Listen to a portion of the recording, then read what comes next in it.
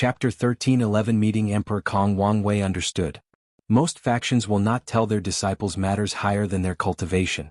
He was unique in the sense that he was already involved in things about transcendence while still a little mortal.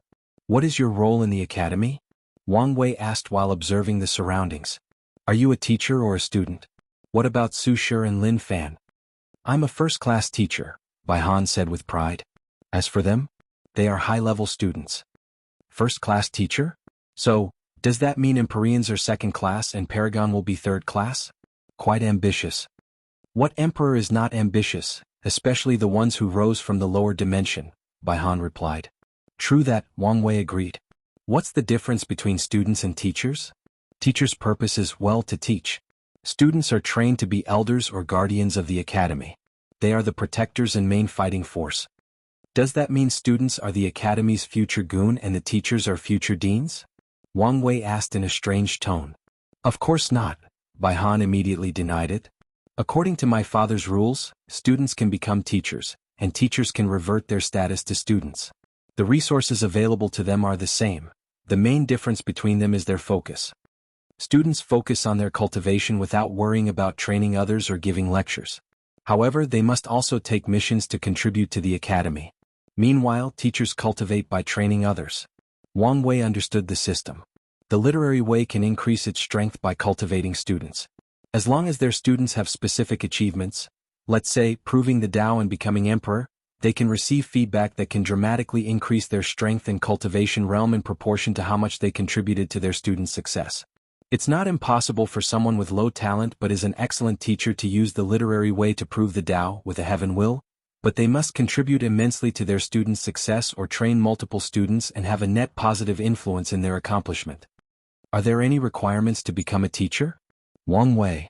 Yes, and there are a few, with the primary ones being that all teachers must condense their righteous qi or cultivate an auxiliary technique with the same effect. That's a wise move, Wang Wei praised. Righteous qi can give birth to literary talents, which vary based on the scholar's path. However, since the academy took the teaching path, all their condensed talents are biased toward that area. As such, it's normal for the academy's teacher to have skills that can help their students. A perfect example is Lin Fan's former teacher, who had the talent to create the ideal training plan for his students. There is also Bai Han's talent called preaching, which can drastically increase a person's understanding after listening to his sermon. Wang Wei chatted with Bai Han as he observed the environment. He saw numerous sights, teachers giving outdoor lessons, students hunting in the forest, and even finding fortunate encounters. He also noticed countless hidden dimensions in this world and guessed they were the Academy's training secret realms. I wonder if Emperor Kong has any decent secret realm to train the body. Should I ask him? Wang Wei thought. Forget about it. My future wife should have the best of the best. They soon reached their destination, a beautiful lake with a walking road directly connected to a small pavilion floating in the middle of the water. Please, Bai Han said, pointing to the path. His demeanor was that of a true scholar who follows etiquette. Thank you, Wang Wei nodded. Although he did not care for these kinds of customs, he would respect them since he was in someone else's place. Emperor Kong was standing with his hands behind his back, a small table and 2 chairs next to him. His black scholarly robe perfectly accentuated his sage-like face, overshadowing what modern people call middle-aged uncle charm. Fellow Taoist, I would like to once again apologize for missing our previous meeting. There is no need for that, Emperor Kong said with a gentle smile. Based on the previous situation, I might have cancelled the meeting. Emperor Kong was not just saying these words out of politeness. After the significant event that was the death of a paragon, he had much to do, so there was a high chance he would have cancelled on Wang Wei had the latter's people not sent words beforehand. Thank you for your understanding. Please, Emperor Kong said, and Wang Wei sat down. Do you want tea or wine? Wang Wei's body visibly paused and Kong, who was observing his every move, noticed. Is something wrong? I've participated in many meetings and just realized people rarely offer wine. They usually directly give me tea. Now that I think about it, I also only offered tea. Don't fellow Taoists like tea? Kong asked. That couldn't be. He remembered the information stating that Wang Wei's favorite tea was called Longjua.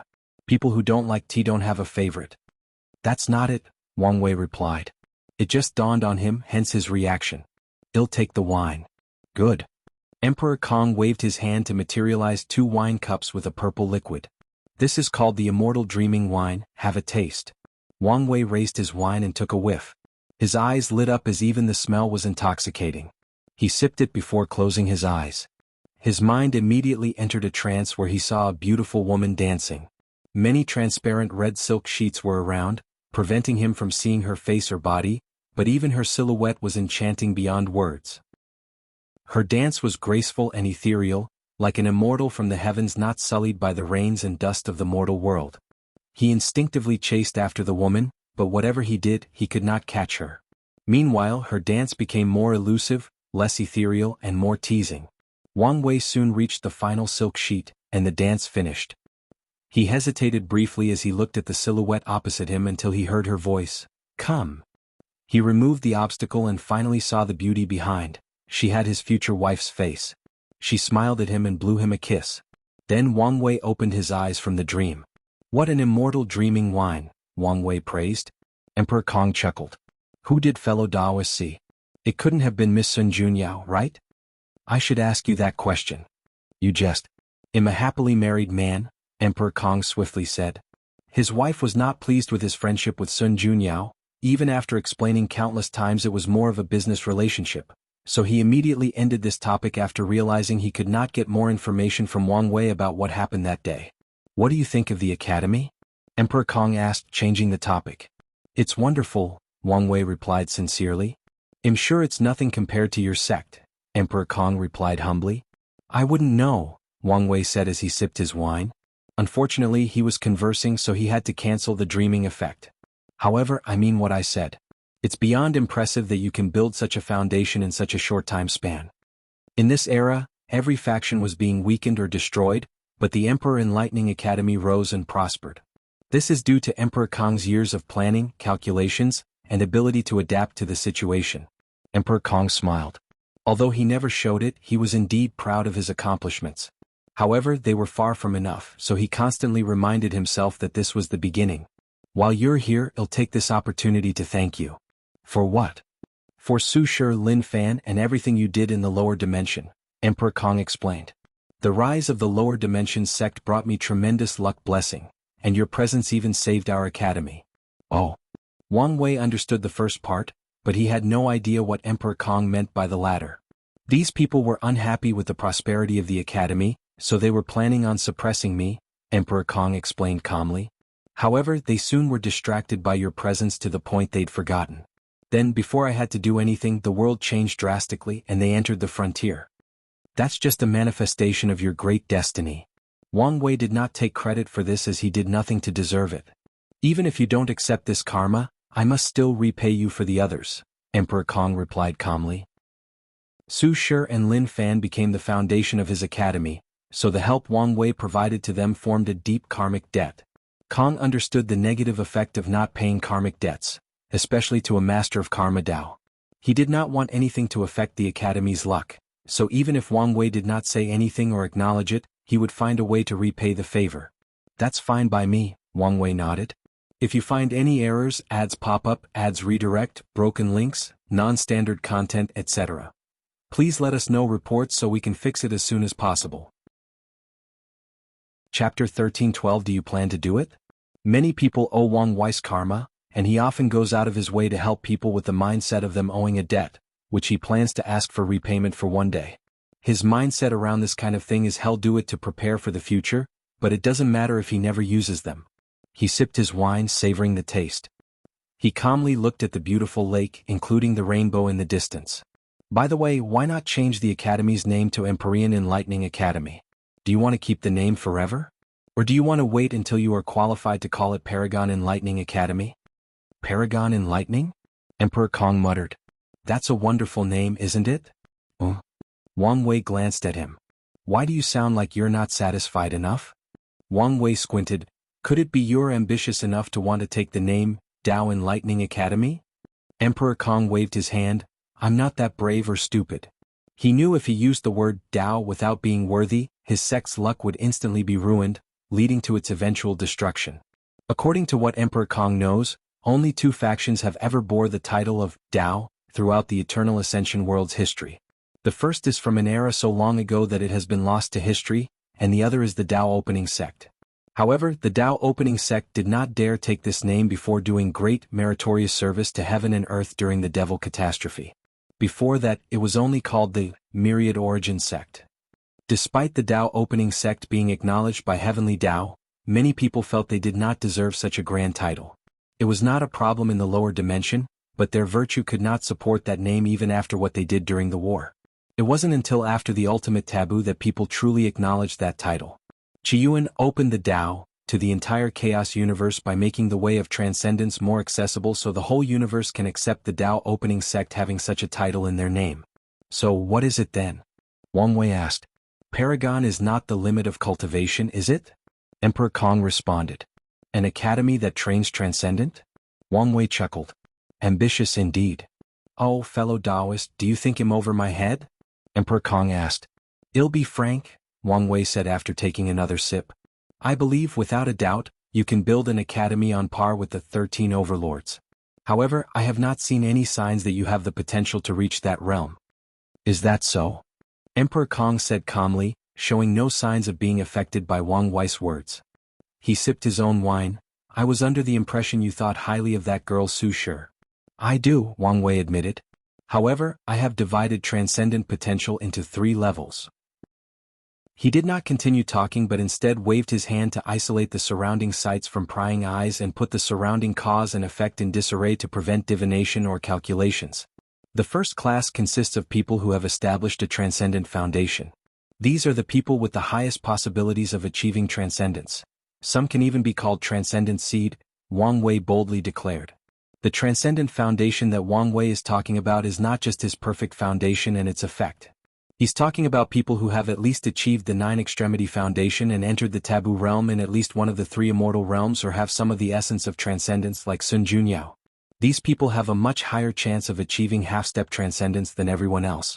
In that category, Wang Wei considered himself the best because of all his achievements like Mortal Emperor, 10 Supremacy Foundation, becoming a Heavenly Emperor, and linking an entire era to his existence. All these things have contributed to his transcendent foundation. Transcendent foundation? Emperor Kong asked with a serious look. However, Wang Wei only smiled but did not answer.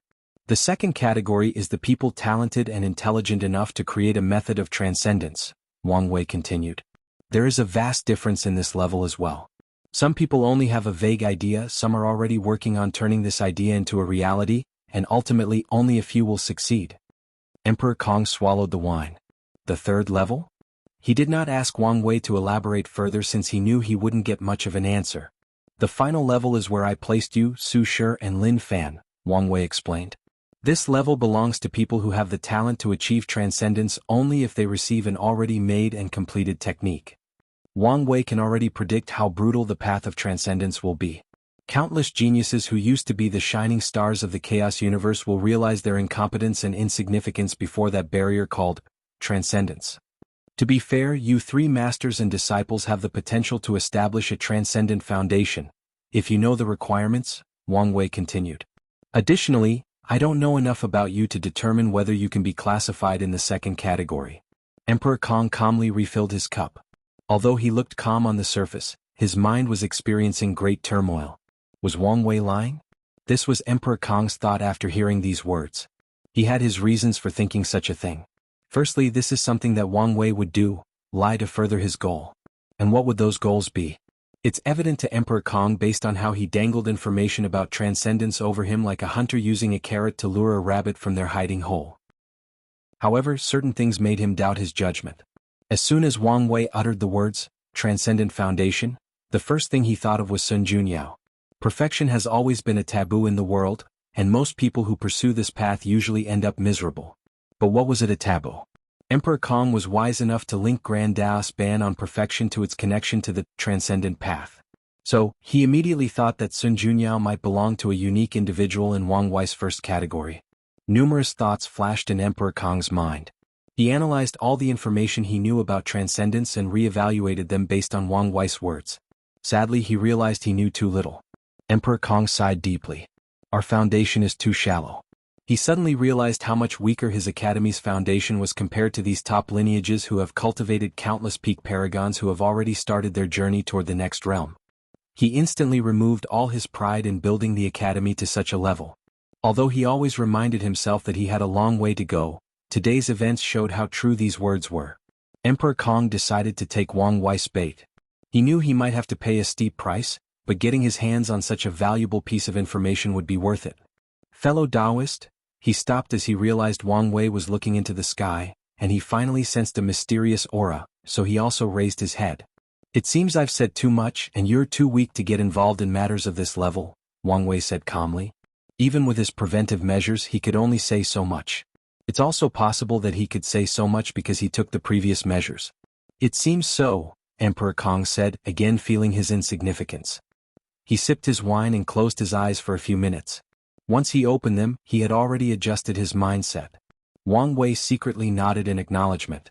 Although he purposely suppressed Emperor Kong's arrogance to control the rhythm of their conversation and ensure things favored him during later negotiations, he still appreciated how fast the latter readjusted and controlled his emotions. Fellow Taoist, is this the main reason you visited? Of course not, Wang Wei replied. My main goal is to ask you whether you're interested or plan on killing one of those parasites. If so, we can work together or at the very least, come to an agreement so we don't target the same person. Killing a paragon? Emperor Kong uttered with squinted eyes. This is not something that anyone can do. Wang Wei looked at him and shook his head internally. He had many praises for Emperor Kong, but he also had one criticism. He talked like a scholar. He was never direct, his words were always ambiguous with any interpretations, and he stated his thoughts in a roundabout manner. Wang Wei did not know whether he talked like this with everyone or a tactic he used to deal with him. Regardless, it did not matter. He was now bored with it. Be direct and tell me what you're thinking, he said. If you find any errors, ads pop up, ads redirect, broken links, non-standard content, etc. Please let us know reports so we can fix it as soon as possible. Chapter 1381 Tribulations. Despite Wang Wei's words, Emperor Kong remained quiet. The situation was more complex than it appeared. His academy was too entrenched in the lives of the parasites, so he had to make his following decisions carefully. Additionally, he was extremely wary of the person next to him. If he were not careful, Wang Wei would sell him and have him count the money. I have to think about this carefully, Emperor Kong replied, once again giving an ambiguous answer. What an annoyance, Wang Wei thought. He realized another characteristic of Emperor Kong, extreme caution. He understood why. After all, the latter had to play a dangerous game of maintaining a balance with the parasites while secretly helping the rebellion. If one wrong move were made, everything Emperor Kong built would be instantly destroyed. Wang Wei looked at the sky and his eyes became extremely profound. Have you heard of the endless tribulation era? Yes, it's the era before the golden era, Emperor Kong replied. Time Eater almost erased this world's history.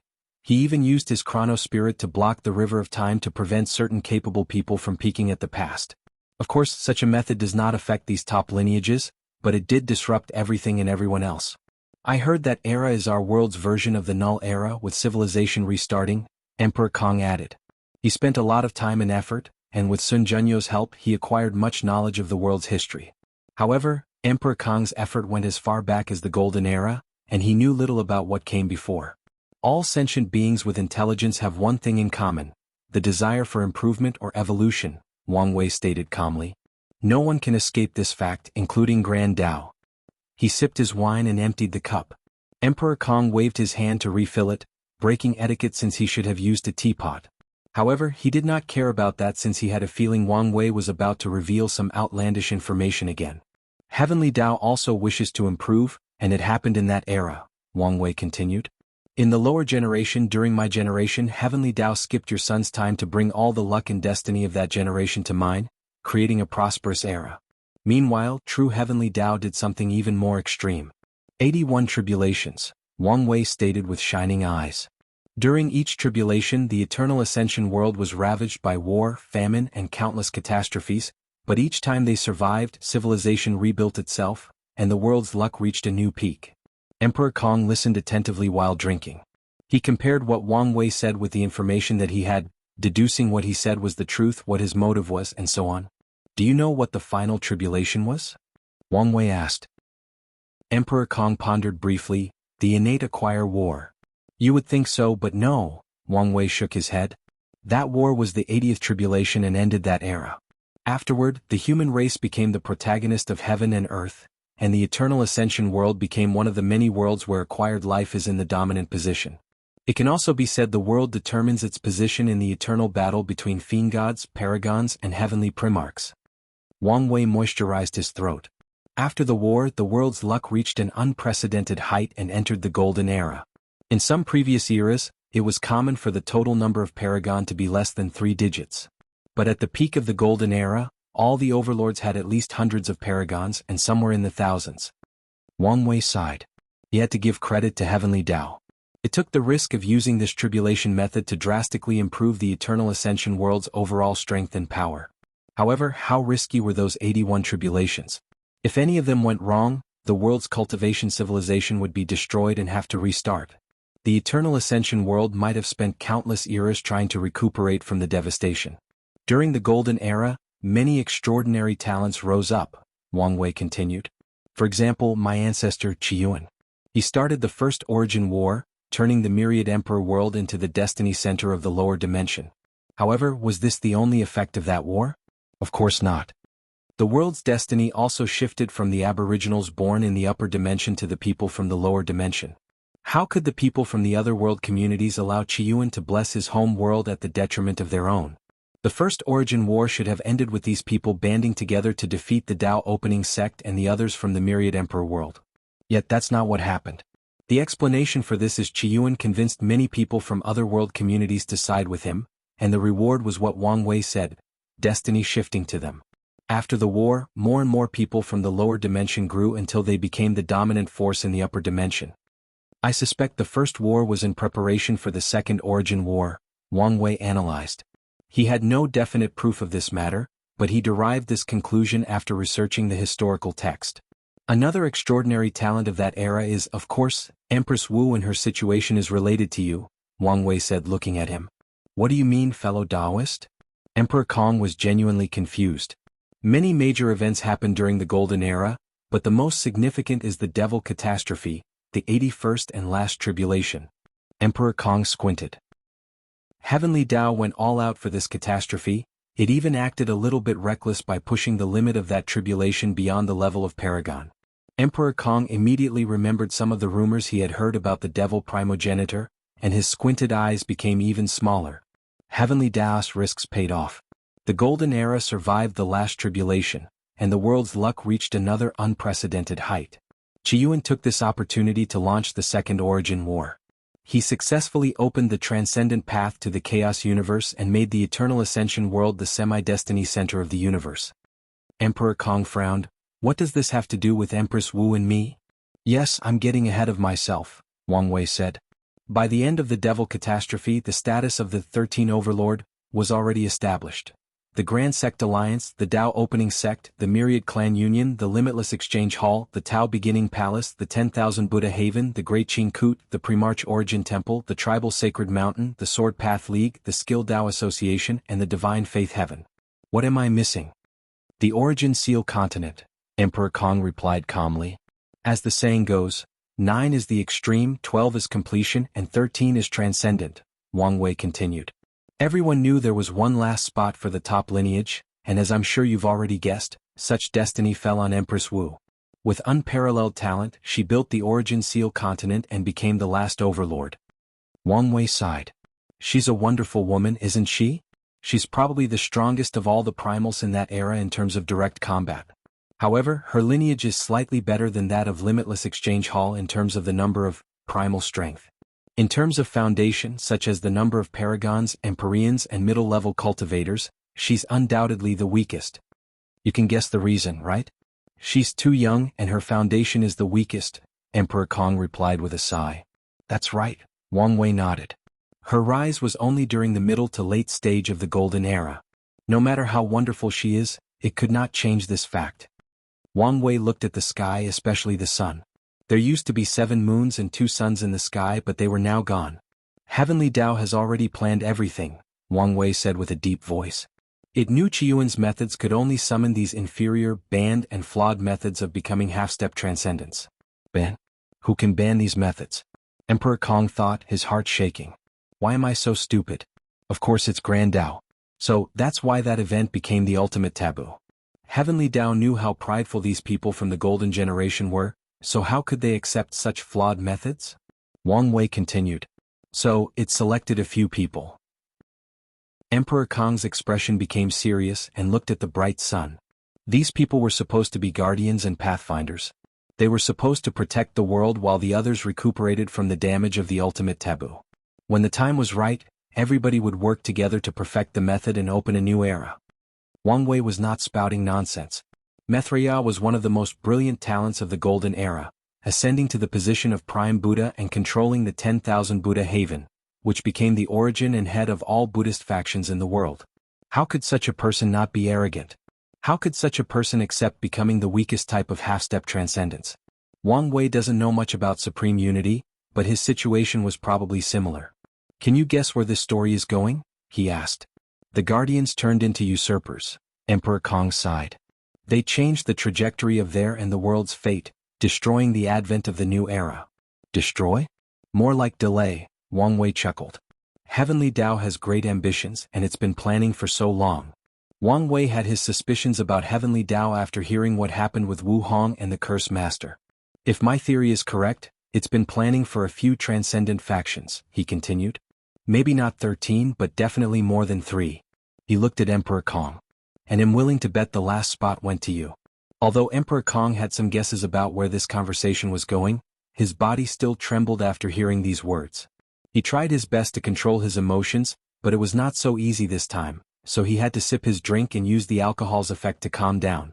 If you find any errors, ads pop up, ads redirect, broken links, non-standard content, etc. Please let us know reports so we can fix it as soon as possible. Chapter 13-14 Do I Have a Choice? Unedited chapter. The destiny of a transcendent faction? Who does not want such a thing? Destiny and luck are two of the supreme Tao, meaning that as long as Emperor Kong played his cards correctly and made no severe mistakes, he was destined for success. However, the latter could not care about any of that. On the contrary, an overwhelming fear rushed from his mind into his toes. Emperor Kong knew the severity of this kind of news. As long as another word of this conversation gets out, his academy will be annihilated the next day. There is no basis for Wang Wei's words besides his analysis. Of course, with enough effort, these top lineages can deduce whether he's telling the truth or spewing nonsense. However, it did not matter whether he was telling the truth. Some people would instead eliminate a potential threat to take the risk of being wrong. That's why Emperor Kong was sure his academy would not survive if anyone learned of this conversation. A deep killing intent flashed deep in his mind, but it dissipated with the same speed. Emperor Kong already knew he was not Wang Wei's match because his intuition immediately warned him of danger after thinking of silencing the latter. Additionally, he has already investigated and knew that Wang Wei had a method to battle a Paragon's projection. The Academy currently had no Paragon array since he did not dare install one. That also meant he could not use any assistance to kill Wang Wei. Emperor Kong had a few hidden Paragon artifacts and Supreme Chaos artifacts, but those probably won't do much, and they will also reveal his foundation to the parasites, thus accelerating the dissolution of their already thin partnership. And even if I could kill him, would I dare? Emperor Kong thought, lowering his shoulders as he slumped on his chair. Wang Wei was the darling of the Dao opening sect, so he knew the latter would not hesitate to eradicate him for killing a disciple with so much potential. Emperor Kong sipped his wine, feeling a little more defeated. This conversation has been a constant blow to his pride and arrogance. Fellow Taoist, it's not wise to say these things without any evidence to back them up, Emperor Kong said calmly, already regaining control of his emotions and mind.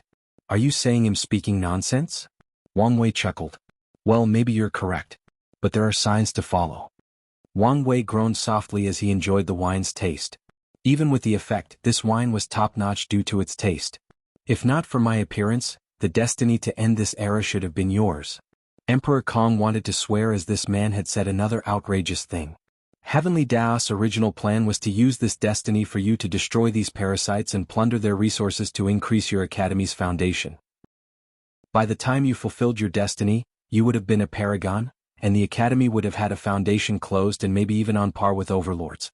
Then came the next step of this plan, the Grand Sect Alliance. Emperor Kong's heart again trembled as he remembered a conversation with his two favorite disciples 3 million years ago. The plan was already set in motion in the lower dimension during Lin Fan's Supreme Outlaw trial. Wang Wei continued, his eyes brighter than the stars and containing the truth of the universe. There were two outcomes from this trial. Lin Fan passes, kills Suya, and forges enmity with the upper dimension Yin Moon Palace for preventing them from completing their book. Or he fails, passes his power to Su Shi, and she inherits his vendetta and eventually kills Suya. No matter what, your academy will forge enmity with the Yin Moon Palace, leading to an all-war with the Grand Sect Alliance. Under normal circumstances, you would have no chance of winning against them, but the current era would have provided the perfect opportunity. All the paragons from the Grand Sect Alliance require time to heal from the ultimate taboo and cannot immediately return to their peak. With your Paragon Realm strength and the Academy's deep foundation from the parasites, you can eliminate them and finally have the foundation of a true overlord. What's next isn't hard to guess, is it? You only need to work hard and prepare to use your destiny to become a transcendent faction. Wang Wei looked at him with a smile. Heavenly Tao has laid out everything for you. Aren't you lucky? Emperor Kong was speechless. If he previously only believed 40% that Wang Wei was telling the truth, his faith had now increased to more than 70%. He had long determined his academy had inherited an extraordinary destiny. After the conversation with Su Shi and Lin Fan about Suya and their hatred, Emperor Kong thought his destiny was about taking luck from one of the 13 overlords. However, he never considered eliminating the Grand Sect Alliance. He did not think he would have such power, at least not for a long time. His previous thought was that he would eliminate the Yin Moon Palace, which would weaken the Alliance's luck and destiny. As such, he's been planning how they could quietly eliminate Suya and even blame another member of the Alliance for creating internal strife. While the Alliance was distracted, he would target one of the weaker overlords and take their spots once his academy reached a certain level. But now, Wang Wei told him he might have to fight the most powerful of the 13 directly. In fact, if you consider Lin Fan's subtle connection to the Chaos Demon Gods, your academy has, well, quite the exciting road ahead, Wang Wei chuckled, not hiding the schadenfreude in his voice. Honestly speaking, even if you don't take any of the things I said to heart, your academy situation is in a terrible spot, Wang Wei continued. In the eyes of many people, you're considered a traitor, one of the oppressors. Your secret work with the rebellion and the resentment purification will buy you many points. Still, if you don't do something else, your academy's reputation will be tarnished by the time the new era arrives. Additionally, some people will still consider you a traitor. They'll use this as an excuse to further tarnish your name and reputation before rallying more people to eliminate you. Emperor Kong knew what people he was talking about, the former academies. All these people were forced to close their doors while he was the only one left open. Such an act already created countless resentment towards him. All the top academies are part of the Grand Sect Alliance or they have a deep connection with it, Emperor Kong, realizing how deep this conspiracy went. The best move for you to make to survive the next era is to openly oppose these people and, better yet, kill at least one of them, Wang Wei continued. So, what do you think, fellow Taoist? Want to work together? Do I even have a choice? Emperor Kong thought, almost rolling his eyes. He knew the Academy's current predicament better than anyone else, and he's been thinking, planning, and waiting for many years to decide their next move. He knew he would have to draw a line between the parasites one day, but Emperor Kong wanted to delay for as long as possible. After all, the moons were still the world's rulers, meaning the world's resources and luck still tilted toward them. He can receive more benefits the longer he preserves their relationship. Unfortunately, Sun Junyo's actions further muddied the water. Emperor Kong knew that these moons would no longer trust him after what happened, but he still wanted to find a way to prolong their relationship for a while longer. However, with Wang Wei's arrival, he may not have a choice but to act early. Fellow Taoist, you've spent so much time trying to convince me, Emperor Kong said as he glanced at Wang Wei. Aren't you worried that I still will refuse? I'm not, Wang Wei replied calmly. His action was what strategists called an open conspiracy, meaning even if you know it's a plot, you must still do it. A king must be able to bear the weight of the crown. This saying applies to the Academy's current situation. Without sufficient foundation, the destiny of a transcendent foundation is a burden to Emperor Kong instead of a blessing. The latter no longer has the destiny to end this era, so he won't walk the path of killing these parasites and plundering their resources. Wang Wei's words forced Emperor Kong to work together with him or compete against him to see who could kill the most moons as fast as possible. If you refuse, then I won't have any guilt in treating you as a pawn. I can use you to distract these moons to increase the success of my plans, Wang Wei said calmly. Emperor Kong glanced at him from the corner of his eyes. Su Shi warned him of how scary this man was, and he took her words seriously. But nothing prepared him for when he indeed faced that monster. If you find any errors, ads pop up, ads redirect, broken links, non-standard content, etc., please let us know reports so we can fix it as soon as possible. Chapter 13-15 Partnership. Emperor Kong sighed. Fellow Taoist, what do you have in mind? Emperor Kong relented. Although he did not want to be entangled with this man, he knew he did not have much choice. Wang Wei smiled. I don't know much about these people yet to formulate a plan, and a head-on battle is the worst plan possible. After analyzing Blood Dragon's death, Wang Wei realized how difficult it was to kill a paragon in a direct confrontation. The arrogant dragon would have survived if Sun Junyao had not been strategic and calculated for many variables, including longevity resources and Blood Dragon's Dao imprint location. His strength would have been drastically weakened, and he might have lost his position as one of the moons, but he would have survived. Wang Wei knew that it would be useless even if he could kill one of these people after entering the Taboo realm. Instead, he needed to follow a similar path as Sun Junyao and slowly plan their death.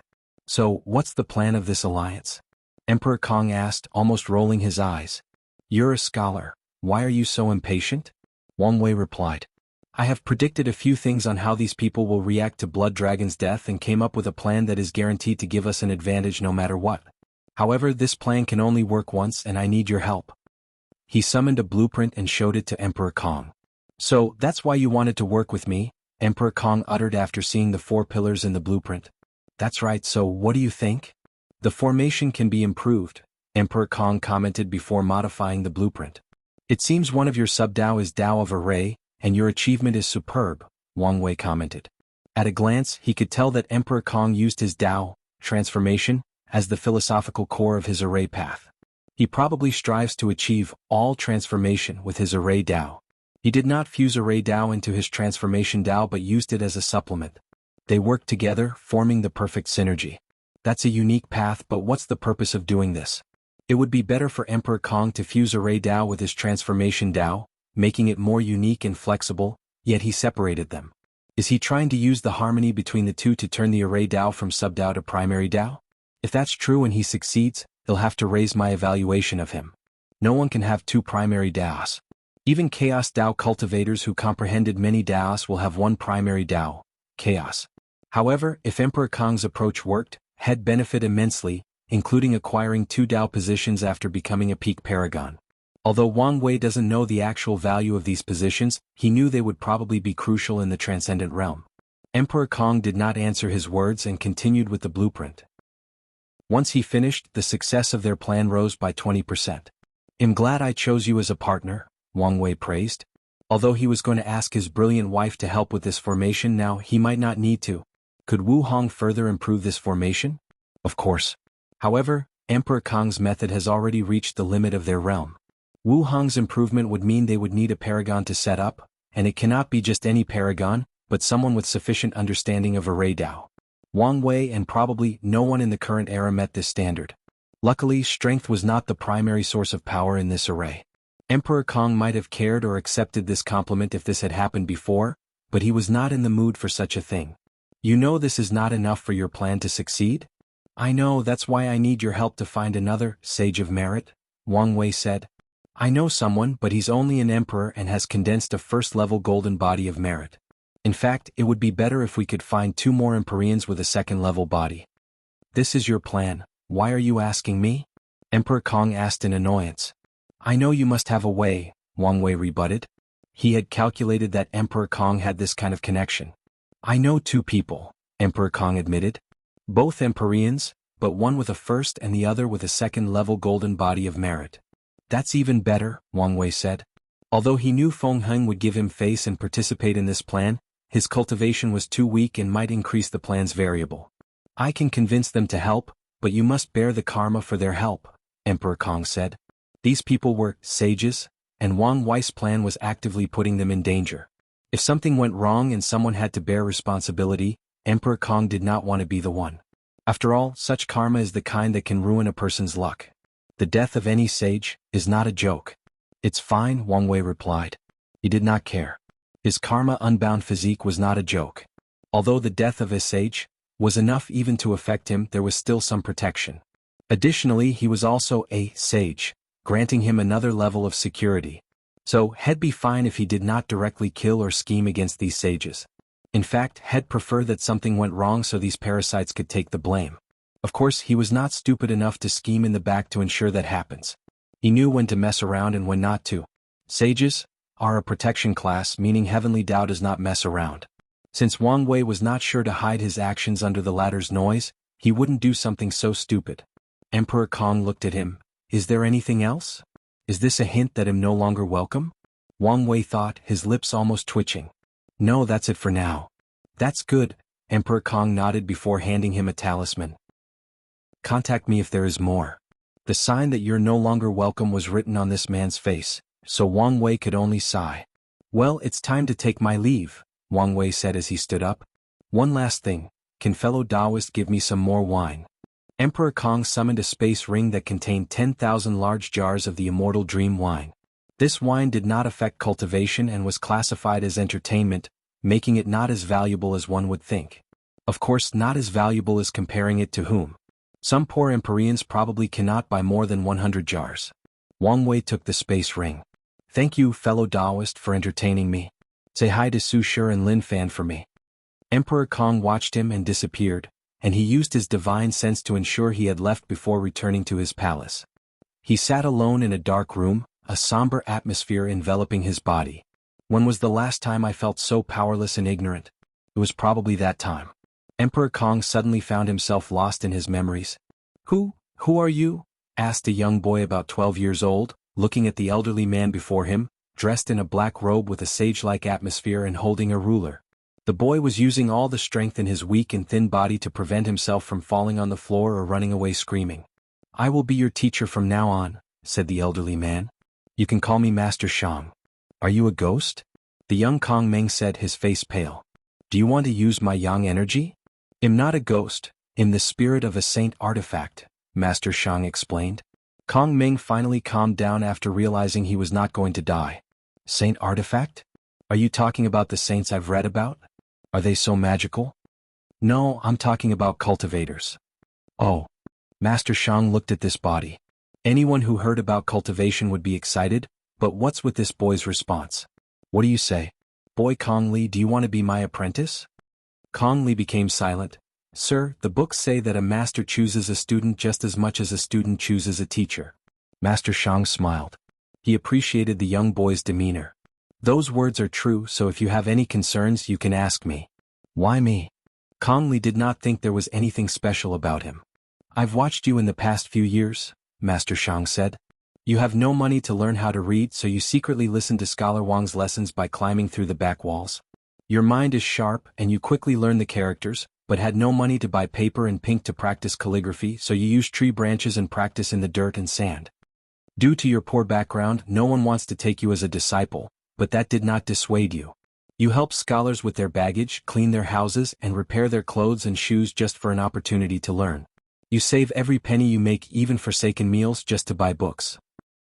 Those people looked at you with disdain, beat you up, cursed at you, and even spit at you, thinking your efforts were in vain and you would amount to nothing. But you never give up.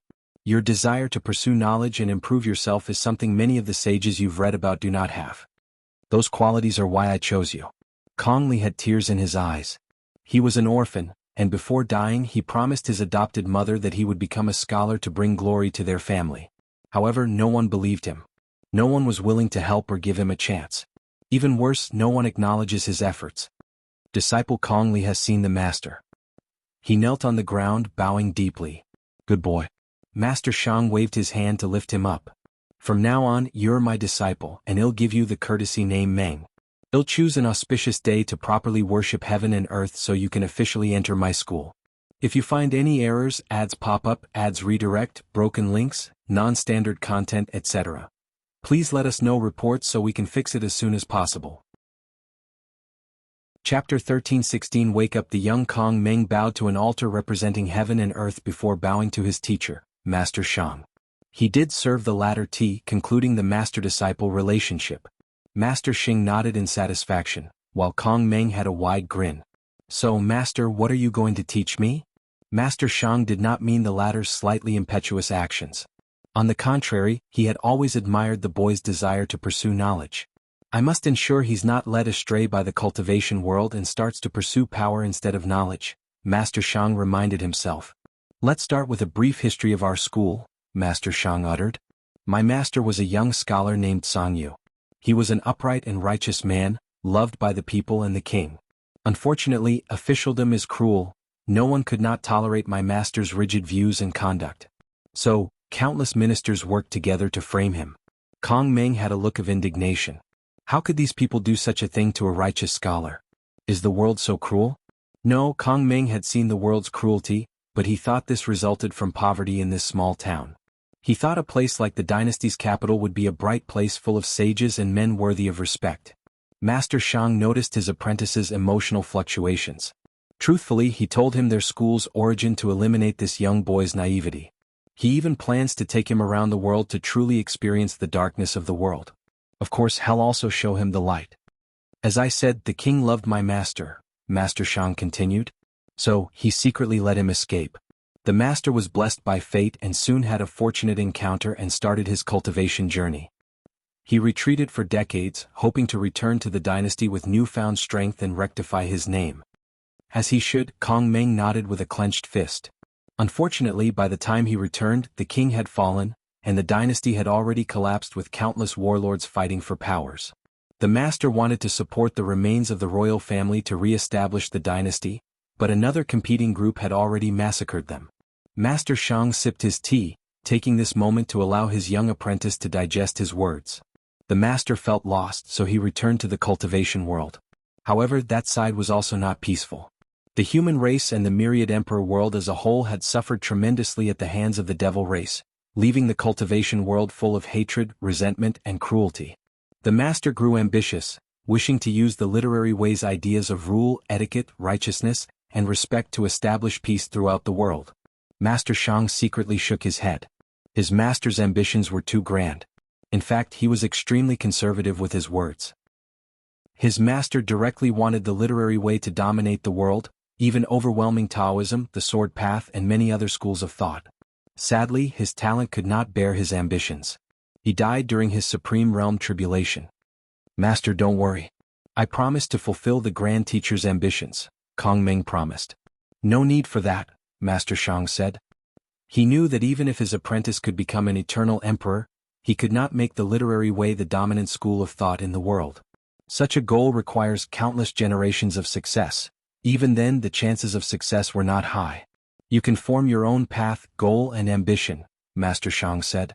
As for how far you can go, that'll depend on you and fate. I understand, Kong Meng nodded. Master Shang waved his hand to summon 3 things: 2 books and a bamboo book bag. These 2 techniques will be the foundation of your cultivation journey, Master Shang said. The first is called measuring the world with your feet. It's a body-refining technique that can draw earth energy from the ground and temper your body. You only need to walk. The more you walk, the more energy you can gather, and the more powerful your body will become. Sadly, it's incomplete, but maybe you can finish it. I'll try my best, Kong Meng nodded. The second one is related to this bamboo bag, Master Shang continued. This technique is called the weight of knowledge. It's a unique technique of our literary school that combines cultivation with weapon refining. Master Shang pointed at the book bag. The technique will allow you to fuse condensed righteous qi and fuse it with your origin qi. Additionally, it will also convert the power of knowledge into a tangible force to nourish the book bag. The more you know, the more powerful of a weapon the bag will become, and one day you may use it as a proving Dao artifact or a luck-condensing artifact. Master Shang saw the confusion in his young disciple's eyes, realizing the latter knew nothing about the cultivation world. First, remember these techniques and we'll start training tomorrow. The next day, Master Shang and Kong Meng started their journey. Kong Meng had the book bag on his back, reading a book while walking. He was also breathing in a strange manner as he walked, and if someone of decent cultivation observed him, they would have discovered his breathing was following a certain rhythm of the earth, allowing him to draw energy from it. Master, is there something you don't understand? It's hard for me to be walking, reading, breathing, and visualizing, Kong Meng said with a wry smile. He did not want to complain since this was a rare opportunity, but such a daunting task was too much for him. Master Shang was slightly embarrassed. This was his first disciple, so he was not good at this kind of thing. Let's do this. While we're on the road, you focus on tempering your body. At night, when we rest, you can read, and before going to bed you can visualize the sages. It would be best for you to condense your righteous qi as soon as possible. I can then teach you a method of dividing your mind. I'll try my best. Emperor Kong woke up from his memories and sighed. In his life he has felt powerless 4 times. The first time was when he first met his wife and accidentally injured her. He tried to apologize, but she was not having it, making him feel powerless. The second time was after entering the Saint Realm. He became arrogant and tried to use righteous qi to purify the blood earth. His action resulted in an accident that almost eradicated Master Shang. He took action and nourished the latter's spirit with his law, even cracking his Tao tree in the process. Many historians say that Emperor Kong was not talented enough, so he needed heavenly Tao's help to give him the final push to become an eternal. But that was not the complete truth. The truth is that Emperor Kong's foundation was injured after he cracked his Tao tree to prevent Master Shang from dying. Although he later did everything he could to fix it, his foundation was always imperfect and thus needed the extra boost. He only completely fixed the problem after experiencing Tao re-establishment. The third time I felt this powerless was when Bai Han started hating me due to miscommunication, and the fourth time was today, Emperor Kong thought. He suddenly felt outraged. Boom. His right hand crushed the table next to him, creating a small black hole in the process. His aura was grand and agitating, making the room tremble under his pressure. Master. Huh? Emperor Kong finally noticed his 2 new favorite disciples were in the room. He sighed, I'm sorry you had to see me like this. What exactly happened with your conversation with Wang Wei to have you so riled up? Lin Fan asked. Nothing to be concerned about. Don't worry about it, Emperor Kong replied. Lin Fan could tell something was wrong but also detected that it may not be wise to talk about this now. Meanwhile, Su Shi frowned. She had seen this kind of look countless times before. The anger and frustration of having your pride and arrogance trampled on, the subtle fear mixed with respect and reverence, followed by envy and jealousy, shed seen countless times in the heavenly court. She sighed, Master, the last thing you can do right now is to let Wang Wei's rhythm affect you. Emperor Kong looked at her. I've seen him doing it countless times. He'll use his words to beat you down, suppress your arrogance, and corner you until you agree with him or he destroys you. The trick to his methods is the mindset and rhythm. He has conditioned your mind to work in a certain way, making you overlook things and, more importantly, make you predictable. What you need to do now is break the mold he placed you in. Replay your conversation from a bystander standpoint. Analyze every word, action, micro-expression, intonation, and even the way he breathes. Analyze everything to see if you miss something and break away from the shackles he placed in your mind. If you find any errors, ads pop up, ads redirect, broken links, non-standard content, etc., please let us know reports so we can fix it as soon as possible. Chapter 13-17 Compensation. Emperor Kong felt a jolt in his mind after hearing these words. He felt embarrassed that his apprentice had to remind him, but he was glad she did. He exhaled deeply and nodded in approval to her before closing his eyes. Su Shi sighed in relief after seeing this. She knows how capable her master is. With his intelligence he was more than capable of competing with Wang Wei. He might even win some battles. Since the lower dimension she's been studying Tao overlords, trying to understand who they were and what made them so terrifying. The conclusion she deduced was their outlaw trial. On the surface, this trial was to test whether these people were worthy to wield these innately potent Taos, but that was far from the truth. However, Su Shi did not believe these words. The idea of wielding laws is only a bait Grand Tao used to attract these overlords. Most of them are arrogant and prideful, thus usually choosing these super Taos. The core of the outlaw trial is to mold these people into the monster they are. Under the pressure of death and having no choice but to rely on their intelligence to survive, the Tao lords and overlords are slowly and methodically transformed into the ultimate schemers, strategizers, and manipulators as they fight for their lives in a chess game against heavenly Tao. To have the slightest chance at survival they must be flawless. They must learn to think countless steps ahead, break the shackles in their minds, become capable of thinking outside the box, attain mastery over controlling their emotions, know their weaknesses, physically and mentally, and learn how to prevent others from taking advantage of their flaws. According to Su Shi, many Tao lords or Tao overlord seeds exist in the world. These people have the potential to pass the trial and might even have been on the list of people that Grand Tao planned to lure and train. However, these people made different choices, choosing non-outlaw Taos. His master was one of them. These seeds can become as terrifying as the Tao overlords without the trial.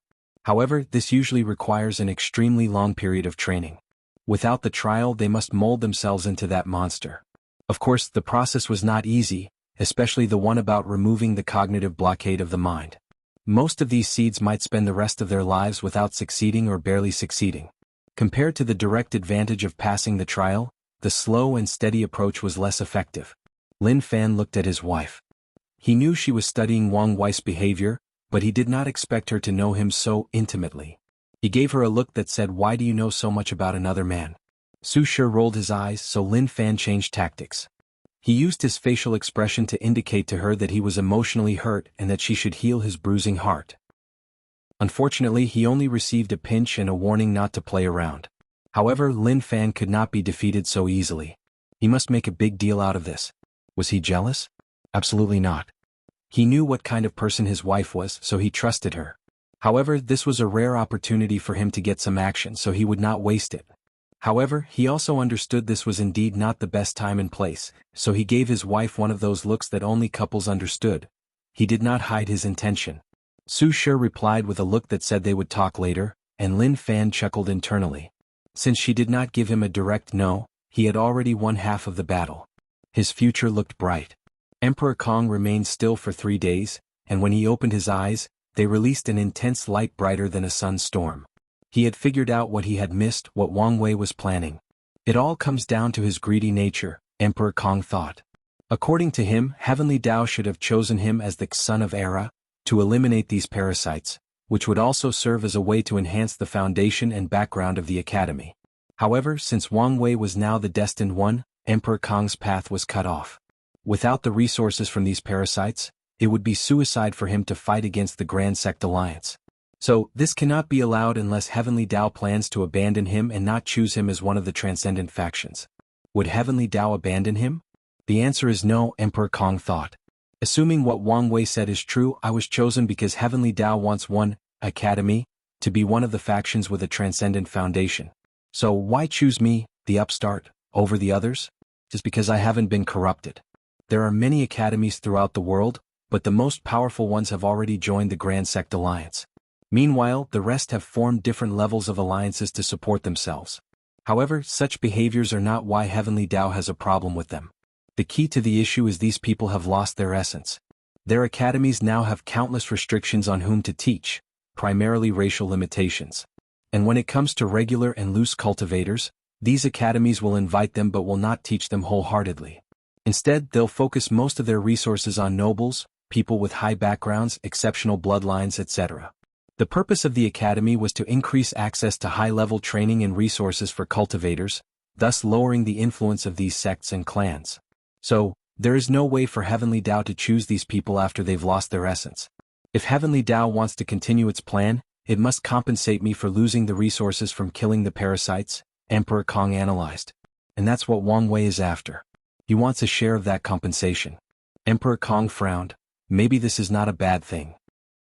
Heavenly Dao is not a charity. If it will compensate me without having to do anything, I'll owe it an immense karmic debt. It would be different if Emperor Kong was the chosen one and had to work for the resources by eliminating these parasites, which would also be considered an act of service for Heavenly Dao. Maybe I can draw Wang Wei in to share the karmic debt, Emperor Kong thought before immediately canceling this idea. Based on how easily he accepted the karmic debt involving the two sages, he must have an excellent way to block karma. If I try to use him, I might lose resources while still owing a major debt. An intense light flashed in Emperor Kong's eyes. In that case, let's just owe the debt. Anyway, this is my home, and paying the debt is also a way to strengthen the world. People do not want to owe Heavenly Dao karma because the latter might dangle it over their heads, never asking for repayment. However, Emperor Kong was not worried about being able to repay it. After analyzing Wang Wei's words, he realized the Eternal Ascension World's Heavenly Dao was highly ambitious. It probably wishes to acquire the title of Strongest Chaos World. With such ambitions, there will be plenty of opportunities to repay the debt. Additionally, other worlds will not stand by and watch as this world becomes increasingly more powerful, especially after seeing how capable it was during the Second Origin War. Emperor Kong looked in the distance and uttered, "A bright mirror can reflect anything, even the secrecy and hiddenness of fate." An intense righteous qi gathered above the academy to form an invisible mirror that shone its light on every corner of this enormous city. The mirror's light had a direct target, people's fate line. It observed and kept a watch on everything. A few people noticed this change, were shocked and ready to defend themselves. However, after noticing the dean's breath, they stopped themselves. After taking over Blood Dragon's territory, Wang Wei's fate shadow guard should have expanded. This method should make it harder for them to infiltrate the academy, Emperor Kong thought. He then finally focused on his disciples. Shire, thank you very much. Her words not only changed his mindset on how to deal with Wang Wei but also how to deal with other powerful opponents with high-level intellects. Master, I'm only doing my job as a disciple. Emperor Kong smiled. That's why you're my favorite. Master. Lin Fang complained. You used to be the favorite. It's not like you didn't know this. Emperor Kong waved his hand before glancing at his son. Why are you jittery? Bai Han, complaining in his mind that he was the son and should be the favorite, woke up after hearing his father's words. Madame Shun came again. This time she said she won't leave until you decide. Emperor Kong groaned softly. He had just dealt with one headache but another arrived at his door. If you find any errors, ads pop up, ads redirect, broken links, non-standard content, etc. Please let us know reports so we can fix it as soon as possible. Chapter 1318 Always a step ahead. Madame Shun is from the Sunshine Pavilion. She's the mistress, controlling all its power. However, despite its poetic name, the pavilion is, in fact, a chain of brothels that target cultivators, including emperors and empyreans. All the pavilion's women, and men, cultivate Yin-Yang Dao or a source technique about dual cultivation. Cultivators can visit when they need some help with their cultivation. If they pay for the lowest Tier 1 service, they can dual cultivate with a partner of their choice, but only through holding hands. Such service is crucial to cultivators below rank 10 as they can use it to break through bottlenecks, but it can only provide some cultivation bonus to great emperors and other paths. Tier 2 services involve physical intercourse and the effects are even better. It's possible to increase a person's cultivation by a few % if they have just become great emperors. Tier 3 services involved women with their primordial yin and yang intact, making the process even more potent. That's not to mention other benefits like tempering the body and soul. Tier 4 and 5 services involve people with special physiques, with the difference being that Tier 5 girls also have their primordial yin and yang preserved. In the cultivation world, there is something called a cauldron physique. A unique physique with excellent dual cultivation properties. Devil cultivators love this type of physique as it is the best way to strengthen their foundation, and other cultivators love it because it's the best way to break through bottlenecks. Of course, women despise it because this physique primarily exists in women, and the fate of the cauldron is always terrible. The Sunshine Pavilion provided cauldrons but at an exuberant price. All their prices are beyond expensive, but Tier 4 reaches another stratosphere, and that's because the price also involves numeration to ensure the owner of the cauldron physique can recuperate. Well, at least, that's their explanation of why the price is so expensive, but people know better. Cauldrons have terrible fates because others forcefully plunder their primordial yin, injuring their bodies and souls and even destroying their cultivation foundation. However, the Sunshine Pavilion used a harmonious yin-yang dual cultivation technique, meaning the cauldron physiques benefit the owner instead of harming them. So, everyone with some knowledge knows their so-called price is bullshit. Unfortunately, many people rush to utilize their services despite knowing this. Most people's talent cannot take them far after becoming immortal, so after being stuck in one place for millions of yuan epochs, many people will pay the price of an increase of 1% in their cultivation. Even people with talent and resources will suffer from bottlenecks, and sometimes, using the Sunshine Pavilion services might be cheaper than the alternative methods of their factions. Emperor Kong has dealt with the Sunshine Pavilion, not because he used their services but because they are also one of the largest spy networks in the world. When men are in their most relaxed state, they can easily open their mouths and spill information. Meanwhile, the women who use the pavilion services are often secretive about it due to societal pressure, making it easier to get information about them. Lastly, the pavilion has a system in which they can offer discounts if someone provides them with valuable information. With all their branches scattered worldwide, the Sunshine Pavilion is among the best in the information business, so Emperor Kong has dealt with them. However, his problem with Madame Shun is not her business or some kind of contradiction that happened between them. She wanted to open a yin-yang school in the academy. Her request immediately sent the academy into chaos. Some elders agreed as they know that Yin-Yang Dao is one of the supreme paths of cultivation no matter which form it is practiced. Meanwhile, others vehemently denied this request, Believing such a method of practicing yin-yang Dao contradicts many of the core ideologies about the literary way. They've been arguing for more than 50 million years since Madame Shun made that request, and the only way to end this debate is for the dean to decide. Emperor Kong has no problem opening the yin-yang school. Since his path is to enlighten all sentient beings, he would not exclude anyone. His hesitation is because of the true owner of the Sunshine Pavilion. I don't want to deal with that crazy woman, Emperor Kong sighed, feeling a headache coming. Wang Wei was a problem, but he was still a reasonable person, but that woman was not. She could attack the academy without any reason. It would be a nightmare if she had an actual reason. If I don't make a choice soon, that will be reason enough for her to act against me or the academy. Emperor Kong once again felt frustrated. He could not beat her, and he might even suffer terribly if he angered her. All right, I'll deal with her. Master, what are you going to do? Lin Fan asked. He knew how complicated the issue of Madame Shun was. I'll tell her we can start the yin-yang school in the academy's branches as a test trial, Emperor Kong said. That should satisfy her for now while also preventing that crazy woman from having any direct connection to the main branch. Emperor Kong sighed as he flew away. He decided to spend a few days with Master Shang to isolate himself from the world. This should soothe his mind. Then he'll go on a vacation with his wife. Wang Wei was walking around Origin Seal City with a candy stick in his hand, enjoying himself. He enjoyed the overall feel of this city as the atmosphere perfectly blended a mortal city with a cultivation city. That's how he was about to buy this candy from a stall on the street. Moreover, he didn't know if it was because of his future wife's terrific standards. The food in this place was beyond excellent. Every restaurant he visited in the past few days had its own unique cuisine, techniques, and recipes. Wang Wei stopped as he suddenly sensed something. He looked in the distance, and his vision penetrated endless distance as he saw a bright mirror above the academy's city. Have you figured it out? He shook his head. I'm starting to regret making friends with that little girl, Su Shi. Wang Wei did not mind despite his words, since that's how most friendships in the cultivation world, especially relationships with people of different factions or lineages. The lineage's benefit must come above everything, including friendship. Not a bad move, old man, Wang Wei commented. However, this is not enough to stop me. He raised his hand to condense a few karmic threats, mainly Emperor Kong, Lin Fan, Su Shi, and the Lower Dimension Academy. Emperor Kong owed him much more karma than the latter admitted due to everything he did for the academy in the lower dimension. So, what Wang Wei plans to do is to force him to repay that karma, or he will suffer a potent and immediate backlash that not only damages his soul but also affects his luck. And what's the best way to repay that karmic debt? Of course, it's from that compensation from Heavenly Dao. Wang Wei manipulated the threads to do his bidding, ensuring Emperor Kong would not notice anything until he received the compensation. By then, he'll have no opportunity to delay and must pay immediately. Heavenly Dao is planning for Transcendent factions, but there must be a difference between them, Wang Wei sneered.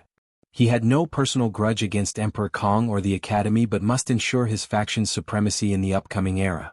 After all, in this world, more power means more resources, so Wang Wei, who always knew this, never stopped striving for more power and resources for the sect. Wang Wei bit his candy, enjoying the unique sweetness with the ability to improve his mood. If not for his cultivation level, this thing might affect his state of mind, which is truly impressive. The city was truly remarkable. Even the candy maker had some achievements in the Tao of cooking. I'm starting to wonder whether I bragged too much that day, Wang Wei thought. With such an impressive palate, could he create a dish that makes her swallow those words back? He sighed, feeling his future was bleak. Wang Wei headed toward the next restaurant. However, he did not take a few steps when something landed from the sky before him. He saw a beautiful woman in golden metallic armor from shoulder to toe, looking like a Valkyrie from Earth's myth. What can I do for you, young lady? Wang Wei asked, already having a prediction. I've been ordered to hand you this token and a message. You've wasted enough time. Wang Wei's lips twitched. He knew the suffering that awaited him, so he's been delaying for the past few days, trying to enjoy himself as much as possible. However, it seems this future wife cannot wait to beat him up. Wang Wei waved his hand and the token flew into his palm. The Valkyrie woman did not say anything else and flew away. Meanwhile, Wang Wei sighed before activating the token, disappearing from the middle of the street. If you find any errors, ads pop up, ads redirect, broken links, non-standard content, etc., please let us know reports so we can fix it as soon as possible. Chapter 1319 Arranged Marriage. Wang Wei floated above the air, looking at this new environment. Is this the Origin Seal continent? This place is odd. As soon as he stepped into this world, he found his mind clear, and inspiration about different Daos flashed in his mind. He scanned this place with his divine sense. In terms of size, this continent was approximately 100 times larger than the lower dimension, which is considered small by the upper dimension standard. It's extremely beneficial to cultivate in this place, but the reason for that is not an abundance of Dao Qi, Wang Wei muttered.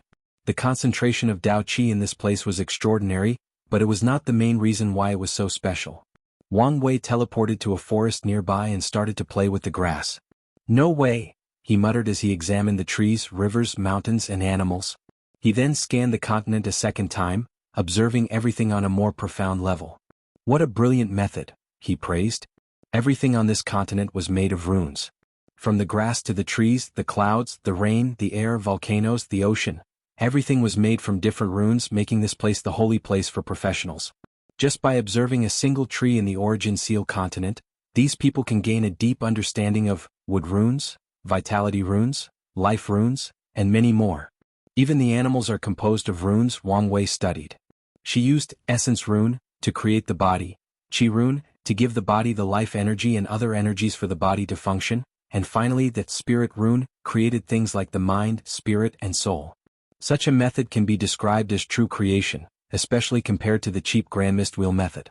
Wu Hong used her Dao to control other Daos, which in this case is Creation Dao. With such a method, it's no wonder she could compete for status with the Skill Dao Association. Is this a microcosm of the Eternal Ascension world? No, maybe the Chaos Universe? Wang Wei immediately checked after having this idea. His eyes saw a gray river that ran through every fabric of this continent. This river was something he was familiar with, yet it was also different. A river of fate created with runes, Wang Wei thought. It is common knowledge that runes is the language of Grand Dao. But it was after today that he realized what these words truly meant.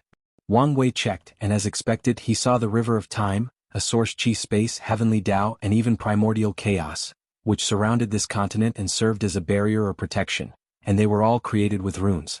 Wait, where is Samsara? Wang Wei muttered. He searched and he found it. Did she steal power from the Yama kings? He could tell the samsara of this continent was operating like any others.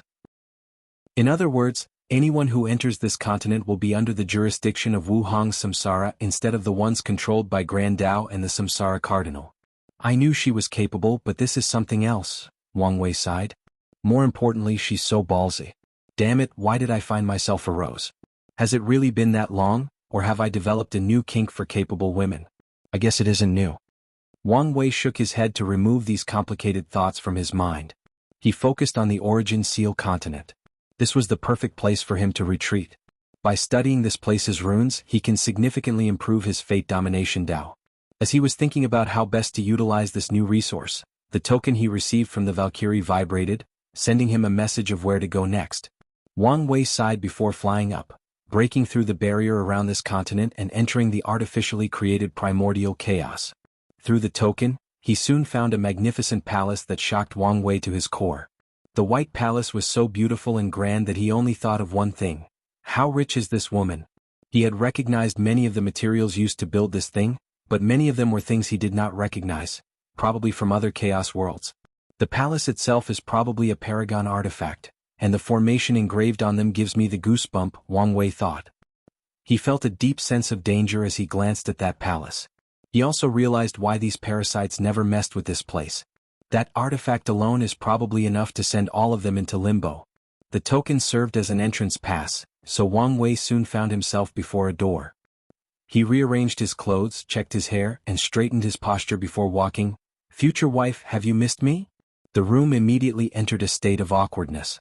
Wu Hong, who was somberly looking through the window, glanced at him for a few seconds before continuing her stargazing. Wang Wei's lips twitched. I didn't do anything, right? I even boldly but subtly showed her the state of my karmic line to prove my loyalty. He secretly sighed. Even dating back on Earth was not this hard. He walked next to her and also stargazed. The sight before him was indeed beautiful as it showed the birth of a universe with all its stars, planets, galaxies, and many cosmic wonders. Then the universe dies before restarting. The entire process takes place in just a few minutes. In other words, these two used the creation and destruction of a universe as something to stargaze, something to appreciate. After watching this scene for the third time, Wang Wei said, "Come on, use your words. We are all adults, so if you have an issue, let's discuss it." A common dating advice on the internet from Wang Wei's previous life was, "Communication is vital in any relationship." That is indeed sound advice, but how many people can effectively use it? Not to mention that this advice rarely mentions that knowing how to communicate is as important, if not more important, than communicating itself. "Something has been on my mind," Wu Hong said calmly. "Why did you accept the relationship so easily? It's apparent to anyone that you, of all people, would reject any form of fated love. Yet, from her memories, besides some insignificant reservations, you quickly accepted that marriage." Wu Hong looked at him. "It can't be because of love at first sight. Rational people like us don't buy into such a thing. So why did you do it? Since you've accepted it once, why not accept it a second time?" "That's an interesting question and one I've thought about a lot before," Wang Wei replied. "And the answer is much simpler than you think. Before the Supreme Outlaw trial, my relationship was pretty good. She was like a doting mother, and I was like a rebellious child who did not want to follow in their parents' footsteps or arrangement for the future." "What a strange analogy," Wu Hong said with a frown. "I know, but it's the best way to explain it," Wang Wei continued. "Continue." "After the trial, well, my mind was more open and I was even more rebellious. Then things went sour after learning about my status as a fate seed. Before those events, I saw our situation as an arranged marriage. My loving and doting mother, Fate, chose a wonderful woman for me, and after meeting her and seeing how beautiful, compassionate, capable and compatible we were, I accepted it. Of course, I'm still the rebellious son. Just because I accepted it once doesn't mean I'll accept it a second time. Then, our relationship worsened and there was no longer room for reconciliation."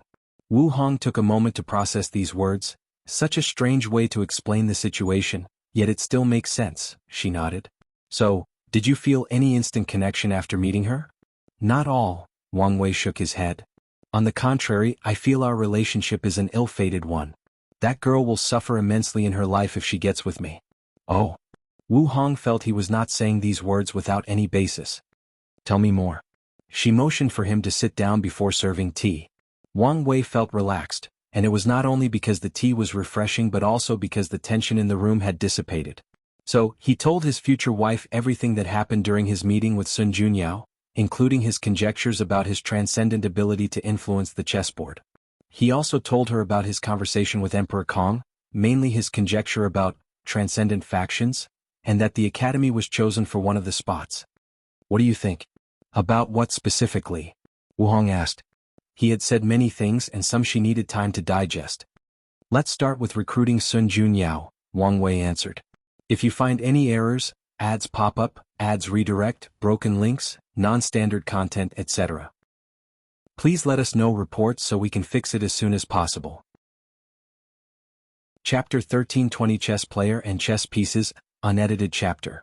"I had similar thoughts before," Wu Hong admitted. "However, she had trouble trusting people and because those two had their eyes on her, I never brought it up before. But as you said, I'm considered half her master, so it should not be an issue for her to join me, if she wants to." Although Sun Junyao had the potential to enter the next realm, Wu Hong would not force her or use emotional manipulation to trick her into her faction. She disdains doing such a thing. However, she will indeed extend an invitation. "A promise of the perfect foundation method should increase your chances," Wang Wei nodded. "However, do you think the path of perfection is truly the best for her?" What's with the sudden change? The last time they talked, they agreed that the path of perfection was, well, perfect for Sun Junyao. "I've been thinking about this since our conversation," Wang Wei said. "People often believe that perfection is a taboo because it is the quickest and easiest way to transcend, and it's also a way to tap into Grand Daos power. But what if things were not so simple? It's one thing to achieve a perfect body, or perfect Tao, but you should understand what it means to have a perfect mind. Cold, indifferent, calculating and more importantly, no emotions," Wu Hong replied.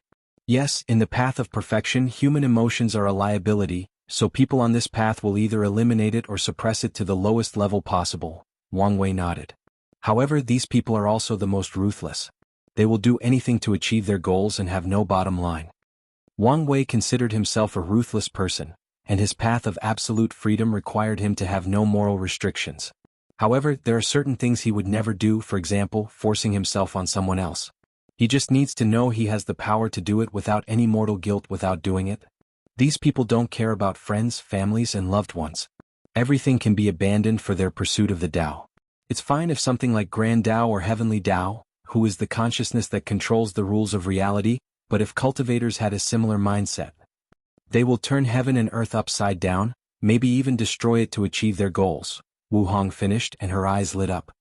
That's why it's a taboo. Grand Tao wants people to achieve transcendence, but he doesn't want them to do it in an extreme manner that may endanger the chaos universe. Exactly. Wu Hong sighed. I understand Grand Tao's point of view, but the path of transcendence is already difficult to traverse. On top of everything else, rules limit how we operate. That's why, in the end, cultivators will revolt against heaven and earth. Wang Wei did not say Grand Tao but implied it. The two of them became quiet for a few seconds. This short conversation revealed the trend of the entire chaos universe. Peak paragons will not accept there are certain things they cannot do to reach the pinnacle of the world, and this is even more so for half-step transcendence. Considering that their strength means the rules no longer limit them, it's foreseeable how much chaos the world will be plunged into as Grand Tao tries to suppress and restrict these people, and they try to fight back. Let's not talk about that for now, Wu Hong said. She sensed that their conversation might soon be sensed and be warned. However, without the path of perfection, Sun Junyo's future will not be as bright. Then, a look of realization dawned on her as she glanced at Wang Wei. Yin Yang, your Tao also included freedom so she can follow your example and walk the path of imperfect perfection. That's a path with more potential. No, better yet, the path, emotional perfection. Emotional perfection? In that case, she would need to change her Tao to 6 emotion 7 desires or focus on spiritual practice. That's not a problem, Wu Hong answered. Once she perfects her state of mind, she'll realize her copy Tao is not the best fit for her. He'll then suggest she switches her primary Tao. Wang Wei nodded.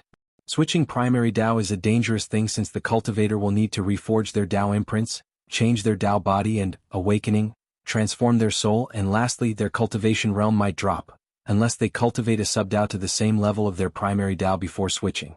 Well, we've laid a path for her, but it's up to her whether she chooses to walk on it, Wang Wei said. No matter how much they plan or how extraordinary their ideas are, it's up to Sun Junyao to decide. That's true. Let's not talk about her anymore. What do you think about Emperor Kong? Wang Wei asked. He's indeed a lucky individual, Wu Hong admitted, not hiding her jealousy like Wang Wei. Oh, you never found a wonder of heaven and earth? Wang Wei figured if someone were lucky enough to get such a thing, it would have been his future wife. Only 2 appeared during the previous era, and they were all before I ascended, Wu Hong explained. And I've never found anything during my travels. Well, I did find a few who have already been used, but as you know, those are no longer wonders. What happened to those 2? Wang Wei asked. Although he had read the historical records, he still asked since she might have known more than the sect had given him. A few people used the first one to give birth to Tao children while the other disappeared. No one knows who took it and even what it did. Do you think the Dusk Emperor took it? Wang Wei asked with bright eyes. You think that's how they became a boundless without following the eternal path? That's one of the most feasible explanations. You may be right that they used a wonder, but it was definitely not that one, Wu Hong explained. They didn't tell you? I thought you guys were friends. Do you tell your friends all your deepest secrets? Wu Hong rebutted. True, Wang Wei nodded. However, he suddenly felt that the Dusk Emperor did not use a wonder. After all, these things become useless after a certain amount of use, so there is no point in keeping it a secret. And if, by chance, there were still a few uses of that wonder, the Dusk Emperor should have used them for her family or close friend or sold them for a high price. Do you have any theory on who took that wonder? Wang Wei returned the topic to the Golden Era's wonders. Most people now believe the primogenitor devil is the one who took it, Wu Hong calmly explained. Is this how he acquired that artifact? No, that can't be right. He told me it was a secret trial he discovered in primordial chaos. That wonder was probably related to the soul, Wu Hong explained. From what Yen Hai told me, the devil primogenitor was besieged by more than a dozen primals and hundreds of peak paragons, but he survived and even won countless victories. Damn, is the difference between the 2 realms so vast? With just a broken treasure, the devil primogenitor remained undefeated in the face of all these unparalleled genesis. Wait, his soul? Oh, I understand. Yes, his soul should have collapsed after using that artifact more than 5 times, but he fought in over a dozen battles. That wonder must have broken the limits on his soul and probably allowed him to acquire some characteristic of half-step transcendent. Wang Wei sipped his tea. When I talked with the devil primogenitor, he revealed he was a pawn in Grand Dao's plan to lure Qiyuan into starting the Second Origin War and push the Chaos Universe into the Age of Transcendence. Although Qiyuan went rogue and created the ultimate taboo instead, the overall goal was achieved. Now, I'm even more confident that Emperor Kong has the destiny of a transcendent faction. I'm also convinced that wonders might be one of Grand Dao's greatest tools on the chessboard. Whenever one appears, there must be a grand plan at play. According to your theory, Heavenly Dao wanted the world to prosper, so it's understandable why it would release the Yin-Yang land to give birth to more talented cultivators, ensuring the prosperity of the Golden Era. Wu Hong nodded. Everything is connected and everyone is either a chess piece or a chess player, Wang Wei sighed. Such simple yet profound words, Wu Hong sighed. Paragons are at the top of the world, so they should be chess players, right? No, they are only more valuable chess pieces. Only by taking a small step into the realm of transcendence can one be considered a chess player, but even they are chess pieces for people of higher levels like the cardinals or the final boss, Grand Dao. Let's not think about such a depressing thing, Wang Wei continued. Assuming my theory is correct, how many transcendent factions do you think this world can give birth to? If you find any errors, ads pop up, ads redirect, broken links, non-standard content, etc., please let us know reports so we can fix it as soon as possible. Chapter 1321 Transcendent Faction Analysis, Unedited Chapter 7, and if you add those two, a total of 9, Wu Hong replied without hesitation. So much. You underestimate what it means to be half the universe's destiny center, Wu Hong calmly explained. Had we truly become the center, it would probably be enough to cultivate 33 factions, and I'm talking about factions, not individuals. A faction can have multiple half-step transcendents.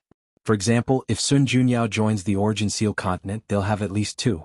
Meanwhile, the Dao opening sect is full of talents capable of reaching that realm, and with all of Wang Wei's ideas, they have a bright future ahead.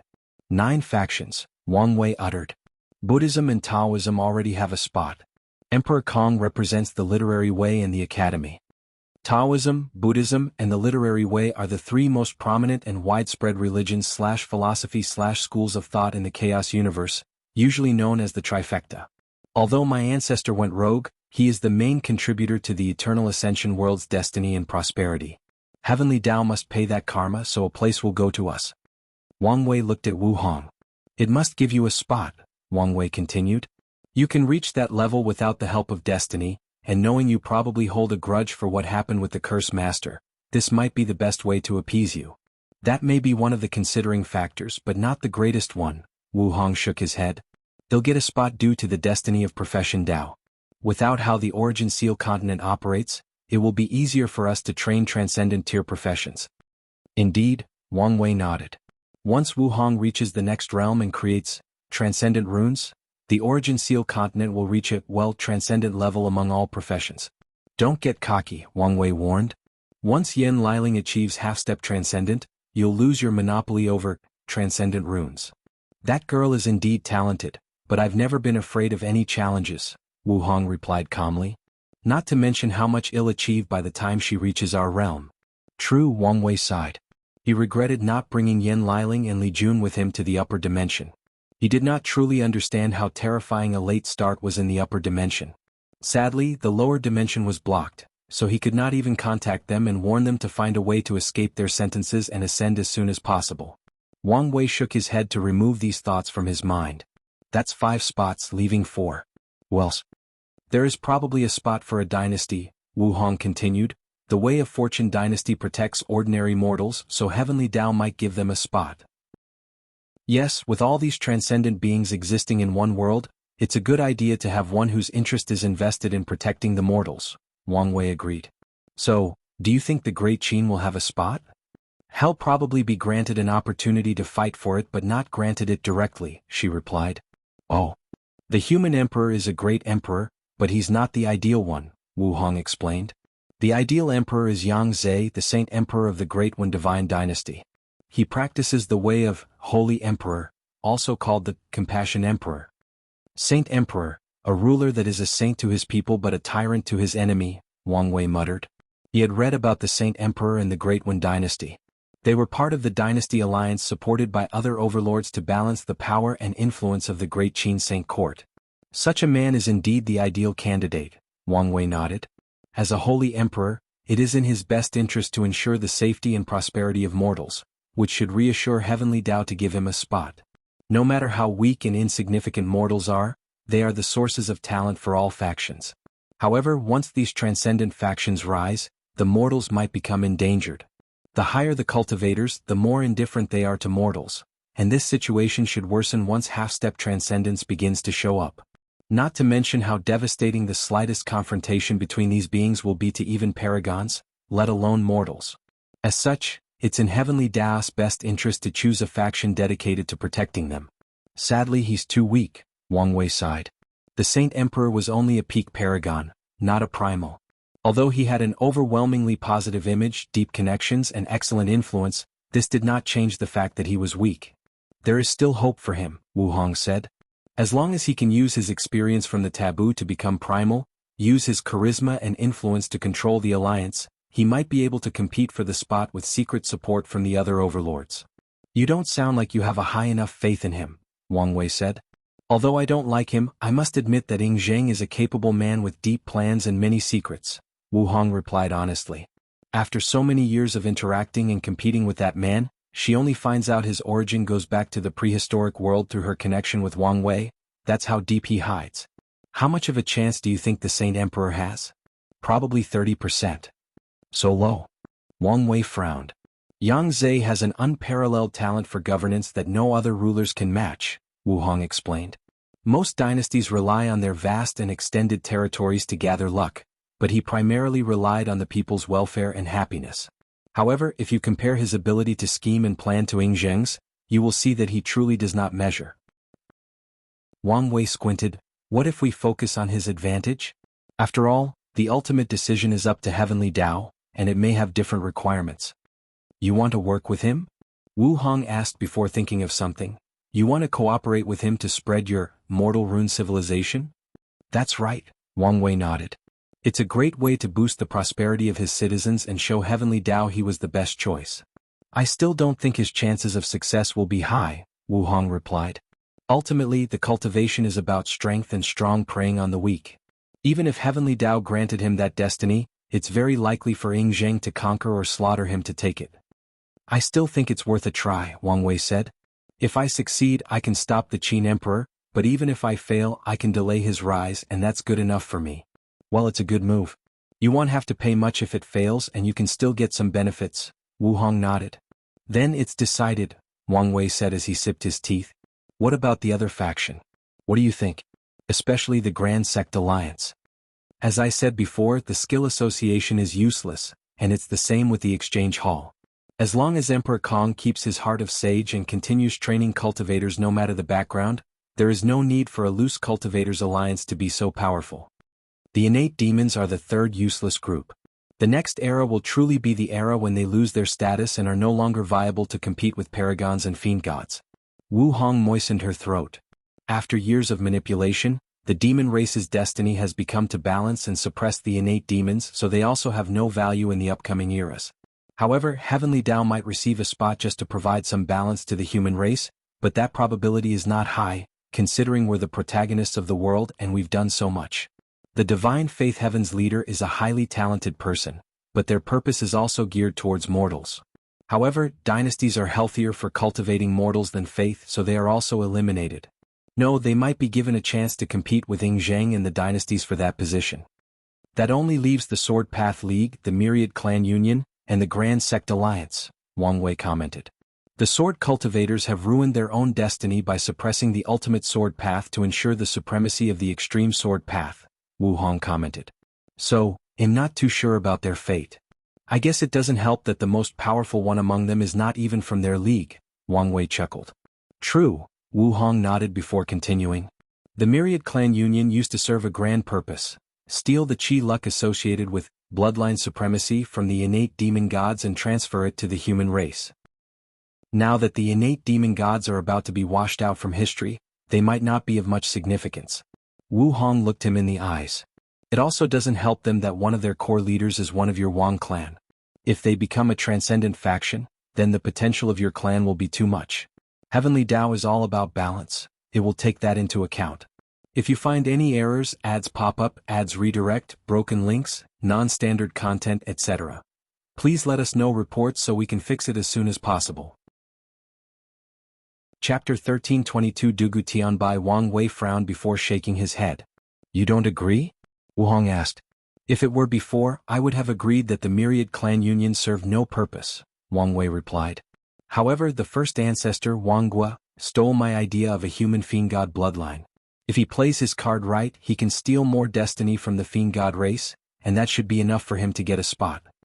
That is possible, Wu Hong nodded. That leaves the Grand Sect Alliance, Wang Wei continued. They are the most powerful, but somehow Heavenly Tao abandoned them and even used them as a stepping stone for the academy. What?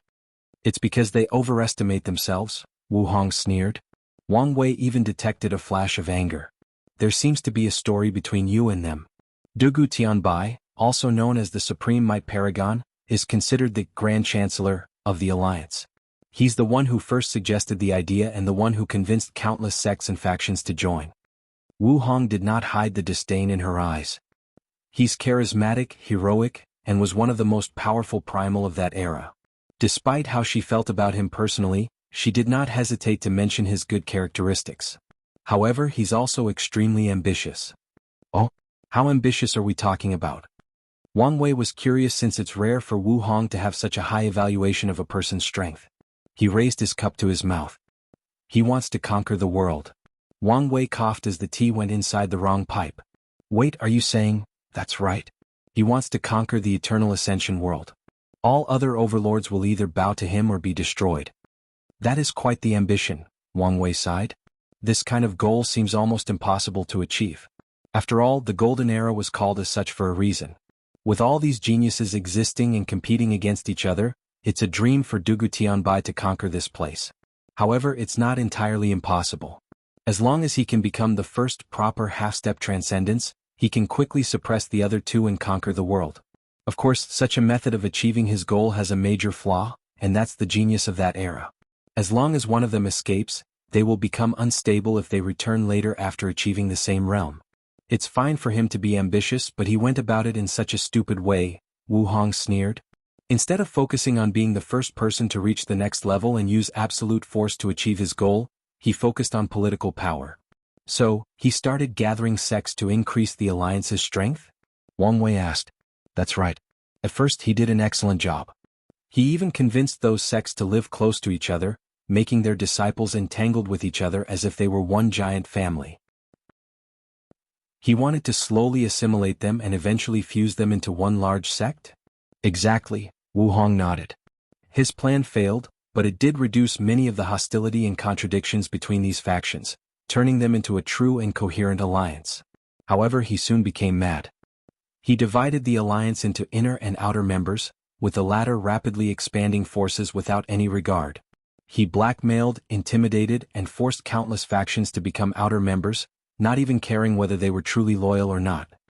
It sounds like he just wanted to use these people to expand the alliance's luck, Wang Wei commented. Did he want to use a large quantity of luck to try to enter the next realm? Dugu Tianbai is not stupid. He should have understood that such a loose amalgamation of luck was feeble and useless.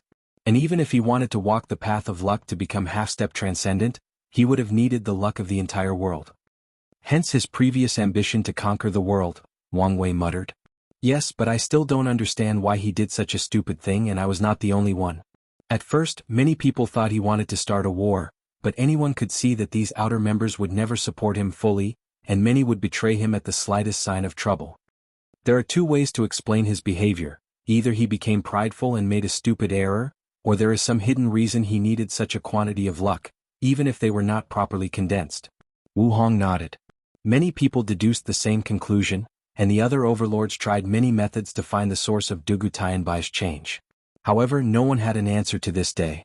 I can now understand why Heavenly Tao is not a fan of the Alliance, Wang Wei continued. If this man succeeds in his ambition, I reckon he would not hesitate to absorb all the world sources of this world to assist him in reaching the next level, and by controlling the world's chi luck, he can reduce, even eliminate Heavenly Tao's divine punishment for his action. Using one of the 3,800 source chaos worlds is one of the most direct ways to achieve half-step transcendence. Whether through heavenly Tao or siphoning all the world's energy, world source, to forcefully elevate cultivation to the next realm, they are the best methods. Although these methods probably have some side effects and even higher consequences, most people capable of using them would not care. Many paragons have known this, but unfortunately for them, the heavenly Tao of these worlds was also transcendent. As long as they try these people, they will be wiped out by divine punishment. Unfortunately, the ultimate taboo opened a can of worms. Many methods to bypass or even reduce the effect of divine punishment were distributed to cultivators across the chaos universe, endangering the source chaos worlds and making them more valuable. It would indeed be a disaster for the world if someone like Dugu Tianbai transcended, Wu Hong sneered. You don't seem to like him very much, Wang Wei asked. Wu Hong was briefly quiet. Although I don't like to admit it, I was the weakest of the 13 in terms of foundation. That bastard thought that meant I was a soft persimmon and tried to force me to surrender to him. So, you guys fought? Wu Hong nodded. Did you lose? Why would I lose? She stared at him. I thought you suffered at his hands, hence your resentment. Wu Hong shook his head. We fought for a few years and I had the advantage. However, once that bastard realized he was about to lose and his prestige might be affected, he became shameless. He called the other primals, claiming this was a large dispute between two factions, so everyone was allowed to participate. She sneered. I'm guessing his objective was not to besiege you? Of course not. He knew the others would not allow him to kill him and intervened in the conflict to de-escalate the situation. That way he gets to walk away without technically suffering defeat. That's why I despise him. Wang Wei nodded, but his body suddenly paused as he thought something. Did he try to court you? Isn't it obvious? That bastard wanted my strength, lineage, and my body. Wu Hong genuinely looked disgusted as she thought of Dugu Tianbai. One of the things she despised the most was this kind of man who did not want a partnership with her. Instead, they wanted to conquer her like she was a delicious piece of meat. It did not help that all these men were weaker than her, and once they realized this, their egos became hurt, so they either abandoned such notion or tried every means to eliminate her. Wife, don't worry. I'll avenge your grievance once I have the strength and Dugu Tianbai returns from limbo. Who needs you to avenge them? I've been thinking for a long time of publicly slapping him in the face and ruining his reputation. Once I'm healed and achieve a perfect foundation, my strength should be enough, so there is no need for your help. Wife, can't you give me a chance to act arrogant and mainly before you? Wang Wei complained. This is the downside of having a powerful wife. There is no opportunity to show his masculine and manly side as a protector. Who's your wife? Wu Hong asked. A slip of the tongue, Wang Wei said casually before immediately changing the topic. If you remove the one for the dynasties, 3 spots remain. Based on your analysis, it should go to the Sword Path League, the Myriad Clan Union, and probably the Demon Race. However, there is also a high chance that these spots will be distributed to non-overlord factions. Do you have someone in mind? Wu Hong asked. The Barbarian Race, Wang Wei replied. If you find any errors, ads pop up, ads redirect, broken links, non-standard content, etc. Please let us know reports so we can fix it as soon as possible. Chapter 1323. A more complex situation. Wu Hong nodded. Their origin makes them unique. Many cultivators are dedicated to studying history and culture throughout the chaos universe, and they discovered something. Most cultures develop the same way. It's like there is a blueprint to ensure people's naming sense, language, philosophy, values, and many other factors develop the same culturally. There are a few outliers, but most are mutations of the outline. However, this fact has 2 true outliers: Buddhism and the barbarian race. Although these two have assimilated with the blueprint culture, it did not change the fact that the origin and essence of these two factions are entirely different. If I guess correctly, their origin should have something to do with the prehistoric world, Wu Hong continued. Heavenly Tao might give them a spot, just for the potential that the barbarian race might become the key to finally gaining access to that world. Now I feel conflicted, Wang Wei said. He knew one of his greatest advantages, especially to other Tao overlords, was access to his memories from Earth. It would make things more challenging for him if more people could get their hands on the information on Earth. Did you have some plan for the barbarian race? I noticed one of my followers, Monk, his destiny was slowly changing after meeting me, Wang Wei explained. By comparing himself to me, he's slowly transforming into a transcendent seed. Comparison and competition are some of the best ways to elicit growth and development, Wu Hong nodded. If he's as you said, then the barbarian race might have a spot. At the very least, they are one of the main competitors for one of the spots. Did you want to cultivate a new ally? That was the plan. Was? Wu Hong asked.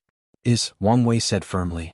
Anyway, I don't think it will be so simple for Grand Dao to regain control of the prehistoric world, and if everything else fails, there is still me.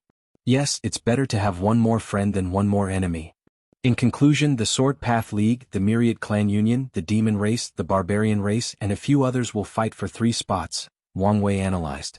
Sword Dao has taken over most of the destiny of all Weapon Dao, and this battle might be a chance to reverse the situation. Especially Saber Dao, who has been their greatest enemy, meaning the Sword Path League will have plenty of competitors. The Myriad Clan Union will have a future if they can contribute to the innate acquire war by weakening the Fiend God race by stealing their luck and destiny. The Demon Race is not entirely out of the competition. They'll increase their chances if they can eliminate the innate demon gods and take their destiny. The next era will probably be a time of great strife and competition, Wang Wei sighed. These 2 conversations might seem like a simple analysis, but they outline what will most likely occur in the upcoming era once the moons are eliminated and the issue of the 2 suns is dealt with. Things are even more complicated than you stated. Oh, did I overlook something? A few actually, Wu Hong said. First, there is samsara. With all these transcendents walking the world, how can the world of the dead preserve itself?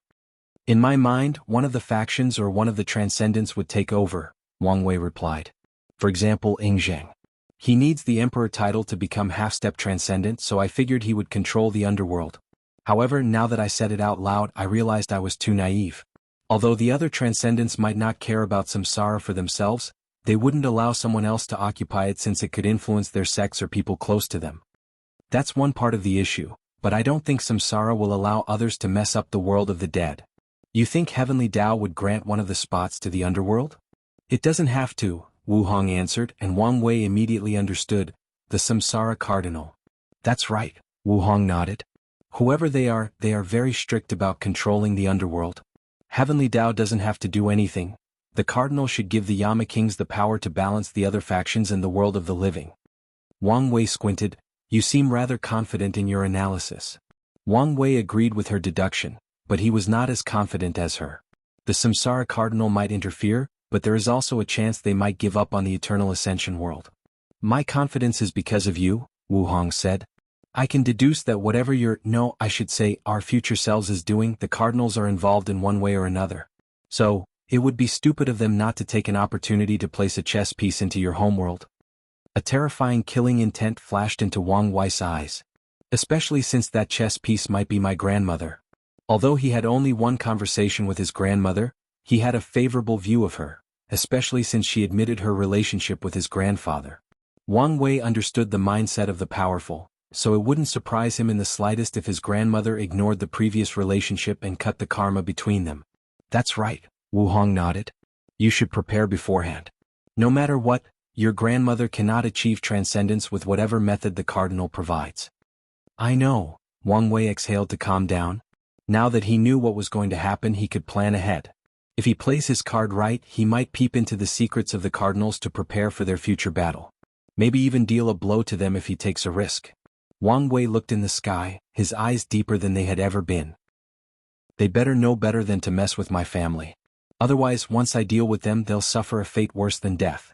Such deep and scary eyes, how manly, Wu Hong thought, biting her lower lips while her eyes contained some hidden emotions.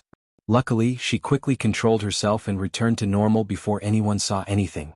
Wang Wei focused on her. What else did I overlook? Foreign influence, Wu Hong explained as she sipped the tea. Do you think other chaos worlds will just watch as the Eternal Ascension world becomes so powerful? These people know how much destiny this world has, so how could they not try to take a piece of the pie? You mean foreign factions will also compete for these positions? Exactly, Wu Hong said. Besides a few who will try their best to destroy this world's prosperity, most will try to take this opportunity for themselves. I was in the mindset that Heavenly Dao was xenophobic and would only leave this chance to its native, Wang Wei commented. However, as long as these factions are willing to change their identity to become members of the Eternal Ascension world, they won't receive much resistance from Heavenly Dao. Moreover, these people are not even the greatest variable/threat.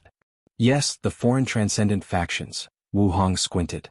These people are currently just watching and no one knows they are thinking or planning. But once they take action we cannot deal with them given our current situation. Why do you think they haven't acted?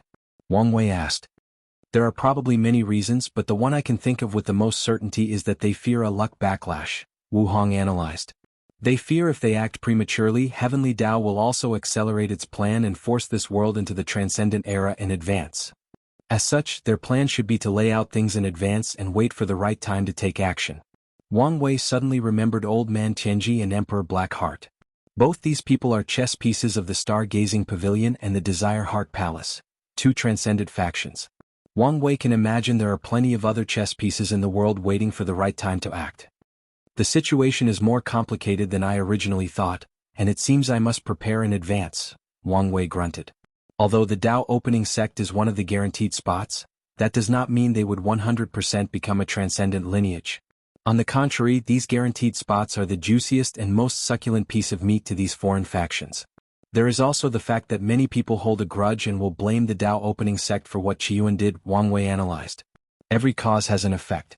Qiyuan opened the era of transcendence through the ultimate taboo, but in the process he created probably the largest war in the chaos universe, resulting in the death and destruction of countless people and worlds. This level of karma is not something any lineage can bear along. The Tao opening sect has great fortune and destiny, and if it acts fast enough on it and becomes a transcendent faction, it can wash off that karma. If not, then they will be destroyed. Let's not talk about this anymore, Wang Wei said. They've talked enough for today. Any more and there might be consequences. How is your apprentice? She's fine, Wu Hong replied. She just passed the test to become an inner disciple. If she can pass a few more, he'll accept her as a direct disciple and, eventually, my legacy disciple. Really? You think so highly of her? A legacy disciple means that Hong Meiling would be the next ruler of the Origin Seal continent. She doesn't have that high of an aptitude for runes and such, but she has great managerial talents, Wu Hong explained. I've wanted to find someone to take over managing this place while I become a free elder/ancestor, and she might be the one. That's good to hear. As a founder of a top lineage, she must move from being the face of the faction to someone behind the scenes. Most overlords have experienced such a process, and the Origin Seal continent could be said to be behind. Of course, it's probably because Wu Hong has too high of standards for her successor. Well, enough wasting time, Wu Hong said. Let's start with your training. If you find any errors, ads pop up, ads redirect, broken links, non-standard content, etc., please let us know reports so we can fix it as soon as possible. Chapter 1324 The frustrating woman. Wang Wei's lips twitched. He knew this day would come and he also knew he could no longer delay it. He sighed deeply before saying, 1 minute. He condensed a talisman in the void to send to Red Mask. He had decided to stay here and even enter his cultivation retreat in the Origin Seal continent. As such, some of his work needed to be transferred to this place. All right. I'm ready. Wu Hong waved his hand, and they teleported to another area. Wang Wei looked around and everything was either black or dark purple. Primordial chaos? A replication, Wu Hong explained. We're in the battle training area I've built. This place was not the same as the primordial chaos around the Origin Seal continent but more similar to the battle pagoda from the lower dimension. To prevent you from complaining that I bully you, my cultivation will be the same, she uttered, and her aura changed.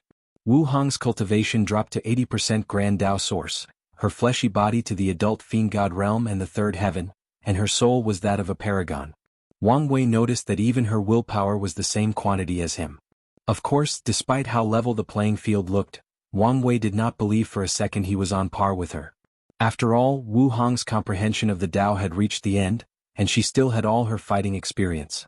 So, the battle would never be fair unless she sealed these memories.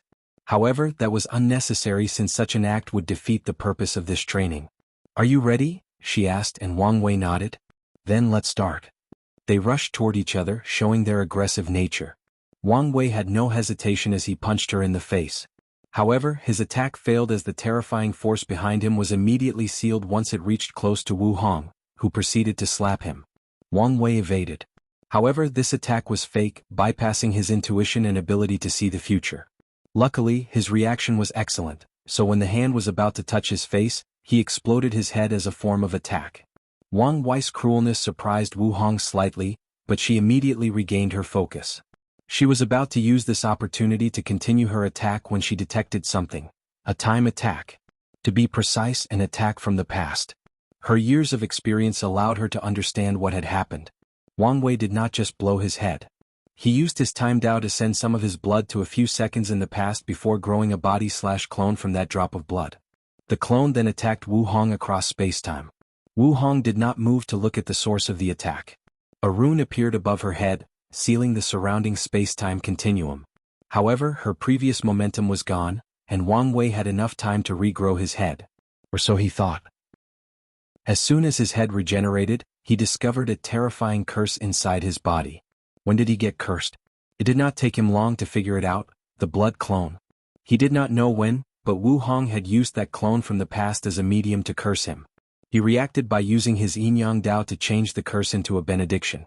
Of course, his primary problem is not the curse but the subtle true will inside. If not for that power, his natural immunity would have eliminated that curse on its own. While Wang Wei was dealing with internal troubles, he still had external problems as well. Wu Hong suddenly appeared before him, and her body moved like a graceful swan as she used a somersault kick. Wang Wei crossed his arms to block, but as soon as he came into contact with her, he found his terrifying strength and resilience drastically weakening. Crack. The bones in his arms, which were powerful enough to serve as pillars to hold together an entire world bigger than the lower dimension, cracked under the force of that kick.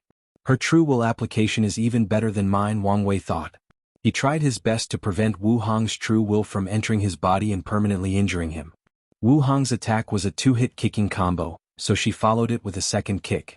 However, Wang Wei knew he could not block that second attack, so he opened his mouth to blow. Fated Destruction. Wind of Annihilation. With this attack, Wang Wei not only used his Fate Dao to utilize Destruction Dao, he also included a bit of Destruction Dao from his Sub-Dao. A terrifying black wind with the power to reduce everything to ash emanated from his mouth. Sadly, it was useless. The black wind extinguished itself once it reached Wu Hong's foot. Luckily, Wang Wei never planned for this attack to work. The black wind's primary purpose was to distract his opponent, and the other was to tear apart the surrounding void, allowing him to teleport away from that devastating kick. It also bought him more than enough time to regenerate his bones. What an annoying person to fight, Wang Wei complained as he teleported about 30 light-years away. She builds a perfect domain around her with her sealing Dao. Anything that comes close will be instantly sealed without her even having to act. As Wang Wei was analyzing how to deal with the situation, his face suddenly changed. His body was immobile. Damn it, I was played. The curse inside his body was a seal disguised as a curse. While he was distracted removing the curse, the seal had already taken root. The worst part is this seal target essence, qi and spirit. Wang Wei's body was now useless. The energies inside his body had shut down, including his soul power, and even his mind had difficulty working. Wu Hong had a smirk on her face as she realized her plan had worked. She waved her hand to manifest a colossal hand composed of runes. Wang Wei knew he would immediately lose if that attack landed, but it seemed that there was nothing he could do. This is not fair, Wang Wei screamed in his mind. That hand contained a seal for all his Daos and all his techniques. If Wu Hong had not known him intimately, how could she have created such a seal? I know what you're thinking, but I did not create this seal based on previous knowledge about you, she explained. Instead, it's based on information I've gathered since this battle started. As for how I gather so much information in such a short period, well, I'll tell you after I beat you. Wang Wei was unwilling. The battle hadn't started for 5 minutes and he was about to lose.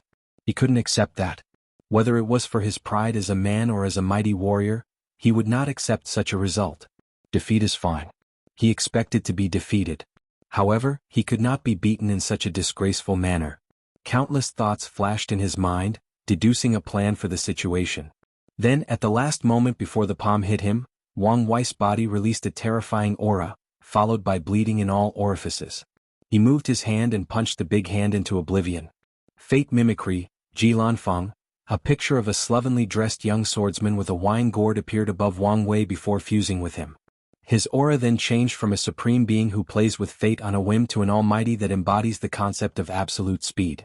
Wang Wei's tattered and bloody body appeared before Wu Hong and punched. An exploding sound echoed in the void, followed by her right hand exploding. Wang Wei was so fast that even her potent and passive domain could not react in time to seal his strength. However, her eyes were calm. Interesting. He knew he could not defeat me with his existing techniques, so he created one, she calmly analyzed. He created a method to use his essence, qi and spirit flower, as a boost. Previously Wang Wei only used the abilities of these flowers, but now he was using them themselves to boost his essence, qi and spirit. Of course, the consequence of this technique is these flowers will enter a state of withering afterward and will need resources before they can return to normal and use their abilities. Wang Wei raised his hand for a second punch, but he immediately discovered, to his horror, his speed was dramatically slower than before. She sealed my speed? When? Oh. Divination revealed the answer. She used the karma of him destroying her arms to seal his speed. With a thought, Wang Wei removed that karmic connection. Sadly, this was more than enough time for Wu Hong. She teleported away from him while building a domain around her with countless methods to seal his speed. Wang Wei's lips twitched as he noticed more than 100 million different methods of sealing his speed, and those were the ones he could recognize. Has anyone ever told you that fighting you is frustrating? Wang Wei complained. I've built a reputation for that, Wu Hong calmly replied. All those battle maniacs don't want to fight me despite my well-known strength due to how frustrating it is to fight me, she proudly explained. Come on, she continued. This is just the warm-up. If you find any errors, ads pop up, ads redirect, broken links, non-standard content, etc., please let us know reports so we can fix it as soon as possible. Chapter 1325 Neccessary Training, Undeadited Chapter. Wu Hong rushed to confront Wang Wei, but things were different this time. She did not use her sealing Dao, facing him in a pure fleshly body battle. Although Wang Wei did not know her exact intention, he also followed her. These two clashed, purely using their flesh. Each strike causes intense destructive waves to the surrounding primordial chaos. Wang Wei observed while fighting, and he realized Wu Hong's control over her body was higher than his. She had reached the true heavenly Dao control in his force control skill. No, it should be close to the true heavenly Dao control, he analyzed. The best way to describe her level is based on heavenly Daos, divided based on their world. Source Chaos World's true heavenly Dao is half-step transcendent, so their control of laws or Daos is on another level. However, it's different for normal Chaos Worlds. Wu Hong's level of control should be similar to the true heavenly Dao of a normal Chaos World. Moreover, she has reached a peak at that level. As long as she takes a step into the Transcendent realm, she'll get that level of control. Is it possible to achieve half-step Transcendent by attaining a higher level of control? For example, if a Paragon's control of the law reaches the level of a Source Chaos World's true heavenly Dao. After mulling it over, Wang Wei realized this path was feasible and fell under the category of achieving transcendence through skills. This idea is good, but how exactly could someone reach that level? Unless they could have direct access to a Source World's heavenly Dao and its operation of the law. So, a technique that can obverse the operation of the rules of heaven and earth? Such a technique is easy and challenging to create. If Heavenly Dao does not care, then this path is feasible. But if Heavenly Dao does not want anyone to peep at their core secrets, then this path is a dead end. An alternate method would be to observe countless true Heavenly Daos from non-source Chaos Worlds. Depending on the world, any Paragon can overwhelm the Heavenly Dao of a non-source Chaos Worlds, meaning this approach is more feasible. However, the chances of success are lower, and it also takes a lot of time to deduce how the Source World's true Heavenly Dao operates from observing the non-Source World's true Heavenly Dao. You're distracted, Wu Hong suddenly said before she punched Wang Wei into oblivion. Damn it, why is your body so strong? Wang Wei complained as he regenerated. What body refining technique did you cultivate? Heaven and Earth Body. The Body Ancestors technique? That's right. When I was in the Divine Body realm, I found one of the prototypes he left in the world as a fortunate encounter and completed it with my Seal Dao, Wu Hong explained. Doesn't that thing require using worlds to cultivate? I found a destroyed Greater Thousand World and used it for my cultivation. What about after you ascended? Did you cultivate another technique? There was no need, Wu Hong explained. This place has countless destroyed worlds and dimensions for me to use. I only need to seal them into my body and use them to temper my flesh. Later, after becoming a Paragon and traveling through primordial chaos, I found a Chaos World that had just been born and absorbed it. How come you seem luckier than me? Wang Wei complained. You may be the son of fate, but am the darling of luck, Wu Hong proudly sneered. Wang Wei wanted to complain. Although he has abundant luck, he rarely has any extraordinary fortunate encounters, and that's because his luck manifests in the form of his background, the Dao opening sect. Most of the rare things he needed for cultivation can be acquired by asking his sect. That's why he appeared less lucky than Wu Hong. Meanwhile, she had to start from scratch to build a lineage like the Origin Seal continent. She needed these fortunate encounters. Enough with the chit-chat, Wu Hong said with a severe expression. Do you know how many flaws you have as a fighter? It can't be that bad, Wang Wei defended himself. Let me list a few, Wu Hong said. Let's start with the environment. I'm sure you've learned to use the environment in battles. Do you think such logic no longer applies to you with your current strength? Wang Wei listened carefully. Primordial chaos is a potent power with many utilization, Wu Hong continued. It has an excellent effect on the essence, so most top inextinguishable paragons will create techniques that allow them to passively temper their bodies while fighting. In other words, the longer the fight lasts and the more they fight, the stronger they become. Even the ones who have reached the peak of their realm and can no longer improve will use these techniques to give them small boosts in stats.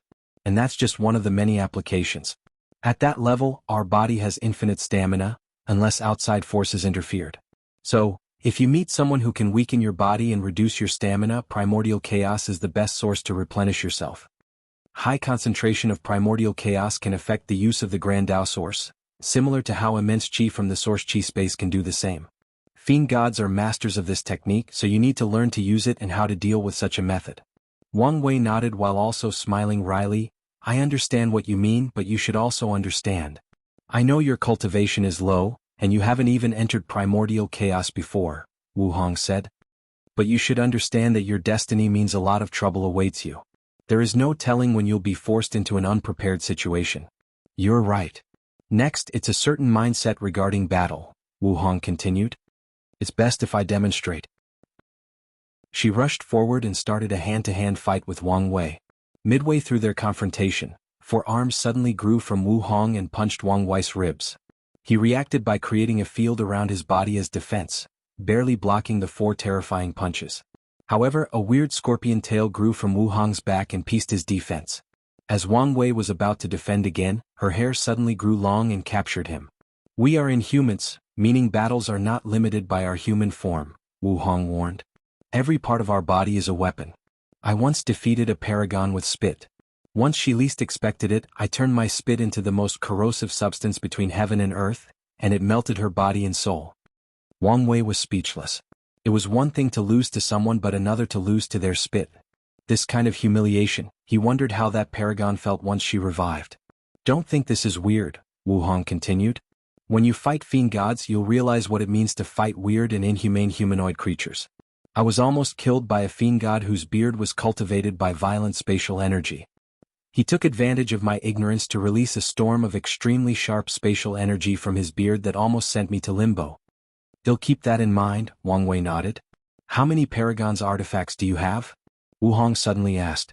None, Wang Wei replied, giving her a strange look. Well, that's the problem, she added.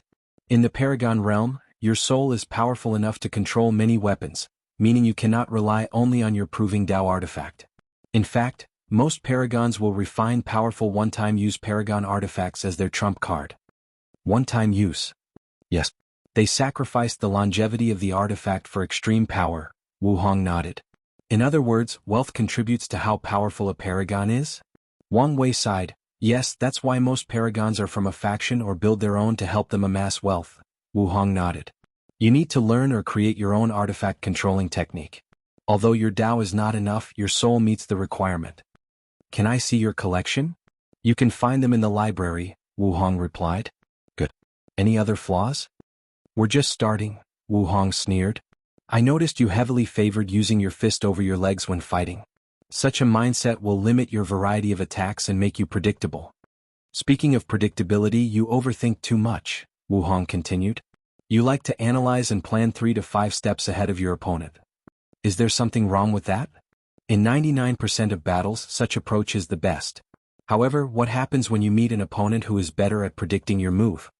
Wang Wei wanted to say something arrogant that no one would be better than him in that area when he remembered the person before him was indeed better. In this short confrontation, Wu Hong was indeed always one step ahead of his predictions. Intuition, Wang Wei uttered. That's right. You need to learn to switch between analysis fighting mode and pure instinct fighting mode. I understand. Now for your greatest weakness, your soul. Are you serious? Wu Hong shook her head in disappointment. Haven't you realized I've been reading your mind throughout this entire fight? Wang Wei's face became ugly. You're so used to not worrying about your soul in battle that when you meet an expert like me, you become useless. But I've trained my soul, Wang Wei said, trying to save some face. Yes, but only against people weaker than you, Wu Hong explained. You've never faced someone on the same soul level as you, let alone someone more powerful. Tell me, how much did you improve after your defeat against Di Tian? The greatest improvement in strength in my life. Exactly. Without an opponent of a similar level for soul battles, how did you expect yourself to have any form of achievement? In Wu Hong's eyes, Wang Wei's soul accomplishments are good, but that's it. When it comes to an expert of her level, there are too many people who can see the flaw in his lack of soul battle experience. If you find any errors, ads pop up, ads redirect, broken links, non-standard content, etc., please let us know reports so we can fix it as soon as possible. Chapter 1326 Continue Training. Wang Wei opened his eyes and wiped the blood from his nose. Is this what it feels like to experience social death?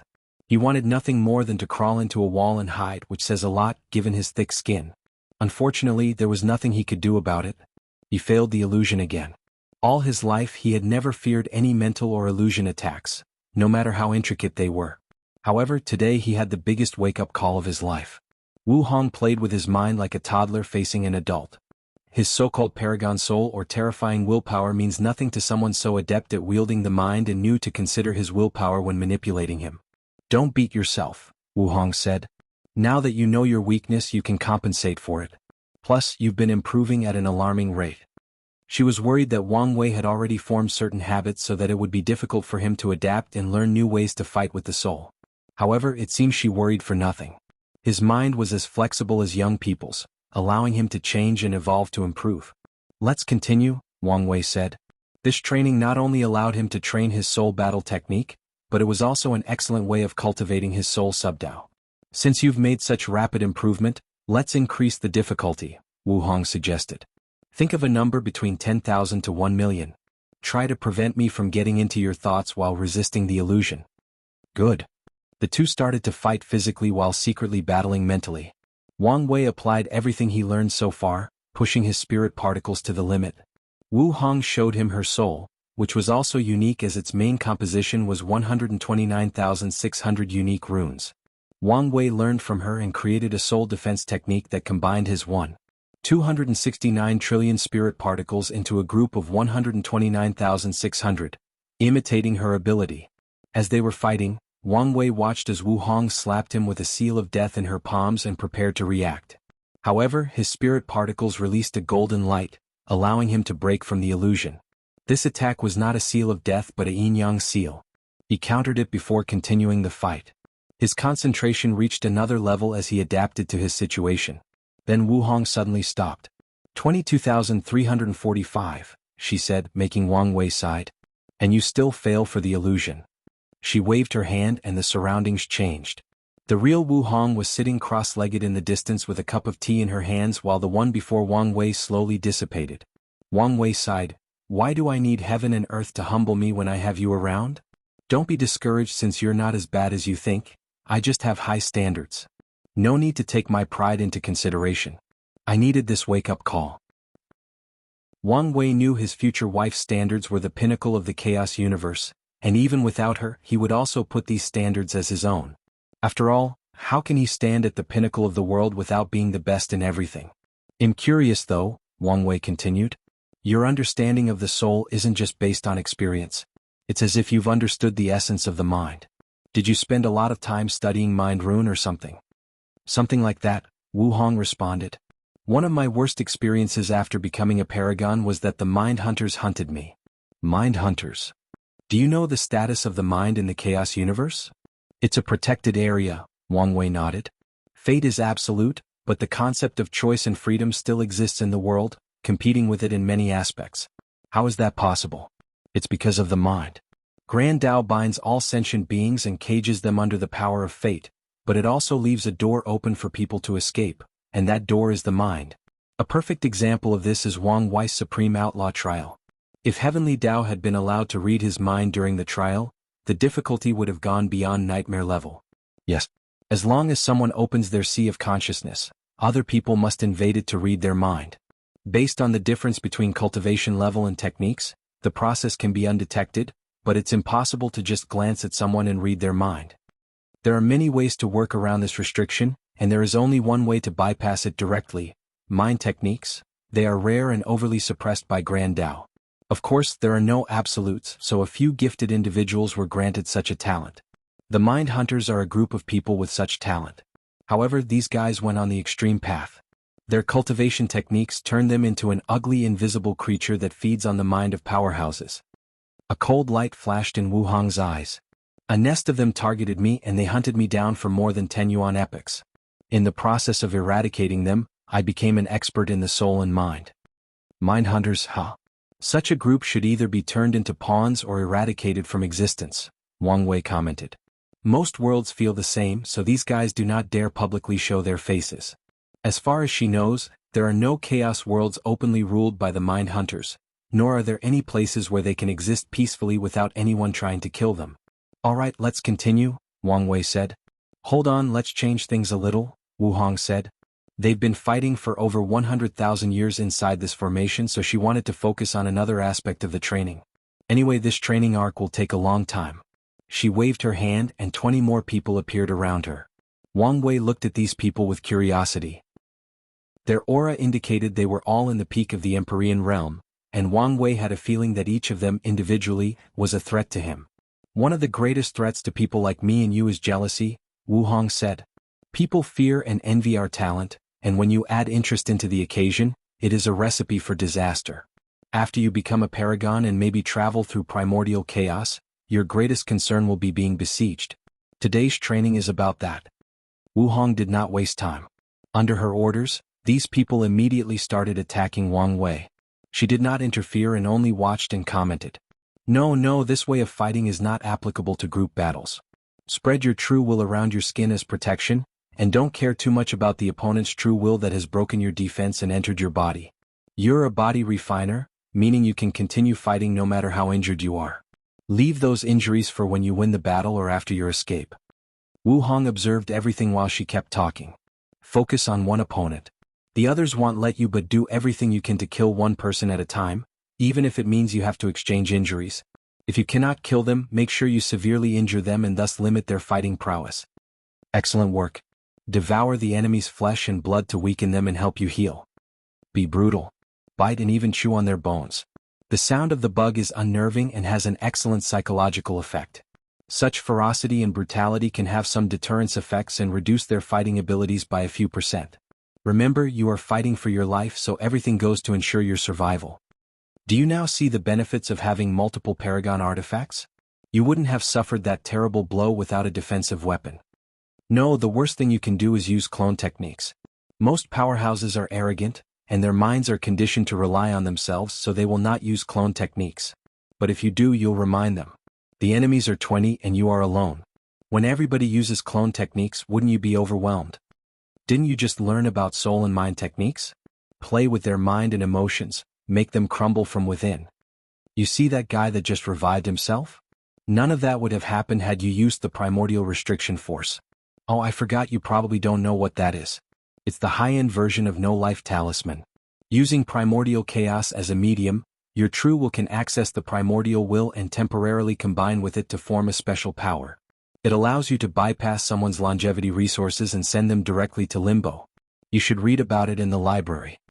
I know what you're thinking, and the answer is no, you cannot use this method anywhere else but primordial chaos. Stop being distracted and focus.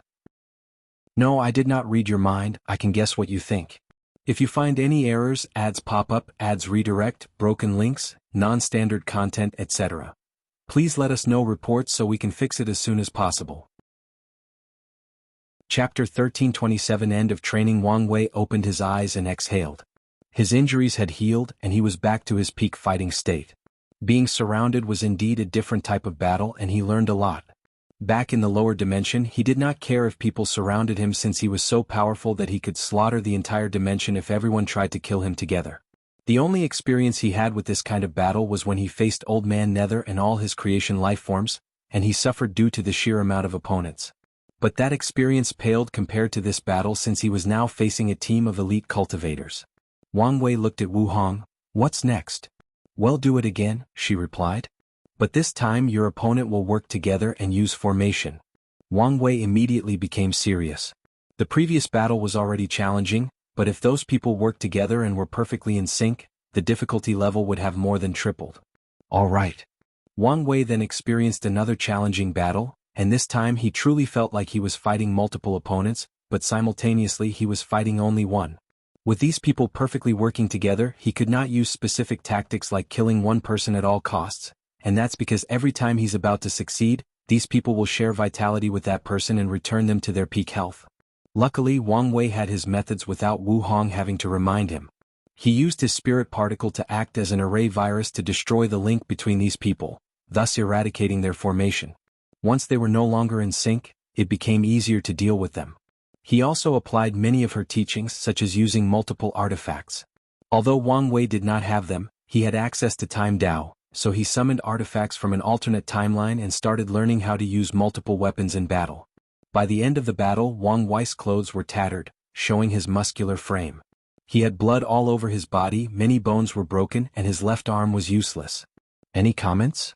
Wang Wei asked as he sat in the void to heal. "A few, but there is no need for me to say anything since you'll realize them by yourself," Wu Hong replied. "However, you need to learn a healing source technique. Sometimes you will be besieged by groups, meaning you'll only have a short interval to heal and return to your peak state." "Healing source technique?" Wang Wei asked. "It can accelerate the removal of Dao will/true will from your body. Technically speaking, you should have started learning these things after becoming an inextinguishable paragon. By then, your willpower would have been fused with your body, making this kind of technique easier to use and apply." "I understand. I'll heal and we can continue." "No, let's take a break," Wu Hong said. She had many training programs planned for him. For example, there were many types of fights in the group battle category alone. Wang Wei just faced the most basic formation, but in her life she has experienced a few different types of besieging with the group using weirs and inexplicable formations. Two of the strangest ones were the Mind Hunters, who almost turned her mad. Another group used a formation that forcibly corroded her body and slowly turned her into an octopus-like creature during the fight. Even after winning that battle, Wu Hong had difficulty reverting that transformation. "Is something wrong?" Wang Wei asked. "I realize one of your greatest shortcomings is your lack of knowledge.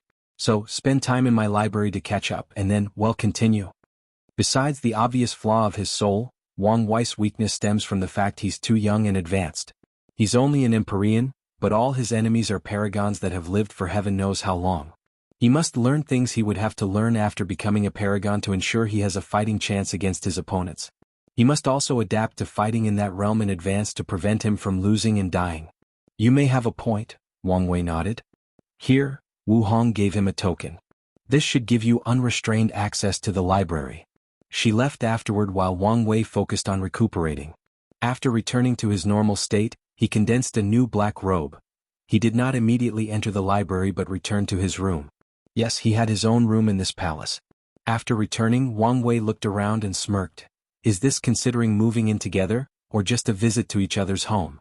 Well, I guess it doesn't matter. No matter the results, they represented progress in their relationship. Wang Wei waved his hand, and a talisman in the room flew into his palms. Red Mask came here and left the information he wanted, so Wang Wei checked to ensure there were no problems. He raised his finger to force out a single drop of blood that instantly condensed into a clone. "You know what to do?" "I do," nodded the clone. Although training, Wang Wei did not forget what trouble awaited him in the outside world. He needed to start preparing to deal with the parasites, and the best method was to know as much as possible about them. Luckily for him, these people treated each other as competitors/enemies. The Blood Dragon had millions of people gathering news and analyzing these people. Wang Wei will use this information to scheme their death. The main body teleported away. He found himself inside a large white room with rows of bookshelves that go for miles long. Books? I thought she would use information jade slips. However, Wang Wei realized he might have spoken too soon. All these books were here for the aesthetic alone. No matter how they looked, these books contained one page with a rune. After using his divine sense, the book's content would enter the reader's mind. Wang Wei secretly shook his head. This massive library had 4 floors, each bigger than the others. The lowest floor contained information about the mortal realm, the second floor involved the emperor realm, and so on. The things Wang Wei needs to learn are primarily on the fourth floor, Paragon realm, but he decided to stop on the third floor first. After entering the third floor, Wang Wei could not stop praising his future wife. The size of this floor alone was on par with the lower dimension, and what's more, the size did not exist simply for grandeur's sake. Every inch was filled with books, showing how vast knowledge she had accumulated in her life. He scanned the place before heading to the area about Grand Mist Wheel. One of the criticisms he received from his future wife was his wheel application. According to her, even by Empyrean standard, his utilization of the thing has not met her requirements, let alone reaching the level of competing in the Paragon realm. So Wang Wei decided to start with the basics. As soon as Wang Wei took a book and started reading, he sensed his surroundings had changed. Time formation? How thoughtful. A bright smile flashed on his face before regaining his composure. Her actions reminded him that time was of the essence, so he needed to do things with a sense of urgency. Without hesitation, Wang Wei scattered all his 269 trillion spirit particles, each reading a book. Time passed, and Wang Wei spent 10 yuan epochs reading books from the third to the fourth floor. He even had to read a few books on the second floor. He had to leave the library but felt reluctant. He had only scratched the surface level regarding the number of books he read during this time. It was fascinating to improve every moment while also learning the secrets of heaven and earth. It's time to leave, Wang Wei thought. He had acquired all the knowledge he needed to meet Wu Hong's standards, and it was now time to return to the nitty-gritty part of the training. I wonder how long has passed outside. Wang Wei left the library and checked. 1 yuan epoch had passed outside. A ratio of 1 to 10? That's better than my formation, he commented. Luckily, the world was still quiet. Nothing significant has happened on the outside, reassuring Wang Wei. However, he did not waste time and restarted his training with Wu Hong. Look at you with your scholarly aura, Wu Hong commented. After spending so much time reading, Wang Wei's aura changed, and he resembled a scholar with profound eyes and a sense of righteousness. You look quite handsome. You think so? After we get together, we can role-play. I can be a scholar, a tyrant, a painter, or anything you want. Wang Wei did not waste this opportunity to flirt. In that case, I'll look forward to it, Wu Hong replied calmly. Let's get to business. The two started their training, and another 2 yuan epochs passed outside, which meant 20 yuan epochs of non-stop fighting and training. The world remained quiet, but everyone could feel a rising tension in the air. In the meantime, Wang Wei had completed his training. Was he able to beat Wu Hong? No, but he reached the point she could not beat him in the same realm with the same stats. Unfortunately, she would cheat every time he got cocky and secretly increase her cultivation to beat him up. If you find any errors, ads pop up, ads redirect, broken links, non-standard content, etc., please let us know reports so we can fix it as soon as possible. Chapter 1328 Goodbye and Retreat. Wang Wei and Wu Hong stood opposite each other, with only a few inches separating them. Why are you looking at me like a lost puppy who doesn't want to be separated from his owner? She asked. I'm going to miss you. Is that so wrong? Wang Wei asked. It's only a few yuan epochs. Can't you just say you'll miss me too? I'm going to miss you too. Happy? She asked. Of course. Wang Wei smiled as he looked at that beautiful woman before him. The love in his eyes has deepened immensely. During this training he made a ridiculous amount of improvement, but was it really due to his talent? He knew that was not it. Although it played a part, it was not the primary cause of his success. The woman before him is why he's currently so strong and considered perfect regarding battle IQ. Wu Hong did not hesitate to feed her all her knowledge and experience, like a mother bird feeding a baby bird through their beaks. Only because of her selfless teaching did he become so intense, allowing him to fight on par with her. Of course, Wang Wei was not cocky enough to think he had caught up with. In terms of experience, he was miles away from her. He knew that if they were in a battle of life and death, even in the same realm, he would not survive more than a day. She would mercilessly slaughter him, and everything he learned in this training would only prolong the inevitable. All right, there is no need to keep lingering, Wu Hong said, preparing to leave. Before you leave, I want to ask something. What exactly are we? Wang Wei wanted to know the answer. If you say they are friends, he would disagree given how close they'd become during this training. However, they were not lovers either. Although he's seen her body during their training when their clothes were destroyed, the most intimate gesture they've made was holding hands and a kiss on the cheek after he won a bet. Wu Hong did not immediately answer this question but instead started arranging his hair. There is no need to define our relationship. We have plenty of time to figure it out. Wang Wei glanced at her strangely. Back on Earth, he often used a VPN to browse through other countries' internet, social media, and so on, and he once read an article about something called a situationship. Unfortunately, that word might be the best way to describe their relationship. All right, I'm leaving, she said before kissing him on the cheeks. You can access this place as you wish. If you're in trouble, just come here and activate the formations. Even if all 7 of them work together, they can't break my array. So, take care of yourself and don't die. After saying those words, she did not wait for his response and flew away. Wang Wei suddenly yelled, "If I did, I mean true death, will you do everything possible to revive me? Don't die, and you won't have to find out." "Yeah, she'll definitely revive me," Wang Wei muttered with a smirk. Then he sighed, "I hope she's all right." Although he was 99% sure there were no problems with her entering the dark truth, the remaining 1% of uncertainty still nagged him. He knew there was no point in worrying, so he focused on his own affairs. Although the world was peaceful, everyone could feel this was the calm before the storm. Wang Wei did not know how much time he had, but he knew it was not much, so he needed to hurry. He needed to accomplish a few things before the significant change in the world occurred. Otherwise, he'll be grossly unprepared for the upcoming chaos. Wang Wei's first destination was the clone in charge of planning the downfall of the remaining moons. "How are things going?" Wang Wei asked the clone. "Good," the clone responded. "I've created character models for all the remaining moons, and based on their personality, history, and mindset, I've devised a few plans to eliminate them. However, I'm not satisfied with the probability of success yet." "What numbers are you working with?" 10% chance for Time Eater, 40% chance of success for the others, and for the one I've specifically targeted, it's a 60% chance. "Those are low numbers," Wang Wei frowned. "Why are they so low? Do you need more time? More information?" "Time is not much of an issue," the clone explained. "Information is a problem for Time Eater. Unlike the others, the information about him is superficial, almost fabricated. In fact, he's the outlier why the others' success rate was so low." Even with that plan," the clone nodded. "That, and there is a high chance the Taoist son will no longer be hands-off. My calculations tell me he may want these people alive for a reason, and he won't let them die so easily." "Let me see your plan." Wang Wei received the clone's memories and took a moment to digest everything. There was nothing wrong with it, and Wang Wei himself couldn't do it any better. So, he took a moment to ponder how he could increase his success. "We need to change our mindset a little," he stated. "If we want to do things from the shadows, we don't have to be the vanguard, and the more chaotic the situation is, the better things will be for us." The clone frowned. "You want to force these ancient lineages that were forced to close their mountains to enter the game?" "That's right.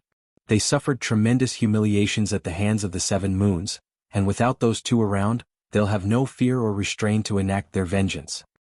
If you want to make such a move, it's not enough to use their hatred to get them to act," the clone added. "We must also share some of the benefits with them." "That's fine." Wang Wei never planned to eat everything for himself. People hated the moon because they divided everything amongst themselves and left no crumbs for everybody else. If Wang Wei had taken all their resources, he would just be another version of the moons in a different font. So, his idea was always to get the biggest piece and leave enough for everybody else. "That's fine then," the clone nodded.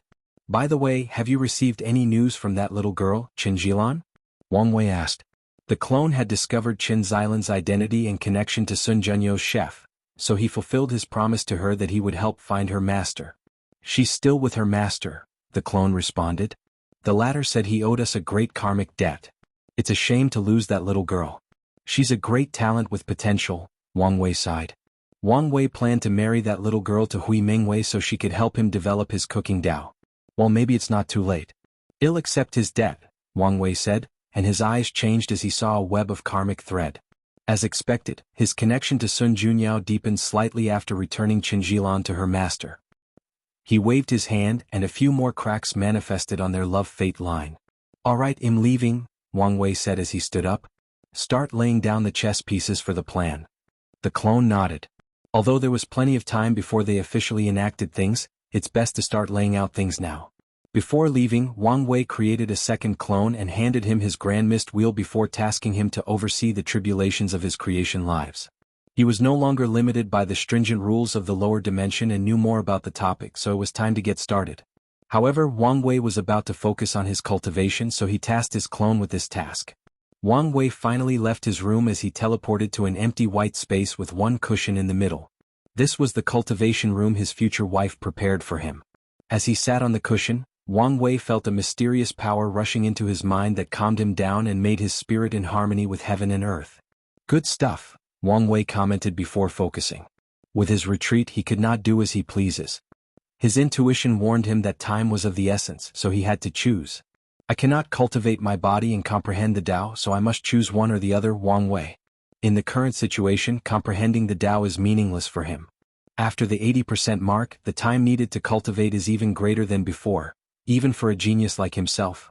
My priority should be entering the taboo realm so that I have the strength to fight against these parasites. And if I want to increase the chances of that happening, my true power Tao realm should improve. Now that he had made a choice, Wang Wei no longer wasted any time. If you find any errors, ads pop up, ads redirect, broken links, non-standard content, etc., please let us know reports so we can fix it as soon as possible. Chapter 1329 Sixth Flesh Tribulation. Wang Wei had already reached the peak of the third heaven, so he only needed to focus on his body-will fusion. He had much knowledge of the subject, whether from the Desolate Emperor or Wu Hong, so he took time to ensure perfection in the beginning stage of body-will fusion. Once he met the standard, he did not hesitate to summon the Sixth Flesh Tribulation. This test could be said to be simple but also challenging. A spinning wheel manifested before Wang Wei, and it released an aura that made his heart palpitate. He did not hesitate and plunged his right hand into the wheel. A terrifying force broke his body arm apart. The frightening part is Wang Wei did not sense any power similar to true will, but he knew this will could erase his arm from existence without any ability to heal. In other words, if he fails this test, he'll permanently lose his limb. Unless he found some extremely rare and valuable Tier 12 herbs, he'll never be able to regrow it. Wang Wei controlled his emotions to proceed. The wheel's purpose is not to kill or remove his limbs. Its purpose is to test whether he met the standard of body-will fusion. So, after he put his hand through, his right arm was torn apart but regenerated immediately. This proved that he had acquired some characteristics of will immortality.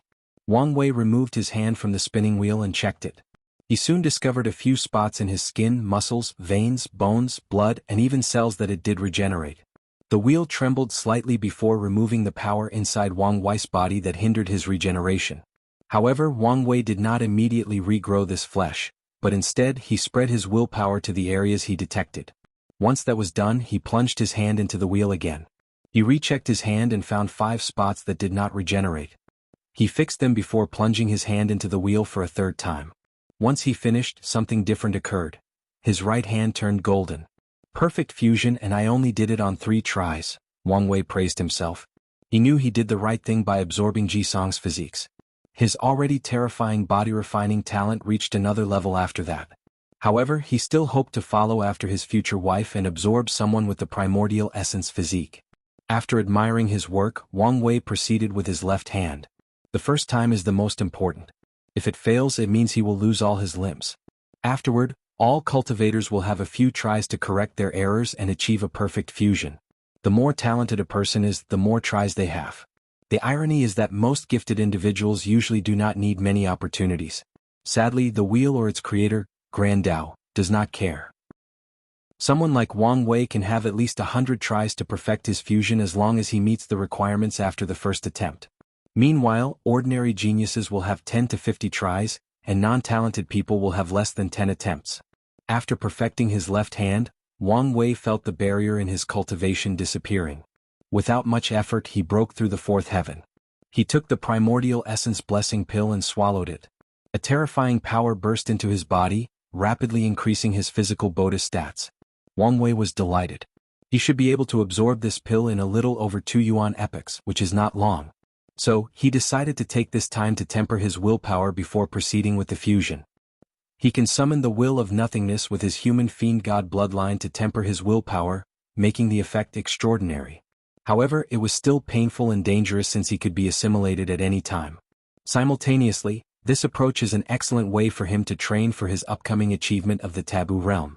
Time passed, and Wang Wei's strength reached the peak of 6 heavens. This meant he could fight Empyreans with the cultivation of 82% Grand Tao with his flesh alone. There were still some effects remaining inside Wang Wei's body. But he needed to enter the intermediate stage of body-will fusion and pass another tribulation before reaching the seventh heaven. So, he had to stop tempering his willpower and focus on the fusion. The process took time and meticulous care, and as always, it was excruciatingly painful. There is a reason that all body refiners are masochists. Grand Tao wanted to place restrictions on this path, especially since it does not take as long to cultivate. A pure body refiner that absorbs the heaven will can become an Empyrean in less than a yuan epoch. Afterward, as long as an everlasting Empyrean is talented enough, has enough resources, can bear the pain, and has an excellent technique for tempering their willpower and fusion, they can quickly reach the next realm in slightly over 30,000 yuan epochs. Of course, it's referring to people like Wang Wei who can get their hands on things like the Primordial Essence Blessing Pill. Meanwhile, the average emperor will take 20,000 to 50,000 yuan epochs to become Empyreans, and geniuses will take a little over 10,000. If they have blessings of merit and luck like the people from Wang Wei's era, it will take even less time than that. As for the average time to become a paragon? Well, things are different. The average time for people to cultivate from the lowest level of the Empyrean realm, 70%, to the peak, 89%, is 250,000 yuan epochs to 500,000. Geniuses can do it in over 150,000 yuan epochs, and people with extreme talents or blessed with destiny, merit, and so on can do it in over 70,000 yuan epochs. After reaching the peak of the Empyrean realm, every cultivator must take a break. First, they must start cultivating their souls, which takes time.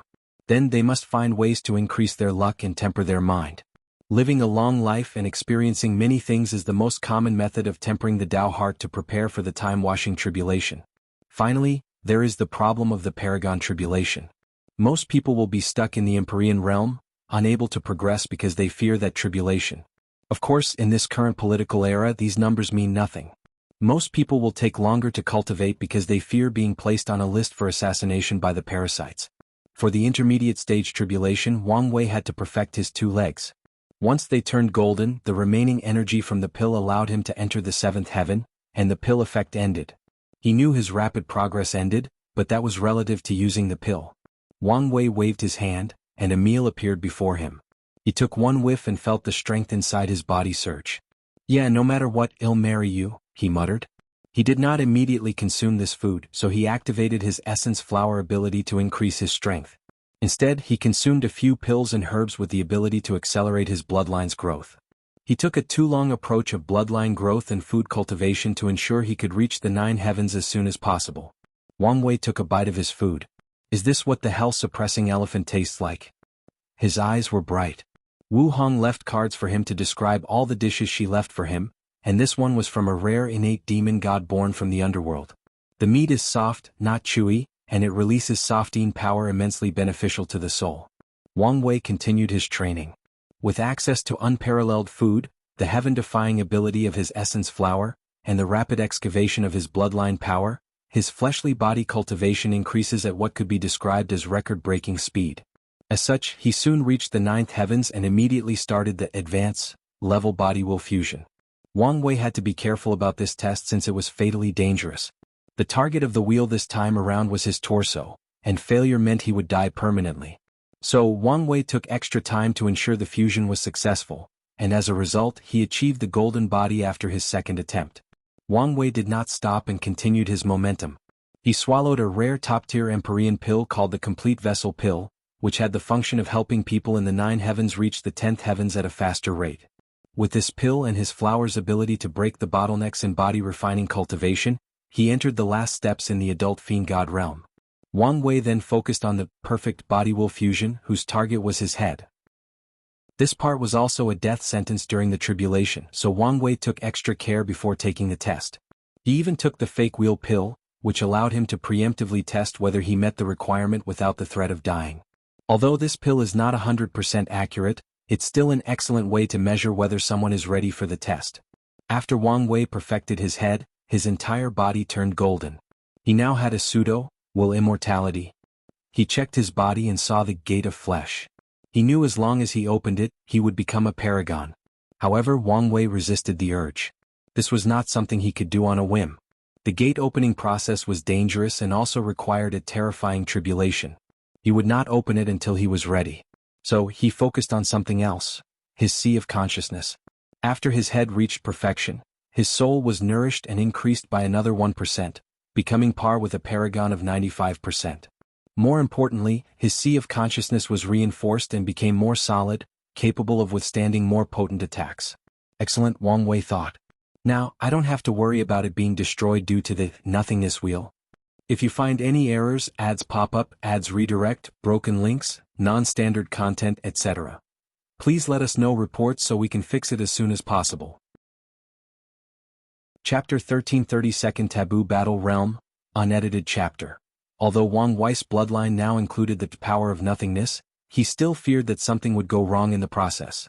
That's why he opted to focus on improving his fleshly body cultivation before starting the procedure. Now that everything was ready, he had no more scruples. He waved his hand and the nothingness array from the Dragon Palace appeared in this empty white room. However, this new array was nothing compared to the previous one since Wuhong updated it. Then the nothingness wheel inside Wang Wei's sea of consciousness started to rotate. It absorbed the power of nothingness from the array like it was a whale that was dehydrated. The wheel grew in size with each passing moment. Wang Wei observed the process, ensuring that he did not miss something or that something went wrong. Once he was sure everything was all right, he nodded. The first step is done, so let's move on to the second step. Wang Wei's bloodline activated, and his body started to absorb the power of nothingness. He once divided nothingness into 4 stages: intangibility, void, emptiness, and true nothingness. He was previously in the peak of the void stage and now he was striding toward the emptiness stage. Wang Wei sensed the changes to his body and calculated. According to this development, the peak of emptiness corresponds to the peak of the inextinguishable, and I can only achieve true nothingness in the half-step transcendent realm? Achieving true nothingness will likely allow me to take a step in the transcendent realm. If Wang Wei's theory is true, nothingness is taboo not only because of its danger but also because it's also one of the few Daos with a straight and direct path toward transcendence. The second stage will raise my affinity with this power to another level, Wang Wei analyzed. Once that's achieved, we can begin the third step. Time passed, and Wang Wei continued to increase the characteristic of his flesh body. He waited until he felt full, and his intuition warned him that any more absorption would doom him before stopping. Then he initiated the third step, existence modification. Just like he told Monk, Wang Wei used the power of nothingness to modify his existence and increase his vessel, thus allowing him to break the limit between Empyreans and Paragons. Wang Wei observed every aspect of this change. He sighed. If only I could enter that state during the perfect foundation. He's been drooling about that state ever since. He could see the foundational blueprint of his existence and modify it as he saw fit. Right now, Wang Wei could tell this blueprint was being changed, but the process was more of a passive change. Wang Wei has to rely on his intuition and feeling to guide the power of nothingness into his existence. The process would be fast, efficient, and safer if he could have direct control over the blueprint. Wang Wei removed the distracting thoughts and focused on his Bodish change. The process took much longer than expected since he was dealing with such a volatile power. Wang Wei had to take his time to ensure he was now swallowed and erased from existence. Of course, since this was not his first time, he was more confident this time around. Wang Wei opened his eyes and exhaled. He stood up from the seat before clenching his fist and sensed the changes inside his body. I feel a heavy burden lifted over my shoulder. There is no better feeling than breaking over limits placed on you by heaven and earth.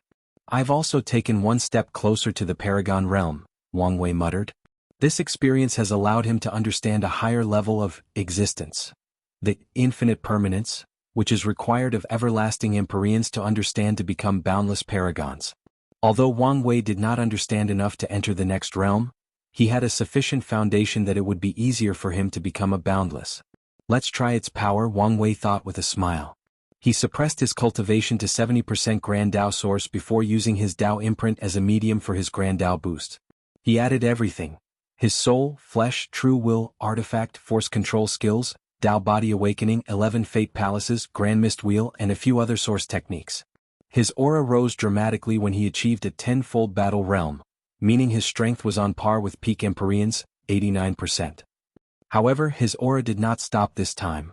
It continued to increase until its power reached that threshold, 90%.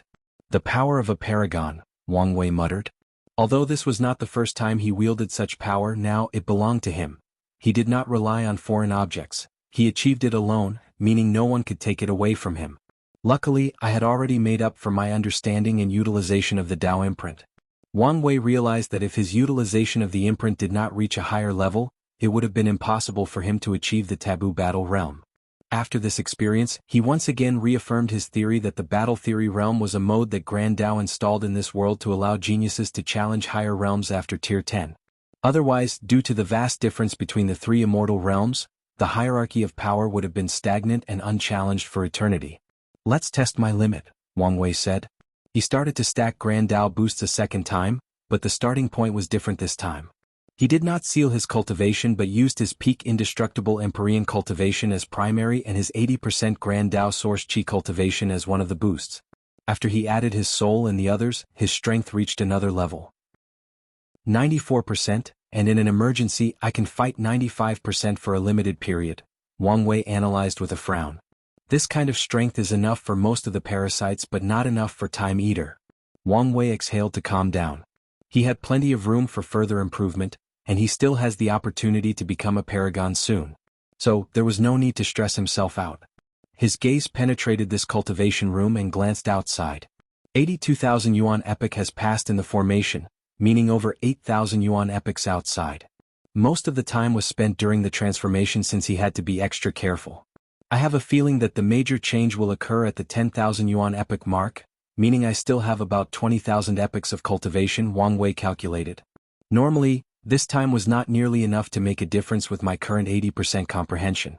However, I have this. He raised his hand to summon a gray orb that fluctuate with the power of fate. This was the thing he took from old man Tianji. With all the Tao rhymes Wang Qi sent me, I should make decent progress. Wang Wei returned to the cushion and summoned a few things to aid his cultivation, including the Bodhi tree, the peach enlightenment tree that the Sword Emperor gave him, and he absorbed all the Tao rhymes. However, this was not the end. A small orb that seemed to contain the origin seal continent inside floated before him. This orb was, of course, given to him by his future wife, and it allowed him to study all the runes or essences of the origin seal continent. After all this preparation, Wang Wei finally absorbed the fate power and started his cultivation. Another 20,000 yuan epochs passed, and he finally opened his eyes. What a terrifying power, Wang Wei sighed. His cultivation reached 86% in such a short period, and he can say for sure that the fate power was responsible for 95% of it. If not for it, the other boosts will not come close to allowing him to make such progress in such a short period. The worst part is that fate's power was heavily diluted when he took it from old man Tianji. Half-step transcendence, he muttered, not hiding the longing in his voice. He sighed before regrouping his focus. As he looked at his cultivation, he smiled wryly. I was so close. As long as his cultivation reached 87%, he could take a pill to instantly reach 89% without repercussions, thus entering the peak of the Empyrean realm.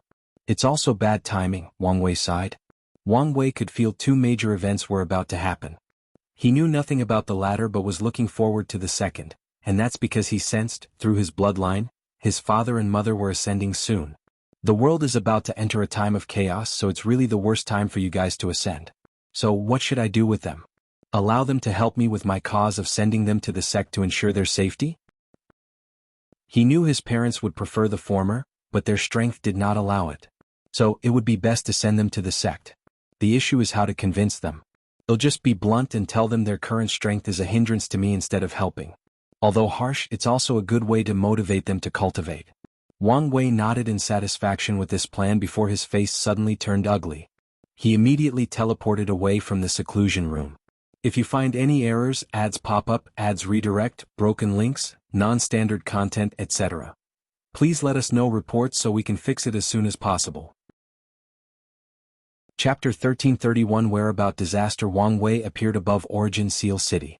His presence brought a somber presence to the entire city, directing all eyes or attention toward him. However, he did not care. He looked in the distance, trying to sense, and after he failed, a terrifying aura released from his body. It was so mighty that most of the citizens in the city were forced to kneel. Luckily, the city lord acted swiftly and activated the formation, thus protecting these people. Wang Wei did not notice these changes. After failing to sense what he wanted, he waved his hand to force a drop of blood from his finger and cast a bloodline and karma tracing technique, but to no avail. Damn it, why did my parents' presence suddenly disappear? He entered the taboo realm before summoning his Bashin turtle shell to boost his divination, trying to find their location. Wang Wei's face turned ugly, so he waved his hand to summon a projection of the River of Fate. He also used his control over the Origin Seal continent to borrow power from the artificial River of Fate. Nothing? Wang Wei muttered with an ugly expression. He exhaled to calm down, and as he was about to try something else, he sensed something condensing next to him. Ancestor? He asked after seeing the Sword Emperor's projection. What happened? Yin Hai asked with a severe frown. What do you mean? Why did your father's destiny to spread the ultimate sword path come to me? Wang Wei's aura once again fluctuated, but he quickly controlled himself. This information completely removed his slight hope that the sect might have somehow discovered his father's ascension and hidden them. Now he knew this was impossible, unless the sect somehow could manipulate destiny on the level of the ultimate sword path. Wang Wei raised his hand to summon a coin with one side white and one side black. He flipped the coin and caught it, and luckily it landed on the white side. The good news is they are alive, but they suddenly disappeared, he said calmly, but Yin Hai could tell the terrifying emotions brewing behind that calmness. Did he just disappear? Did you find any information? Nothing at all, Wang Wei replied. I had a feeling they were about to ascend, but out of nowhere our bloodline link was cut off, and no matter what I tried I couldn't find or sense them. Yin Hai frowned. What are you going to do? I need to see a few people, Wang Wei said, and without wasting time he opened a dark portal and left.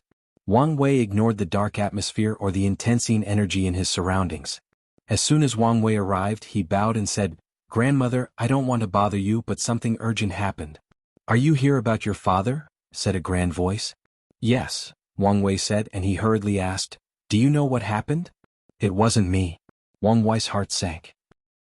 I noticed it the moment he disappeared, but I also cannot find him. Whoever or whatever took action did not leave a trace, and only a few people can hide so completely from me. I understand. Wang Wei bowed. He always remained respectful when doing things in the underworld because he knew this was a place of strict rules, and his relationship with his grandmother might negatively affect her. So, now that he had gotten the answer he wanted, it was time to leave. I understand. Wang Wei bowed. He always remained respectful when doing things in the underworld because he knew this was a place of strict rules, and his relationship with his grandmother might negatively affect her. So, now that he had gotten the answer he wanted, it was time to leave. Thank you for your help. As Wang Wei was about to leave, the grand voice sighed, Take care of yourself and don't worry about your grandfather. Wang Wei paused briefly before leaving.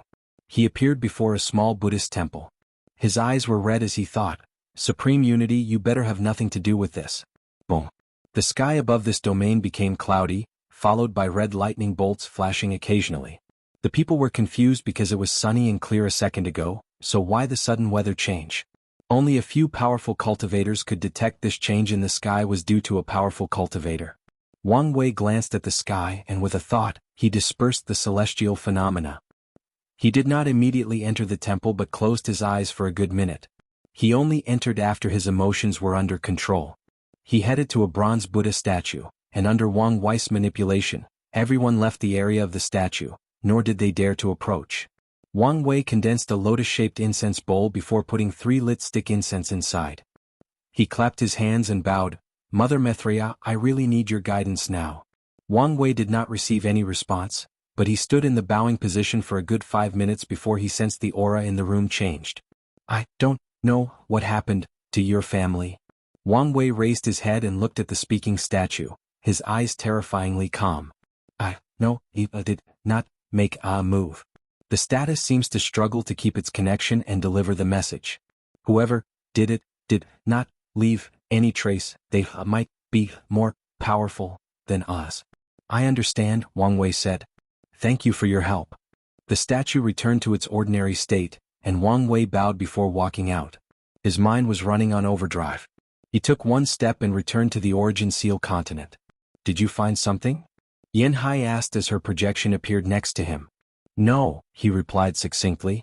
Yin Hai frowned, and after pondering briefly, she raised her hand to condense a black orb. Miscellaneous, don't you have an unknown relationship with that woman from the tribal sacred mountain? The relationship between Swayer and I is strictly platonic, a voice quickly explained. How did you know which woman I am talking about? I wasn't specific at all. Miscellaneous was immediately embarrassed, so he coughed to change the subject. Why are you asking about this? The kid's parents just disappeared.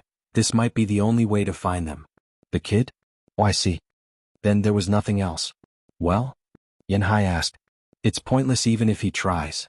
How do you know without even trying? She purposely hurt her existence, and fell down to the Empyrean realm to escape execution. Do you think she or even the demon race would allow outsiders to see her? Maybe for others, but I'm sure she gave you a token. With it there is still a chance. Well, you can try it, but like I said, don't have too much hope. The black orb vibrated slightly before a token manifested. How much is this going to delay my return? Miscellaneous complained. Interfering with the world of living while in limbo has certain prices, but Miscellaneous still paid it since Yanhai asked. Wang Wei took the token. What's this for? The demon race has a rare 3-star sage. With this token you can ask her about your parents' whereabouts. However, as you heard, her situation is complicated. 3-star sage? Wang Wei had dealt with the race known as star sages before in the lower dimension. However, he also knew they were classified differently in the upper dimension. The best 5-star sages in the lower dimension are only 1 star here, and 3-star in this place meant the latter had access to information on par with paragons. I know what to do, Wang Wei said. Truth be told, he did not have much hope for this sage after what Mithraea said. However, he decided to try it in case of a miracle. Wang Wei teleported to faraway places from this continent. The distance, this time, was so far that it took him more than 10 minutes to reach his destination despite bending space to his will. He soon found himself before this long but ordinary mountain range. He sent a notice of his presence to the void and waited.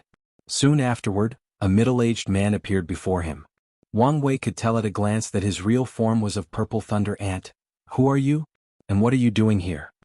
I am a descendant of Miscellaneous Paragon and came here to see the senior star stage. I have a token. The steward was about to reject Wang Wei's request until he saw the token. He observed for a few seconds. Wait a while. The man disappeared and did not return until more than an hour later. Follow me, the steward said. Don't look at nothing, don't touch anything, and don't wander around. Once your business is finished, leave as soon as possible. Wang Wei did not mind this man's attitude. Although the relationship between humans and demons is not as bad as the lower dimension, they are also not friendly to each other in the upper dimension. Additionally, this is a sensitive time, and the demon race does not welcome his presence. Wang Wei followed him through a portal, and he found himself in another world.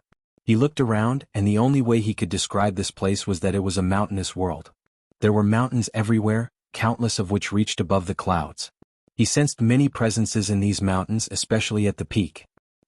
This causal line? Wang Wei sensed something. Ocean? He chose the demon race over the innate demon gods?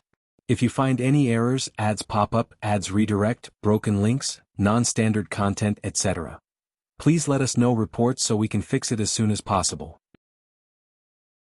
Chapter 1332. The board is set. After mulling it over briefly, Wang Wei did not find Ao Shin's choice to be strange. Anyone with a bit of brain can see the situation of the innate demon gods. In the past, they represented one of the 3 paths: primordial, emperor, and heaven. However, during the Golden Era, it only took one group, the demon race, amongst countless acquired lifeforms to compete against them. To say that the mighty has fallen in this situation is a gross understatement. Ao Shin is intelligent, so it makes sense that he chose the most influential group of the 2. Of course, he must have other considerations. For example, he was once the leader of the demon race and held their destiny. Although he's an innate demon, he probably identified more with the demon race. There are also political reasons. The Myriad Emperor world is significant in the lower dimension because they are the destiny center, meaning the demon race there is also valuable. During Wang Wei's reign, the demon race reached a level of prosperity unlike anything they've ever seen in their history. This fact also benefited the upper dimension demon race. Ao Shin, the former chief of the demon race, has a significant amount of luck and destiny. It would deal a major blow to the demon race if he were to join the Premarch Origin Temple. On the contrary, his joining of the demon race allowed them to steal some luck from the temple. As for Ao Shin's identity, will it cause him trouble in the demon race? It will, but not as much as one would think. It's pretty common for innate demon gods to betray their kind and join the demon race. The upper echelons greatly encouraged such behavior. Additionally, many demon race members have innate bloodlines. It's common for them to hunt innate demon gods for their bloodline. Many people don't know this, but one of the demon race's ultimate goals is to swallow the innate demon god. They want to take the latter's destiny and make them into a branch of the demon race. The Myriad Emperor world, as the lower dimension's destiny center, will often give birth to characters that will play a significant role in major events happening in the upper dimension. Could Ao Shin be one of the major players in the battle between the demon race and the innate demon gods? Could his choice be a hint as to which side fate is favoring? There is a high possibility that this is true. However, Wang Wei decided to observe more and maybe plan ahead. He is interested in what will happen once the innate demon gods are completely defeated and the path of heaven is officially the loser in the Trinity competition. The Eternal Ascension world is the semi-destiny center of the Chaos universe, so the defeat of the heaven path might be the last nail in the coffin for all innate demon gods in the universe or the beginning of their hands. Their end will also mean the final confrontation between the Emperor and Primordial Path. The Fiend gods are losing this fight, but will they allow themselves to lose like that without fighting back? I doubt that. Wang Wei furrowed his brow. He suddenly realized that many events that can affect the entire Chaos universe are slowly brewing, and as expected, the storm will start from the Eternal Ascension world. I had a feeling that my path of transcendence would lead to the Third Origin War. Are those events the prelude to this? But if such grand events are only the prelude, what the hell will the actual war be like? Wang Wei did not know he would achieve transcendence, but his intuition and the information he had gathered about his future self told him that it would not be a peaceful method. Forget it. There is no point in thinking so much. I'm just a little Empyrean. Hey, said the steward. Why are you distracted? What did I say about not looking? Wang Wei glanced at him, and the man felt the fear of God rush down his spine. He almost instinctively changed to his true form. What are you doing? This is the demon race. Watch yourself. Lead the way, Wang Wei said calmly. The steward felt ashamed for his previous reaction but did not dare show it again. So he quietly led Wang Wei to an isolated mountain with a small cottage. The mountain was simple, especially compared to how lavish and grandiose the others are. Additionally, he only sensed the presence of one person. The sage is waiting inside. Wang Wei did not say anything and walked inside the cottage. He saw a woman sitting cross-legged, waiting for him. She wore a simple black robe. She was devastatingly beautiful, but for some reason no one would immediately notice her beauty, and that's because of her strange presence. Her face was youthful and did not look over 25 years old, but her hair was all white and gray like an old woman's. Her aura was ancient, and her all-white eyes were so profound that even someone with Wang Wei's willpower and soul was lost in them for a few seconds. This woman is not simple, Wang Wei thought. Of course he had known this before. Anyone who can injure their existence to escape persecution from the two sons is ruthless, so how could they be simple? Furthermore, she was obviously a paragon and probably one of the best ones, but she did not participate in the ultimate taboo. That's another suspicious point. Senior, Wang Wei bowed. The Star Sage, also called Fan Sui and with the title of All-Knowing Sage, a title she did not like, looked at Wang Wei. Heavenly Dao made a wise move to choose instead of Kong. This woman knows a lot, Wang Wei thought. He soon realized it would be odd for her not to know much. Thank you. Sit down, Fan Sui said. Did he give you a token? Let me see it. Wang Wei handed her the token and she caressed it with her thumbs. She looked like she was reminiscing and had some other hidden emotions. What do you want to know? My parents, they disappeared. I want to know what happened to them. Fan Sui nodded. Her eyes glowed for a few seconds before she frowned. She raised her hand to summon a book and flipped through it page by page. Her information does not come from divination or any form of calculating the secrets of heaven and earth. Instead, she can directly access the archive/records of Heavenly Dao, Wang Wei analyzed. If Wang Wei's way of gathering information falls into the category of Fate Dao, Fan Sui method is under Heaven Dao. Your father and mother should have ascended, but an anomaly occurred, Fan Sui said. Everything about them has disappeared, their fate, destiny, and even causal link. I'm sorry, but I don't know what happened to them. I see, Wang Wei sighed. You're not surprised? It seemed you expected this. You could say that. Fan Sui nodded. I want to talk with you, but I can tell you're not in the best mood, so let's wait another time. She raised her hand to condense a second token before handing both to him. Return the original one to him, which is for you. You can come to see me if you have any problems in the future. Wang Wei was surprised. Based on how Miscellaneous reacted and a few things he read, he knew how valuable this token was. One of the ways the demon race makes an absurd amount of money is by selling these tokens. Many top powerhouses will sell most of their wealth to find certain secrets, especially those involving their or their lineage's future. Thank you, Senior. Wang Wei bowed politely and left soon afterward. The steward quietly guided him to the exit while Fan Sui calmly looked at him leave. All the pieces of this grand chessboard have been set, and now, it's time for the players to officially start making their moves. How can the demon race survive the upcoming era? Fan Sui muttered. Her eyes penetrated the distance, and saw a handsome coiled dragon with its eyes closed, deep in meditation. Ao Shin, the future of the demon race might lie on you. Don't disappoint me. Wang Wei returned to the origin seal continent, and Yen Hai's projection appeared. So? Wang Wei only shook his head. If even she cannot help you, that can only mean. Let's not talk about this, Wang Wei said. It was pointless to say anything else. Yen Hai patted his shoulder. I'm sorry, kid. If you need someone to talk with, I'm here.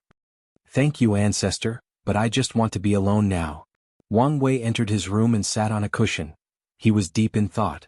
Unbeknownst to him, someone was watching him from somewhere or someplace. Things have gotten a little out of control, so you need more pressure, said the voyeur. These people are not enough to prepare you for what's coming. Are you being a little too harsh? At least tell him, said another voice. It would defeat the purpose of pressuring him if I told him the truth. As long as he doesn't know it's me for sure, he'll be motivated to improve himself as swiftly as possible, the first voice responded. As for being harsh, you and I both know that we can reach such a level only by being ruthless to ourselves. If you find any errors, ads pop up, ads redirect, broken links, non-standard content, etc., please let us know reports so we can fix it as soon as possible. Chapter 1333 Heaven's Lock. Wang Wei sat in the empty room alone and left his thoughts. He wished nothing more than to see her to be here. Even if she did not say her word, her presence alone would have improved the situation. He sighed as he focused. There are two possible explanations for his parents' disciples, but he did not like any of them. The first is that his enemy took it, and the other is his future self. But regardless of the truth, he hated the sense of powerlessness he felt at the situation. He looked at his palm and clenched it. Paragon-level strength is not enough. In novels about the prehistoric era, there was a famous saying on Earth, which says that everyone is an ant in the eyes of the saints. This statement can now be applied to these transcending beings. Wang Wei looked in the distance, feeling a sense of urgency. It won't be long before he becomes a paragon, but that is not enough for him, especially since it usually takes at least 1 million yuan epics to increase their cultivation by 1%, and that number only applies to geniuses with the best resources. Furthermore, the higher the cultivation, the more time is required.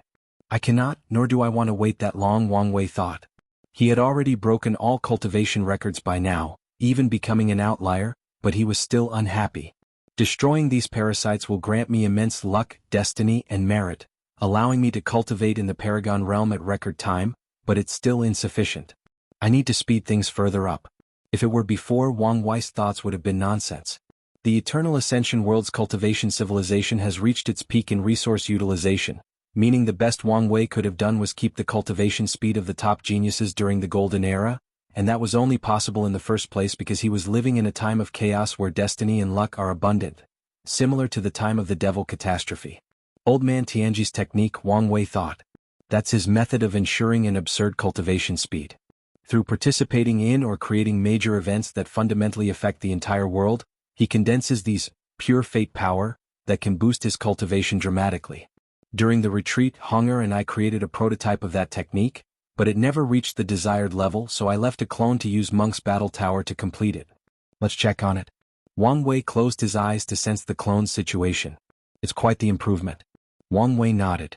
Compared to their versions, this one had improved significantly. The clone was now even studying the effects of Dao rhymes to make further progress.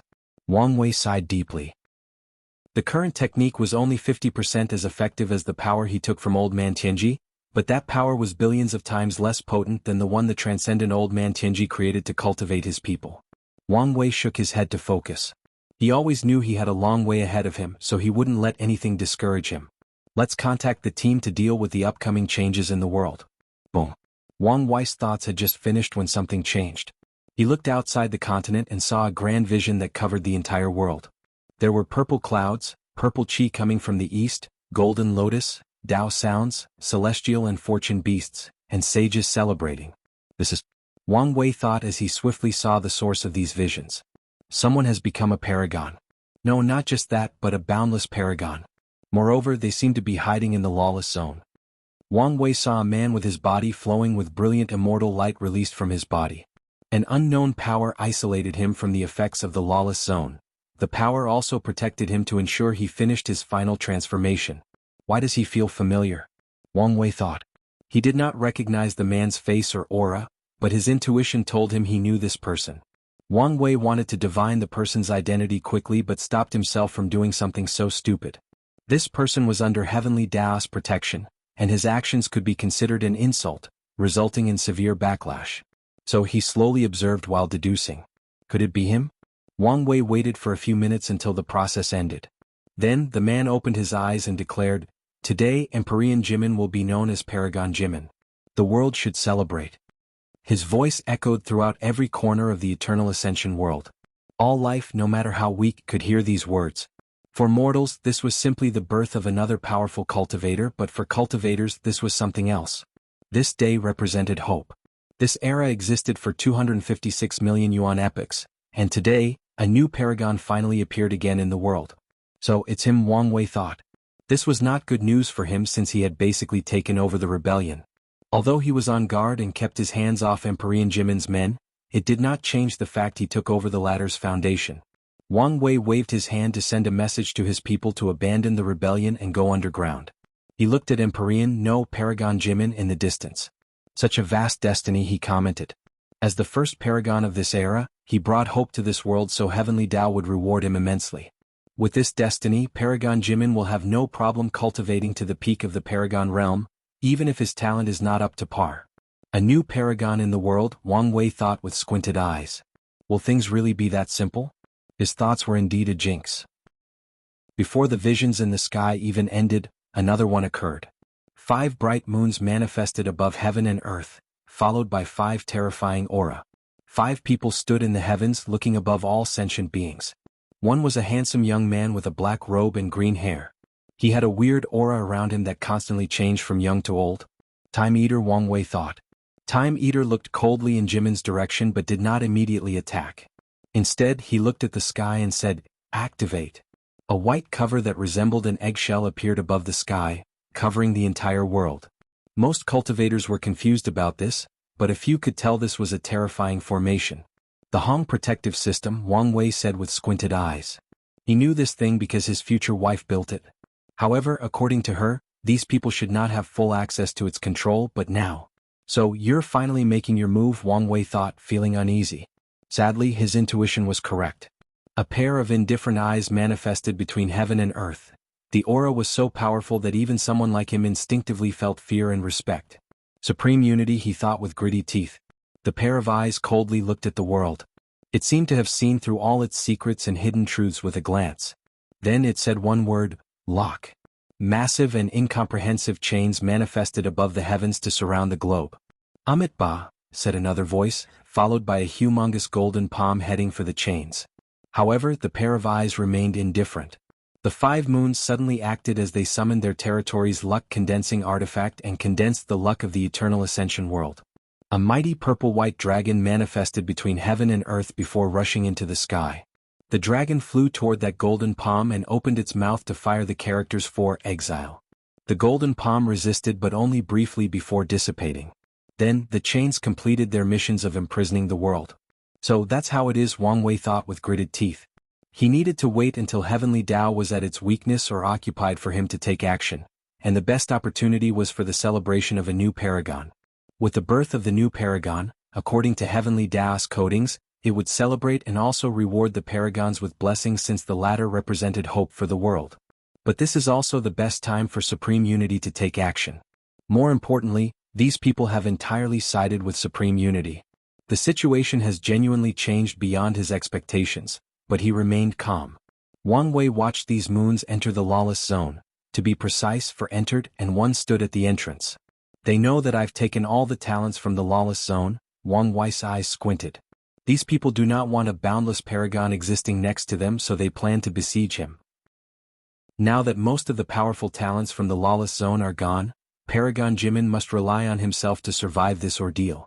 I can't let them succeed, but for now, I'm more worried about the effect of that heaven's lock. If you find any errors, ads pop up, ads redirect, broken links, non-standard content, etc., please let us know reports so we can fix it as soon as possible. Chapter 1334 Devastating Move. Wang Wei pondered briefly. He first tried divination even though he knew it might not work. However, he immediately felt something wrong with his utilization of the Tao. It felt slightly clunky and out of sync. Most people might not notice this difference given how minor it is, but for people like him with great control over his Tao, this chance was no different than a burning star in the middle of a dark room. What's going on? Wang Wei thought. His divination failed, but he was more concerned about the problem with his Tao. He closed his eyes to sense it as he used more techniques, and the result was the same. No matter what techniques he used, there was this slight delay. Suppressing the use of techniques? What's the point of doing this, especially at such a minor level? No, there must be something else that I don't know. Wang Wei decided to take some risks. He first built the best soul/mental defense he was capable of before slowly extending his senses to the heaven lock above. Due to his cautious approach, it took him a while until he sensed something. He heard whispers. What is the Tao? Some people say the Tao that can be described is not the real Tao, while others believe the Tao is the manifestation of all things in the universe, a manifestation of nature. Nature follows the way of yin and yang. Yin cannot exist. Wang Wei felt these words contained the ultimate truth of the universe and immediately comprehended them. Then his Tao was slowly changing, especially his yin-yang Tao. This Tao was previously attached to his fate domination Tao, so the essence of his yin-yang Tao was all about controlling fate and pursuing freedom, but after hearing that sermon, his yin-yang Tao started to emit more Taoist rhymes and ideologies. Wang Wei found himself respecting heaven and earth and following the laws of nature. Many of Wang Wei's rebellious ideas were slowly abandoned as he realized the ultimate truth of heaven and earth. His consciousness was rapidly changing and he did not even notice it. His terrifying willpower and borderline obsession with pursuing freedom meant nothing before this ultimate truth. At this rate, it would only be a matter of time before he became a Taoist priest who believed in the supremacy of heaven and earth. Wake up, yelled a voice. Wang Wei's eyes opened and he spewed a mouthful of blood, followed by his complexion turning whiter than snow. He did not hesitate to swallow a soul-healing pill before forcibly breaking his yin-yang Tao.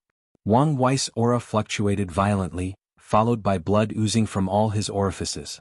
Additionally, his cultivation was reduced to 70%, signifying this injury was, at best, a Tao injury and, at worst, reached the level of his existence. Damn it, I was careless, Wang Wei thought as he swallowed a few more pills to stabilize his condition. In the lower dimension, he realized his personality was being changed to better fit his role as a fate seed, so he sealed a clone into his sea of consciousness to monitor him. He even removed his memories to ensure he did not know of its existence. It was that clone that saved him. Otherwise, he would have been assimilated and become Supreme Unity's dog. Wang Wei shuddered as he thought how he was about to live a life worse than death. He gritted his teeth in anger before calming down. He was not in good shape, so he focused on recuperating. A few minutes passed before his aura returned to a semi-peaceful state. Wang Wei then looked at the chains in the sky. He understood what they did. They prevented anyone from understanding their Tao. People can access and control their grand Tao source, but the chains served as a blockage and a filter. That's why Wang Wei sensed the irregularity when he used his techniques. If that were the only problem, those chains would not be a big deal. The problem is that people can no longer cultivate and raise their ranks. Anyone who tries will only listen to Supreme Unity's understanding of his Tao and be assimilated. If even someone like me could not resist this temptation, what would happen to the rest of the world? Wang Wei's face became ugly, and he swiftly checked the people of the Origin Seal continent. He frowned as he discovered that only a few lost people could not wake up. Most of the others woke up and were injured. He understood. This was a trap, Wang Wei analyzed. He was waiting for me. He sneered. Should he say he was flattered that such a powerhouse paid attention to him? Wang Wei exhaled to control his emotions before contacting Wang Qi and asking if everyone was all right. He also sent orders to his clone in the fate-changing hall to check on the people. After dealing with these things, he started thinking about the situation. What is the point of preventing people from cultivating? There must be a more significant reason behind this move. Wang Wei suddenly thought of something. He scanned the surrounding worlds and teleported two people before them, all devil cultivators with immense karma, both in the Empyrean realm. Before these people could react, Wang Wei controlled them and forced them to cultivate. However, they did not comprehend their grand Tao source. They were training their souls and bodies. Arc. Boom. Wang Wei watched in horror as a bolt of black lightning descended from the sky, ignoring all the protection on this continent or his room, and annihilated the devil cultivator training his body. Meanwhile, the other one had her soul collapse, but with all of Wang Wei's knowledge and experience, he had no idea how or what happened. A ruthless light flashed in Wang Wei's eyes. He took a few more devil cultivators and had them train using different systems. Some were forced to cultivate only their bloodline, while others used orthodox systems like only training Dao heart or willpower. However, the result was the same: death. This world is now officially a cage. No one can improve, no matter the approach, he muttered. However, he was extremely calm. The worse the situation was, the calmer he became. What the hell is going on? Yin Hai said as she barged into the room. Her face was also pale, and she seemed to have suffered some minor injuries, indicated by the blood on the corner of her mouth and on her shoulder. What happened to you? I saw the changes outside and wanted to send a projection to talk to you while I continue my retreat, but why did lightning suddenly attack me? Wang Wei sighed before explaining the situation. Are you telling me all the cultivators in the world are now screwed? Yin Hai asked with gritted teeth. Damn it. If I had known this would happen, I should have killed that bastard. Wang Wei swiftly waved his hand to cast a spell that closed her mouth. He had learned from his mistake and would not readily say these entities' names. Yin Hai used her tongue to release a sword qi and break the spell. Why are you scared? Ancestor, don't make the situation worse, Wang Wei said with a wry smile. He sensed she was about to say something and stopped her again. I feel like I missed something and your words were the key to it. What is it? He reviewed everything she said since entering the room a few seconds ago. All cultivators? Damn it, the mortals. His facial expression turned grave. What about them? Yin Hai asked. Wang Wei did not answer but instead summoned 3 devil cultivators and handed them a heaven will, a Dao seed and immortal qi. As expected, they all died as they tried to enter Tier 10 and become immortal. Yin Hai looked at this with a severe look. She was not stupid. After seeing what just happened and with Wang Wei's words, she understood the severity of the situation. Without the ability to improve, all cultivators below Tier 10 will die of old age due to their restricted lifespan. In slightly over 1 yuan epoch, 99% of all cultivators in the world will die of old age. Everyone else will die except for the few who can get their hands on immortal pills or the Dao children. Why would he want to kill all the cultivators? Weakening heavenly Dao so he can fully take control, Wang Wei said calmly. The death of all the cultivators will significantly blow heavenly Dao, which is the perfect opportunity for supreme unity to annex the latter's power. So what's the plan? Yin Hai asked, but Wang Wei did not answer. He was still analyzing the situation, thinking of his next move. Could it be that we have to let everyone die and wait until we deal with him to restart civilization with the surviving non-cultivator mortals? Yin Hai frowned. If you find any errors, ads pop up, ads redirect, broken links, non-standard content, etc. Please let us know reports so we can fix it as soon as possible. Chapter 1335 Quick Response. From a purely logical standpoint, this event has a positive side, Yin Hai continued. As long as we can deal with him and rebuild civilization, our sect will receive great luck and destiny. However, even I feel uncomfortable thinking about how many people will die. This world is vast, meaning there are simply too many cultivators. Even if the number of cultivators was less than 1% of the world's population, the number of people is still astronomical. Yin Hai is a veteran. She has participated in and survived 2 origin wars, so she's seen countless people die. Better yet, she has watched numerous worlds crumble. However, it's different when it's the people from her homeland. It's even more heartbreaking knowing that one of their own is responsible for such devastation. Wang Wei looked at her and finally responded, You assume there will be mortals left. An intense killing intent flashed in her eyes. That's right. That bastard is in charge of heaven and earth, so it will be easy for him to eradicate all the mortals in the world, especially since it's another method of weakening heavenly Dao. He won't use such a crude and direct method, Wang Wei said. Oh. He only needs to allow these cultivators to increase their lifespan or be capable of cultivating by absorbing the flesh and soul of regular mortals. Then they will turn on these people. Such an act of its people committing mass genocide can be considered going against the natural laws of heaven and earth, which also means, it's a better way to weaken heavenly Dao. The killing intent in Yin Hai's eyes was almost tangible. This is why I despise you people with deep scheming minds. Wang Wei looked at her strangely. You and Brother Qiyuan are on my side, so you're different. Wang Wei rolled his eyes. He was not in the mood to debate her weird thinking logic. All right, it's time for me to make my move. I know you wouldn't let him have his way so easily, Yan Hai smirked. Do you need my help? Wang Wei hesitated. What is it? She pressed. I really didn't want to drag the sect into this mess. Yan Hai looked at him up and down before smiling in satisfaction. Do you think the sect can stay out of this if you don't interact with it? She shook her head. Although we are considered the second most powerful amongst the overlords, everyone knows that is only on the surface. Our sect has the most profound foundation, our luck and destiny are the most condensed, and more importantly, we have something the bastard has been lusting for many years. The Trinity Venerable Inheritance, Wang Wei thought. So, whether you exist or not, that bastard will target us someday.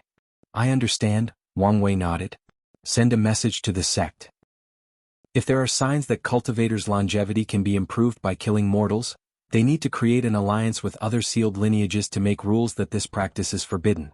They must create a task force to kill anyone who disobeys. No problem, Yan Hai nodded. One more thing, well, two more things. First, try to see if you can still contact the people in limbo or even if you can revive them, Wang Wei added. Secondly, see if you can leave this place through the source chi space. Be careful and don't try it yourself. Yan Hai rolled her eyes. Although she wasn't as bright as these bastards, it did not mean she was stupid. Even a big will become a genius full of wisdom after living as long as her. Get lost, brat. Wang Wei disappeared from the room, teleporting to a desolate area. He closed his eyes briefly before waving his hand to summon countless rare Empyreans and a few paragon ores to build the fanciest altar possible. No response? Could it be that the usage of resources is not under strict limitations? Well, at least, resources that cannot directly raise cultivation. Wang Wei took note of this before finishing the altar. He looked in the direction of the lawless zone. He should be able to hold on a little longer, right? After all, he still has destiny protecting him. He took a few minutes to shower and change clothes before starting the ceremony. In a rare act, Wang Wei followed the proper procedure, including giving sacrifices and kneeling before the altar. Heaven and earth above, the world faces a calamity of longevity. I have created a technique called health-preserving technique, which allows cultivators to live to the limit of 1 yuan epoch. I'm willing to share it with the world, so please accept my sincere offer. The clouds above his head started to condense as if a vision was about to manifest. However, they soon dispersed before condensing again. They repeated this pattern for a while. Wang Wei observed with worry. Come one heavenly Tao, this is your chance to fight back. He watched the changes in the sky for 5 minutes before something happened. Wang Wei's face changed as he acted swiftly. He wore the most formidable armor from the Origin Seal Continent's armory. Boom, boom, boom. Numerous terrifying lightning bolts descended from heaven and earth. All the cultivators who saw this were shocked since this was the first time that most of them saw divine punishment. In the upper dimension, the laws of heaven and earth are more ruthless, so it's rare to see anyone being punished by heaven and earth, especially in such a direct manner. Lawless Zone's entrance, the Earth Emperor, a middle-aged man with short black hair, black and silver clothes, and an icy and domineering aura, looked in the distance. His divine sense has been keeping a watch on Origin Seal City for any signs or movements from Wang Wei, so he noticed the latter the moment he appeared in that deserted area. What is he doing? He thought as he saw Wang Wei build that altar. Should I stop him? He soon shook his head. There is a high chance that this was a plot to lure him from his spot, so the Earth Emperor decided to wait. So, even when Wang Wei finished the ceremony and suffered from divine punishment, he observed with cold eyes. I hope this bastard dies, the Earth Emperor sneered. However, his expression changed as he received a direct message. He sighed before preparing to head over there and attack. As soon as he had this intention, someone blocked his way. A puppet. He suddenly remembered that his people reported that Wang Wei had a paragon puppet. He sneered. Do you think you can stop me with a puppet? An armor and spear suddenly appeared on the puppet, both of the best quality. The Earth Emperor did not care until the puppet did something else. A strange array appeared on its torso before disappearing. This time the Earth Emperor had to be serious. That's because that array was a self-destruction array. Damn it. If that thing explodes, it'll lose a life. At best, it'll be severely injured, giving these people a chance to deal with me. The puppet sneered. Wang Wei knew how to utilize these people's mindsets against them. This puppet was not enough to defeat the Earth Emperor and wasn't even enough to delay for long. However, it would be different if the latter were fighting with the constant thought of a possible death-dealing explosion. The puppet looked at the Earth Emperor before pouncing on it. Wang Wei ordered it to use a madman style of fighting that disregards any defensive techniques and only attacks. Its purpose is to put as many injuries as possible on the enemy. Damn it, Earth Emperor cursed once he realized this. He felt aggrieved. However, now that he had returned home and did not have to fight on the frontier, he valued his life even more than before. After noticing the puppet was doing its job, Wang Wei paid no attention to it and focused on the punishment. He did not care that he was being punished since he knew this was a desperate move from Supreme Unity to prevent him from getting merit. Wang Wei went all out to survive this punishment, pushing himself to the limit. His bet worked. A few minutes later, the dark clouds dispersed, and a vision manifested between heaven and earth. Wang Wei's voice reached every corner of the Eternal Ascension world, followed by merit descending from the sky. This should help me recover, Wang Wei said as he put the merit away. More importantly, I've broken the situation. No, that's too optimistic. I've given us a fighting chance. The fact that he received the merit means that Heavenly Tao's fundamental rules are still in operation. It also means that Heavenly Tao has a great chance at fighting Supreme Unity without allowing one side to have too much of an advantage. The next step is Jimin. This era's first paragon cannot fall immediately after being crowned, Wang Wei thought. If you find any errors, ads pop up, ads redirect, broken links, non-standard content, etc. Please let us know reports so we can fix it as soon as possible. Chapter 1336 Rescue? Wang Wei looked at the lawless zone, calculating how to reverse the situation. He could not personally enter the fight for various reasons, primarily because he was currently in terrible shape. Luckily he had another way. He had long suspected Jimin and the crazy thief gang lord, and now he knew he was correct. However, this is not the point. Wang Wei left means to secretly monitor the lawless zone, meaning he could use these means to secretly enter without alerting anyone. Wang Wei did not immediately act but put the altar away. Then he condensed a drop of blood that turned into 269 trillion pillars with Tao rhymes for the health preservation techniques and rhymes to make it easier for people to comprehend. He then waved his hand to send these pillars to different areas of the Eternal Ascension world. This is not enough, Wang Wei thought. He knew these parasites would not allow these pillars to remain in their territories, so he needed better ways to spread them. Should I start the dream world again? Wang Wei never recreated the dream world because the upper dimension had its version, the Void Illusion Realm. Although it was now closed, it was meaningless to build the dream world since he wouldn't receive any merits. Rebuilding it to spread this technique is a great way to get merit and help Heavenly Tao, but the question is whether it can be built. Supreme Unity already had the overwhelming advantage with the Heaven's Lock, so he did not know whether he would succeed. Let's try it and see. Wang Wei returned to the Origin Seal continent. Now was not the time for the dream world. Everything had its priority, and his current one was rescuing Paragon Jimin. As Wang Wei looked at his room, he realized it would soon be time for him to leave this place. His whereabouts were already known, which is detrimental to his actions. He sat on a cushion and swallowed a few more pills. His body was not in the best state, not to mention his Tao injuries. However, he could still not rest since work was to be done. He closed his eyes, and when he opened them, he had condensed a projection in an isolated area inside the lawless zone. The projection sensed the battle going in the distance. It pointed at the arrays around, and they fused with its body. Wang Wei frowned as he looked at this array. His current expertise saw so many flaws in this former array, many of which he cannot change since his array Tao level was so low. Regardless, he modified the places he could to ensure he would not be detected. Once he was sure there was no problem, he slowly approached the battlefield while remaining invisible. Paragon Jimin's situation was far from ideal. 5 Feather, Undead Phoenix, 7 Cauldron, and Time Eater besieged him. His body was full of wounds, and with each passing second even more appeared. However, he fought bravely. Is Tao, Wang Wei thought, the Tao of thievery? What a strange and unique path. Most people would look down on such a Tao, meaning most talented people would not cultivate such a Tao. Non-talented people would not go far, so seeing a paragon with thievery as their Tao was odd. Let's see, there is a plunder aspect of his Tao, similar to devouring Tao. Then there is stealing, Wang Wei analyzed. So, he can steal people's Tao, similar to Sun Zhenyo's copy? Better yet, it seems he can steal their lives. Wang Wei was shocked. With this ability, Paragon Jimin must have countless identities that are not easy to distinguish. If I can get my hands on his life-stealing technique, I can improve the Fate Guard's ability to steal fate and become someone. Wang Wei's eyes lit up. The current situation was severed, to say the least, so he will take any advantage he can. He continued to observe the battle and frowned. These people's battle experience is not nearly as bad as I expected, he observed. During the past 10,000 yuan epochs, he asked Sun Junyao for her memory of that fight, and based on his analysis, the Blood Dragon seemed to have the worst battle IQ of the group. It's not that he's the worst, but these people have improved in the past 10,000 yuan epochs. The frontier contained countless influential invading foreigners, meaning it was an excellent place to train.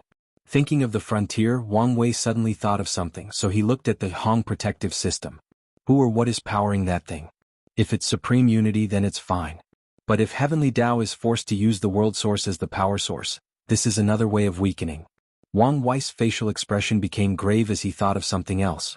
The protection should have no issue blocking the Paragon's coming, but what if this current blockade forced the foreign half-step Transcendents to move earlier than anticipated? Damn it, Supreme Unity, are you playing with fire? Wang Wei cursed. Unless that's what you want. Use foreign aid to continue weakening Heavenly Tao, thus allowing you to control it and ultimately make up for your flaw. Then there is you, Mithria. How can you be so useless? Aren't you supposed to balance him? Wang Wei had to control himself not to let his thoughts flow out publicly. He calmed down and focused on the fight. Sometimes he truly found his intelligence a curse. There were too many things he knew that he wished he did not. Time is running out, Wang Wei said as he focused on the battle, focusing on Time Eater. His eyes could tell the latter was league different from the others.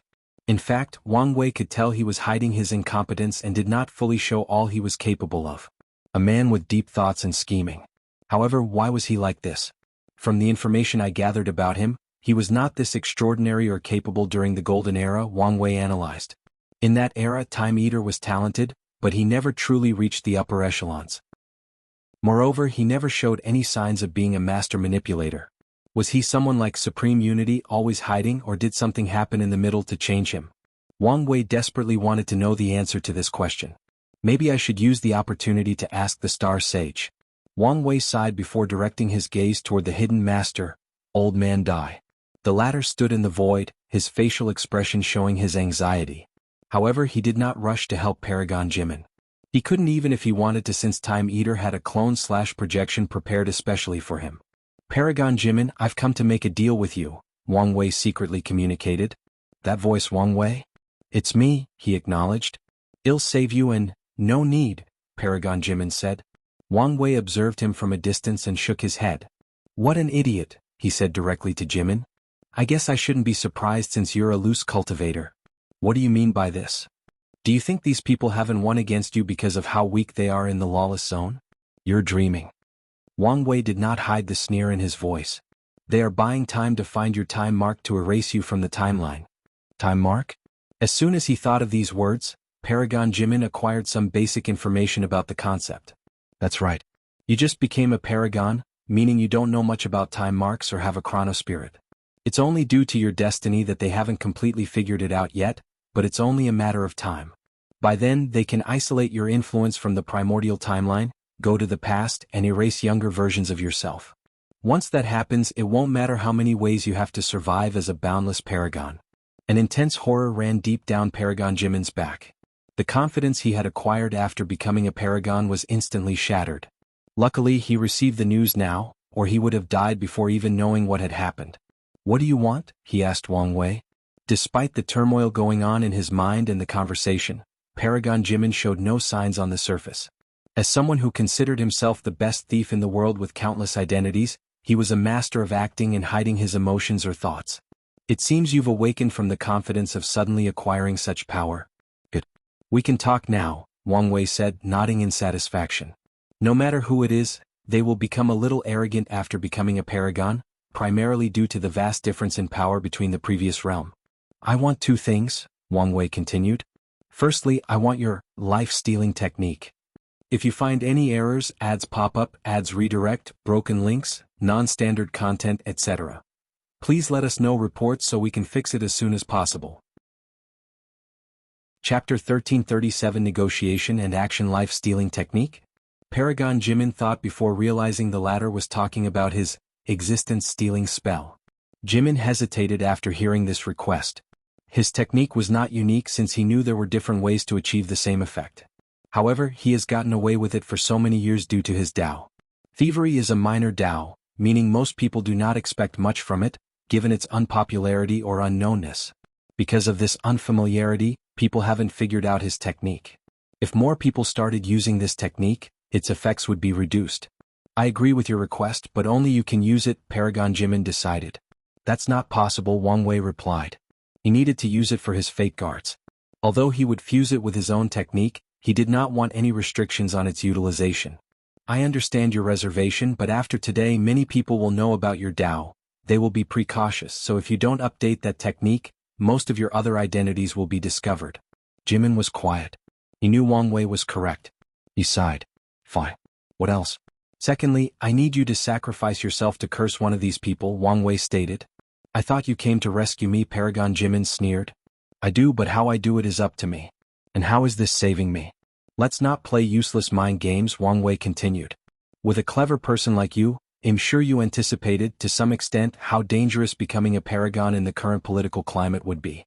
So, I'm willing to bet all my wealth that one of your true avatars has a peak Empyrean cultivation realm.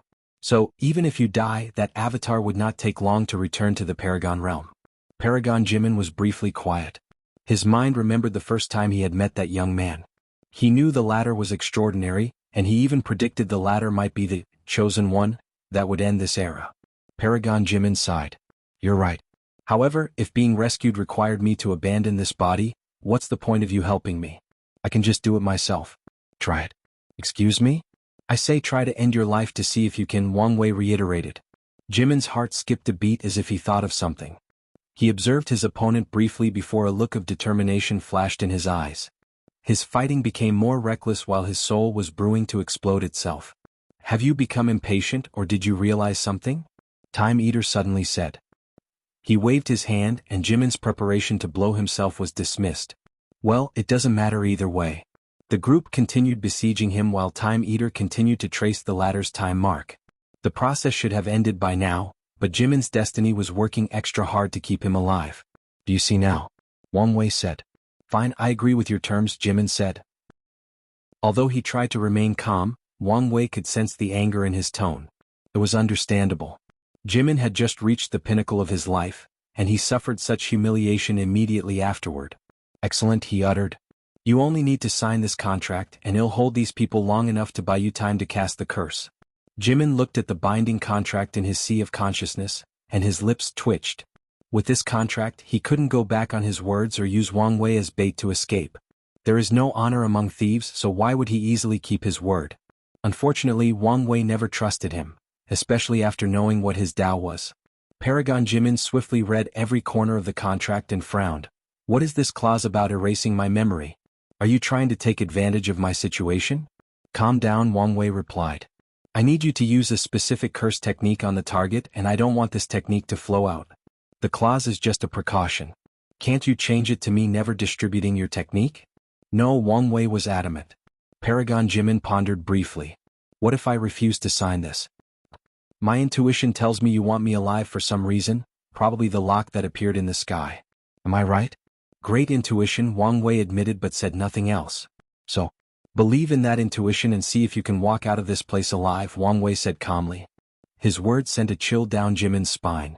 He realized he was indeed valuable but not that important. He begrudgingly signed before signing the contract begrudgingly. Who is the target? Wang Wei answered as he sent him the curse technique. It was highly complex, but Wang Wei included his memories and utilization of the technique. So, with Jimin's paragon-level soul, it did not take him long to master it. Damn it, what is the origin of this technique? He thought, feeling slightly scared. This curse was terrible. Luckily, he was not on the receiving end of such an attack. Jimin took a moment to cast this thing secretly. He ignored the increasing injuries in his body or the sense of foreboding that his destiny warned him of. I'm ready. Good, Wang Wei said. He's been preparing since his projections arrived. He then released a terrifying soul storm that ravaged anyone in its path. During his retreat, Wang Wei's most remarkable improvement was his understanding of Soul Dao and its application in battle. The parasite's faces changed. Wang Wei's soul attack was genuinely terrifying. A potent and devastating force capable of finding the weakness in the sea of consciousness rushed directly toward their souls. It was so fast that they barely reacted. Unfortunately, fate was on their side. Although this technique had reached the pinnacle of soul applications and was a sneak attack, these people were lucky to be in the lawless zone. The terrifying power was forcefully reduced to the level of Empyreans, and with the passive activation of their top soul defensive treasure, they survived with minor injuries. Wang Wei's eyes ignored these people and focused on Time Eater. Not a single reaction, and it seems he has noticed Jimin's actions. He did not hesitate as he showed up, immediately attacking with another soul attack. Bang! Time Eater blocked the attack and looked at Wang Wei. He sighed, I guess I should have known Shu Ren was insufficient to prevent you from interfering. A peak paragon soul, Wang Wei said instead of addressing the latter's words. With such a powerful soul, there is no way for your cultivation not to reach the peak after so many years. So, why are you stuck at 98% Grand Dao Source? What are you planning, Time Eater? Time Eater squinted. In the cultivation world, noisy people rarely lived long. We are all noisy people. After all, at our level, one piece of information is enough to determine our fate. The only difference is knowing whose business you cannot afford to get involved with, Wang Wei responded calmly. In my eyes, you haven't reached that level. As the sages said, ignorance is bliss, Time Eater sneered. You. He sensed something and looked at Jimin. He immediately attacked by releasing a temporal storm capable of eradicating anything in its path. However, Wang Wei blocked him. His understanding and application of Time Dao are leagues above me, Wang Wei analyzed. He could not have dealt with this attack so casually if not for the lawless zone's suppression. However, given the vast difference in their cultivation, it made sense. Ark! A terrifying scream echoed throughout the lawless zone. It was first humans but soon turned into the cry of a phoenix. Wang Wei smirked as he looked at the dark tattoos on Five Feathers' face. This curse is truly nasty and Wang Wei did not even create it. Instead, the cursed demon created something by studying the innate curse in his blood. After seeing it, Wang Wei even suspects the cursed demon's bloodline curse might have some relationship with transcendence, so he raises the latter's value. Wang Wei calmly watched Paragon Jimin's disappearance, so he sent a message to someone. Old man Dai, hurry up and hide. These people will take their frustrations on you once they've calmed down. Old man Dai woke up from the shock and acted swiftly. He did not immediately run away as that could have drawn attention to him. Instead, he left a projection while his main body secretly left. Well, my work here is done, so it's time to leave, Wang Wei boldly declared. You bastard! Five Feathers roared. This must be your work. She summoned a phoenix with so much heat that the surrounding space-time trembled. However, Wang Wei had already dispersed, but his voice still echoed in the sky. No need to get excited, he sneered. I have plenty of time to play with all of you. I promise that once I'm done, none of you will have a good ending. He cackled maniacally before saying his last words. I wonder who will suffer next. I can't wait. If you find any errors, ads pop up, ads redirect, broken links, non-standard content, etc., please let us know reports so we can fix it as soon as possible. Chapter 1338 surrounded all the moons felt a chill down their backs. Anyone else could have said these words, and they would have scoffed or looked at the person with disdain. However, the person who threatened them was a Dao overlord. Their factions had already gotten their hands on most of the things Wang Wei did in the lower dimension from the people who ascended, so they knew how capable he was. Adding the fact they suffered a loss with their first interaction with them, that threat was no joke. So, they paused and looked at each other, thinking whether improving their relationship to deal with such a threat was best. Sadly, this thought wasn't fully formed when someone took action. Five Feathers opened a space tear and left the lawless zone. She directly teleported back to her territory. She was so fast that you would think she was running away. Then, as soon as she arrived at her palace, she activated the formations in her cultivation room and left a projection to meet her people. Everyone looked at this calmly and left one by one, leaving only Time Eater. He looked at these people and shook his head. He knew they were not reliable, so he viewed them as pawns that could be discarded at any time.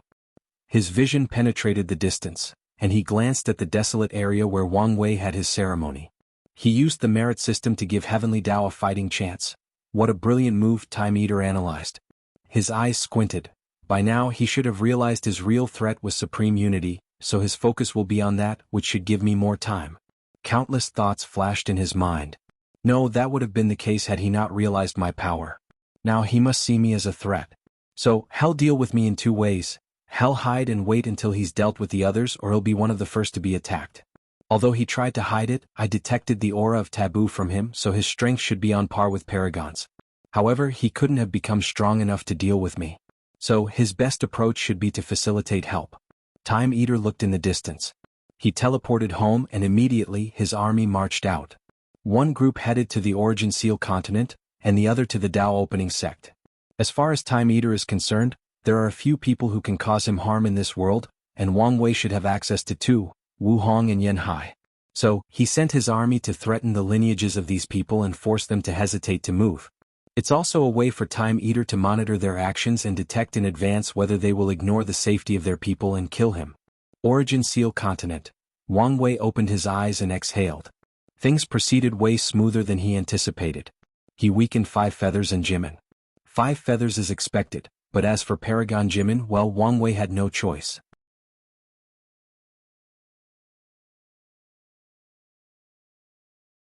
Throughout their long lives they had been in many despairing situations, but Qiyuan always remained calm and found a positive aspect. By the way, I've checked the others, Yan Hai added. Contact with the underworld is blocked. However, there seems to be no problem with the River of Time or the River of Fate. Wang Wei frowned. He wanted to try something but stopped himself as he noticed something. He looked outside Origin Seal City and saw the place was surrounded by soldiers in expensive armor. Time Eater's Time Bandit army? Check the sect, Yan Hai said, and Wang Wei also saw the Tao opening sect being surrounded. He analyzed the situation and realized what was happening. He sneered before muttering, "You have the right idea but looking in the wrong direction." That insolent brat, Yan Hai cursed. "I'm about to leave this place. Ancestor, what are you going to do?" "I've returned to the peak of the Empyrean, so I should return to the sect," Yan Hai commented. "However, I'm worried about the Origin Seal continent. So I'll stay here until Wu Hong returns." The Tao opening sect has a much deeper foundation, so she's not worried about them, but she cannot say the same for this place. Good. "If you need anything, contact me," Wang Wei said before handing her control over the continent. However, he realized he was doing too much, as Yan Hai already had access. Wang Wei activated the newly updated Heaven Deception Array and used every other hiding technique he knew before returning to the Tao burial ground. Wang Wei sent the message for the team to meet him in half an hour since he wanted to check a few things beforehand. He closed his eyes and used his position as the Earth Emperor to check on Samsara/Underworld. The result was negative. Wang Wei then tried another approach. He summoned the souls of the devil cultivators he previously used as an experiment, trying to revive them. The result was the same. So, from now on, the relationship between the world of the living and the world of the dead is a one-way ticket. Such a situation is ideal for the underworld, which is fed up with all these cultivators capable of playing with life and death as they please. However, this situation is terrible news for Wang Wei since there are many methods he can no longer use, and he cannot rely on his powerful grandmother. Wang Wei was deep in thought. What about fate and time? Did he really do nothing to them? He did not think the latter would leave such a loophole. I don't expect him to be able to interfere directly with the operations of these things, but there should be some hindrance, right? If you find any errors, ads pop up, ads redirect, broken links, non-standard content, etc., please let us know reports so we can fix it as soon as possible. Chapter 1339 Oversight. What would I do if I were him? Wang Wei asked himself. Paragons can escape to other timelines, so I would have blocked this path. However, the world doesn't have other paragons who want to escape. Furthermore, I don't think Mithria is so incapable that she would allow him to interfere completely with the River of Time. Additionally, the River of Time is required to eliminate resistance from the everlasting Empyreans. That would explain why nothing is wrong with it, but what about the River of Fate? Wang Wei was not arrogant enough to think Supreme Unity was not strong enough to interfere in the affairs of fate. Recent events have shown him how powerful half-step transcendents are, and Supreme Unity is of the lowest tier. So, he analyzed the situation, trying to deduce any logical or illogical explanation. Information interference, Wang Wei deduced. I used Fate Tao for all my divinations, so maybe Supreme Unity can intercept all the information I divined. Better yet, maybe he can modify them and give me false prophecies. Wang Wei frowned. If that were true, he'd have to abandon using all his means of divination. He cannot even use his yin-yang calculation since that method calculates the secrets of heaven and earth, but Supreme Unity controls heaven and earth. The only method left for Wang Wei was to either get the information the old-fashioned way or use Heaven Tao to access Heavenly Tao's records. However, my expertise is not Heaven Tao. More importantly, there is a possibility that Supreme Unity can also feed my false records. Wang Wei grunted. He did not want to give up on the River of Fate since that would mean reducing one of his most extraordinary means of getting information.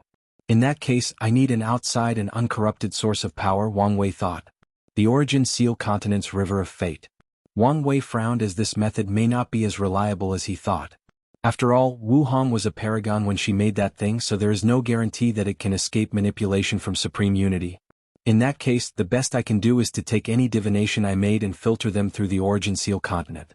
Although such information is probably only 30% reliable, it's better than nothing. Wang Wei sighed. He really did not like the situation. As someone who pursues freedom, he hates nothing more than cages. Sadly, this world has turned into precisely that. Wang Wei noticed his people who had entered the room. His gaze focused on Monk. The latter's aura was chaotic, and Wang Wei sensed his weakened blood energy. However, this was not his main concern. Taboo realm? You've succeeded? Thanks to you, Monk nodded. Sadly, I was injured as soon as I succeeded. The former barbarian king can be said to be both extremely lucky and unlucky. As soon as he finished adding the giant characteristics to his existence, and enlarged his vessel, the world outside changed and he was attacked by lightning, almost dying. That's excellent news, Wang Wei said. He was surprised that Monk succeeded not because of the success but because of how swiftly he did it. Forget about the requirements for existence, understanding for this plan to succeed. There is still the need for a Paragon tier giant heart. There is no way that Monk could cultivate such a thing in just 10,000 yuan epochs, and even if he had 10 times the time he could not succeed. That means he succeeded because the barbarian race provided him with the needed resources. The fact that the barbarian race has a Paragon tier giant heart is proof of their foundation, Wang Wei analyzed. The giant race has been extinct for so long, so it's rare to have any left. It's also further proof of how much they value him. Attack me with all your strength, Wang Wei suddenly said. Monkey was surprised, but he followed orders. Boom. The attack was indeed powerful, but Wang Wei not only easily blocked it, but he prevented any power from affecting the surroundings. Wang Wei frowned. 90% indeed, but it's the bottom. Your strength should reach the peak after you recuperate your injury, but it's not enough to stop even one of those parasites. My wife has made some improvements. With her blessing, my strength should be increased by 1 or 2%, Monk added.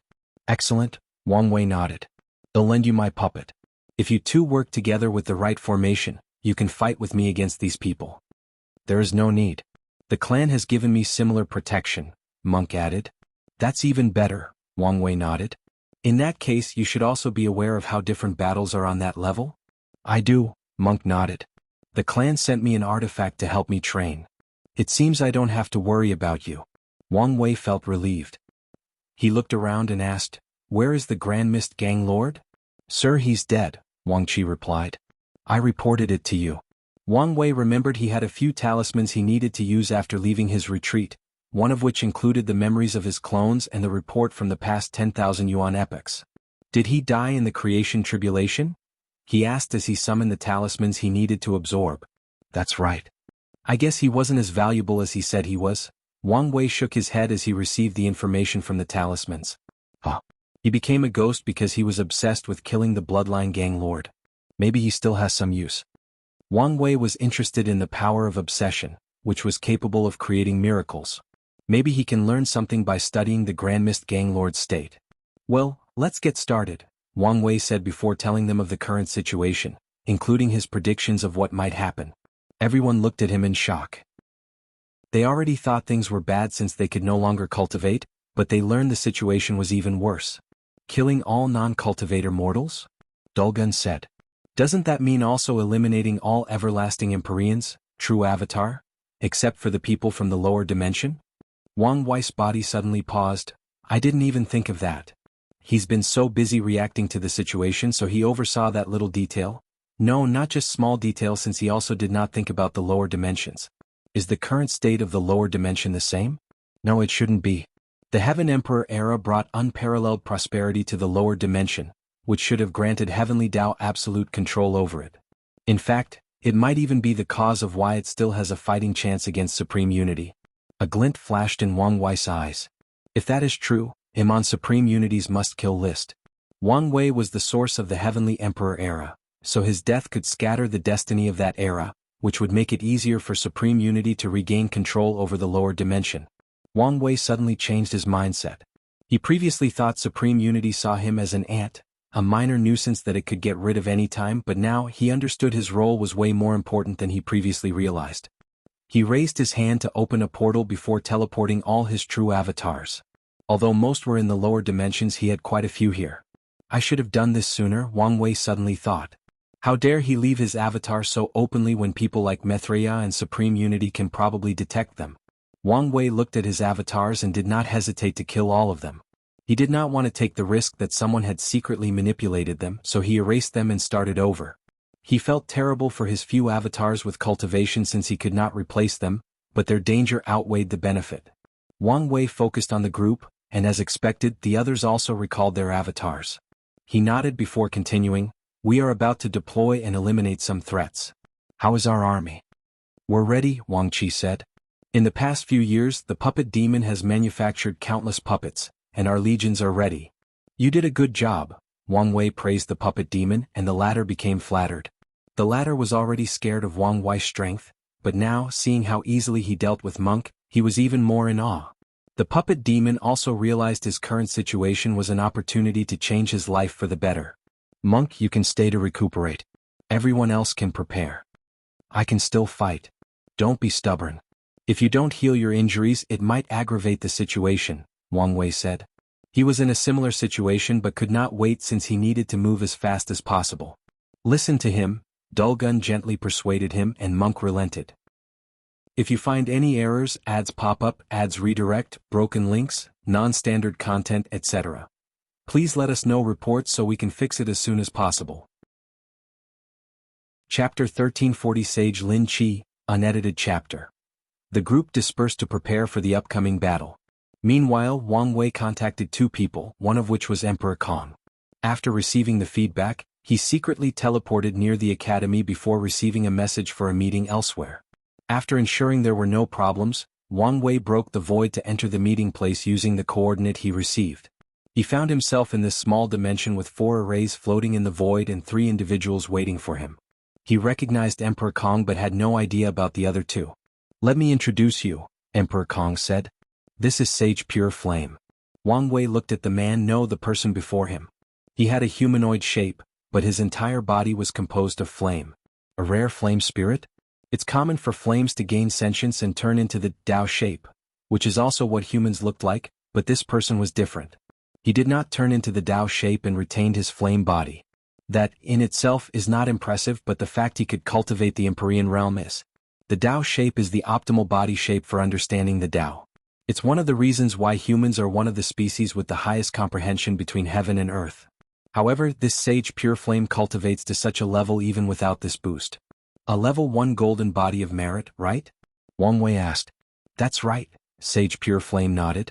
"I was looking enough to find a sealed continent with this strange black power that was extremely corrosive to the mind, body, and soul. Furthermore, it spreads easily, even with the slightest contact. After purifying it, I received enough merit to condense a golden body of merit. Heavenly Tao is cruel when it comes to the death of trillions of cultivators and mortals. The fact it gave you enough credit to condense the golden body is proof that that black power would have caused a serious catastrophe if it were released," Wang Wei nodded. "I figured as much," Sage Pure Flame nodded. Wang Wei looked at him and said, "I know this is out of line, but I must say it. Such a power is hazardous, especially if it has the power to evolve. If you were curious and kept some to study, I recommend you destroy it as soon as possible." "Oh, I'm aware, so I did not take any chances and removed all traces of it." "That's good," Wang Wei nodded with a smile. "Once again, sorry for stepping out of line. I understand. I need to put one of my guards to watch him closely," Wang Wei thought. Usually, he would not care that much about what Pure Flame did with that thing. He might even be interested in studying it himself.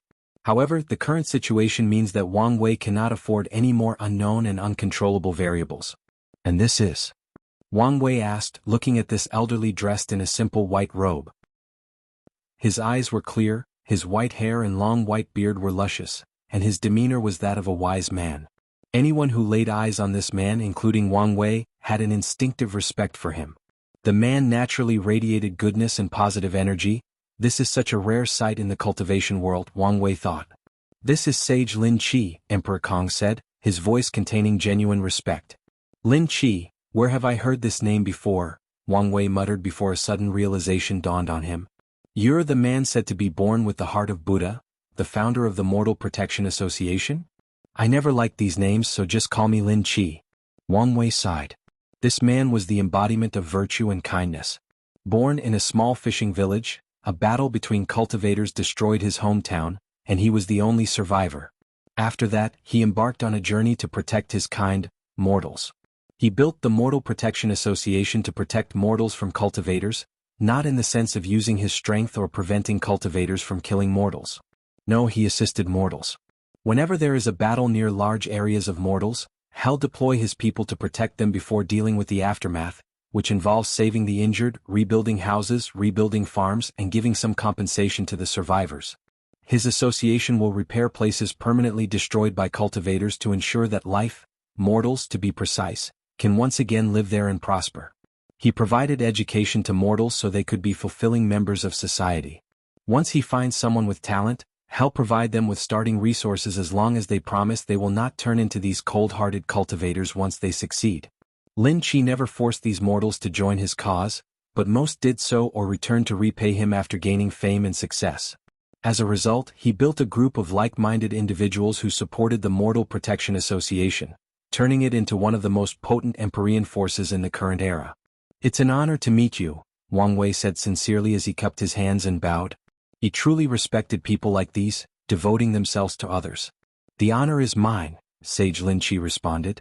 I know what a great burden destiny has placed on you, and so far, it seems you're handling it quite well. Lin Qi did not know much about Wang Wei until 10,000 yuan epochs ago when Emperor Kong contacted him.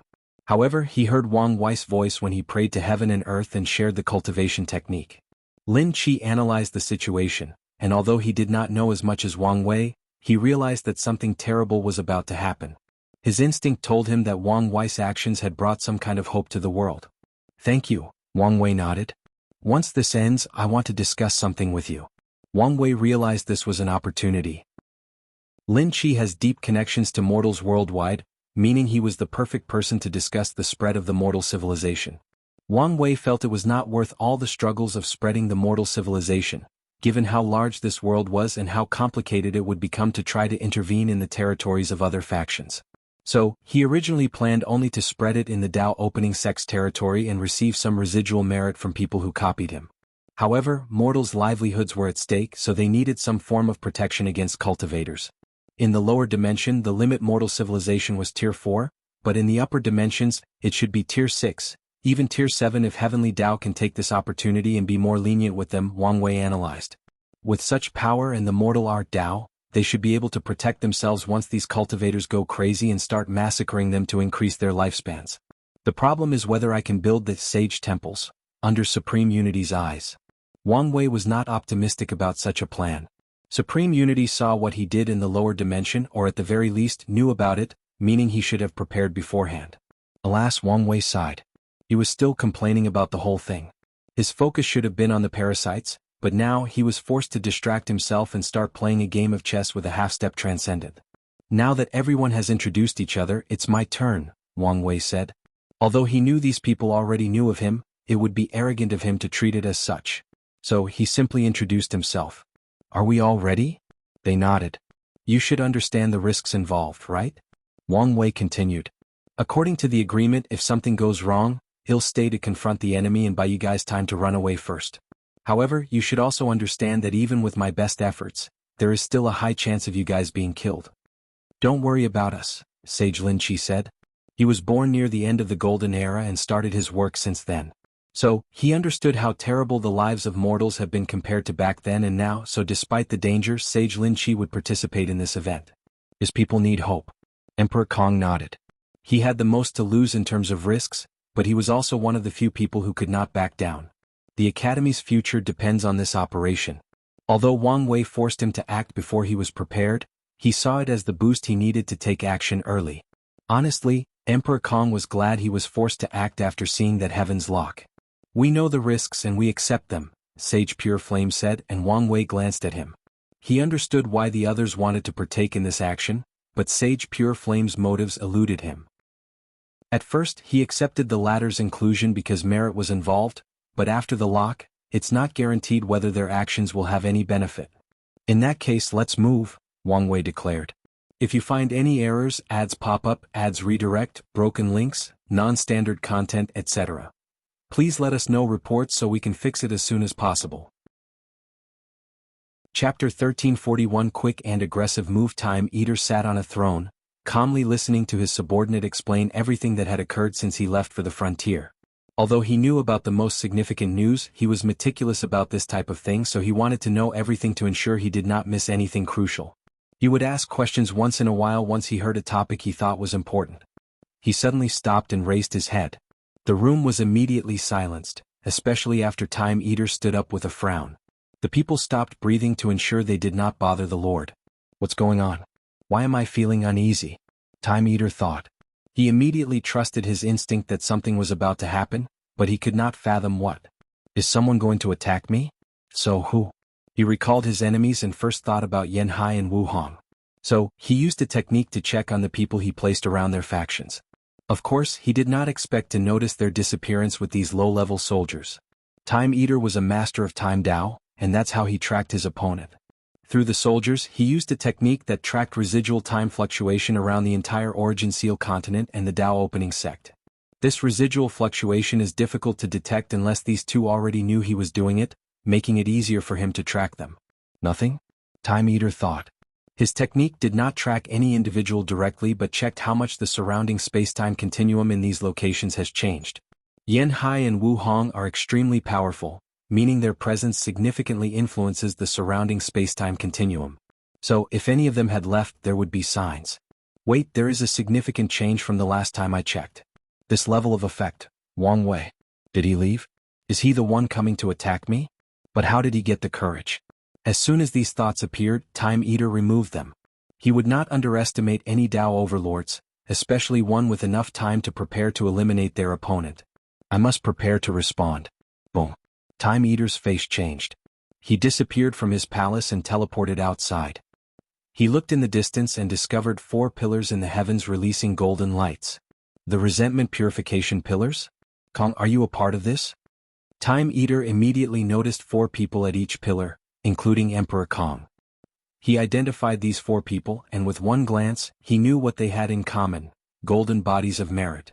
His face changed as he thought of something, so he rushed to stop them. Sadly, he was too late as the 4 pillars released a barrier surrounding the palace. So that's your plan, Time Eater said gloomily. Seal me so I can stay out of the way while you eliminate the other useless bastards. Wang Wei, this is far from over. Time Eater took a deep breath to calm down. The situation was severe and he needed to act swiftly. He looked at this seal formed by 4 sages, trying to find a weak spot. His eyes suddenly lit. 3 of them have a second-level body, while the last one only has a first level. I can exploit such a flaw in this seal. Time Eater did not waste time as he immediately rushed to the Pure Flame Sage's pillar and started attacking. So he found it after all, Wang Wei thought. He knew the slight flaw of this seal, but he did not expect Time Eater to find it so quickly. You're really not a simple bastard, are you? Wang Wei deployed his golden body to finish the sealing process as fast as possible, and the others followed. The barriers around the palace shrunk at a speed visible to the naked eye, trying to capture Time Eater. However, Wang Wei or the others were not happy. This won't work, Emperor Kong said. I tried my best to reduce the flaw of this seal, but he caught it so quickly. With his strength, he might be able to delay long enough to find a way to destroy it. Should we move to the next step? However, it might not work after the lock, Sage Lin Qi said. Everyone was quiet. Time Eater became aggressive with each passing second. Meanwhile, the barrier seal slowly closed in, but the speed was reducing with time. Hold on for a little while. I have a plan, Wang Wei said. He was telling the truth, but as always, only the partial truth. He had anticipated this outcome, so he prepared for it. However, he did not immediately act for 2 reasons. Firstly, this was a perfect opportunity to gather data about Time Eater's fighting prowess, and secondly, he wanted to observe Sage Pure Flame. His part was indeed the weak link of the array/seal, but Wang Wei wanted to ensure the latter was not suspicious by not doing his job correctly. Wang Wei kept observing him, prepared to slap him to death at the slightest signs of rebellion. It seems I may be overthinking, Wang Wei concluded after a few minutes of observations. In that case, let's move to the next step. He sent a signal, and immediately afterward, 3 people appeared next to the pure sage flame, shocking the latter and ready to attack or defend himself. However, he was soon reassured after realizing these people were Buddhist monks. "Feng Heng, thank you for coming," Wang Wei said, looking at the leading monk. "Donor, this poor monk is happy to help. After all, you are still the honorary Buddha of our temple," Feng Heng replied. "Well, this is not the time to chat, so let's get down to business." Feng Heng nodded before releasing his peak first-level golden body of merit and Empyrean realm cultivation level. In the past 10,000 yuan epochs, Feng Heng used his savings from the lower dimension, the Buddhist sect's resources, and all his merit and destiny to reach cultivation of 72% Grand Tao Source or the early stages of Empyrean. His golden body has almost reached the second level, and the next time he receives the reward for reviving Buddhism in the lower dimension, he should achieve a second level. The other monks followed him, and they were also first-level golden body with Empyrean realm cultivation, but they were all in the late or peak stages, similar to Wang Wei. With the addition of these 3 people reinforcing Sage Pure Flame, the seal's flaw was made up, thus changing the situation. The barrier, which had previously stopped, immediately started shrinking again, forcing Time Eater to take drastic measures. He released all his powers to force the sealing process to stop temporarily. He gazed at Wang Wei. "I guess I should have expected such a move from you." Time Eater had to admit that he had lost in their first confrontation. He acknowledged it but would not admit it was because he was not as intelligent as the latter. His defeat was the result of a lack of information and circumstances. He did not know as much about Wang Wei as he thought, and he did not have the time to plan or anticipate his opponent's next move while he was on the frontier. Wang Wei did not pay him any mind. Instead, he focused on completing the seal. Time Eater turned to Emperor Kong. "Are you sure you want to do this? Wang Wei has the Tao opening sect as a safety net in case something goes wrong, but you'll lose everything you've built so far as long as you make one wrong move." Emperor Kong remained quiet. Time Eater was telling the truth, but that was not enough for him to get in bed with him. The chances of making the wrong move drastically increased by being on Time Eater's side rather than being his enemy. The situation looked hopeless, but Emperor Kong knew that his future was only guaranteed by betting on Heavenly Tao. If Supreme Unity wins, he does not want to think about what future awaits him or the Academy. Plus, as Su Shi said, it's always a good thing to bet on Wang Wei's side, Emperor Kong thought as he continued his actions to complete the seal. Time Eater turned to Sage Lin Qi, but he did not even bother, leaving only the last group. He scrutinized the monks briefly before focusing on Sage Pure Flame. "You have no bone in this fight, right?" Time Eater said. "You're probably here because these people promised you some benefits. Let me guess, merit? I think I'm right. However, in the current situation the merit system is malfunctioning, to say the least, so what's the point of working so hard for nothing?" Just like the others, Pure Flame remained quiet. However, no one knew whether it was because he was not tempted or out of fear that if he took action, the monks behind him would annihilate him with one strike. Time Eater looked at Pure Flame before glancing at the others. His gaze then shifted to the outside. As expected, I cannot rely on these people. He looked around, analyzing the situation. Is this my only option in this scenario? He was unwilling to reveal one of his trump cards so early, but Time Eater knew he might not have a choice.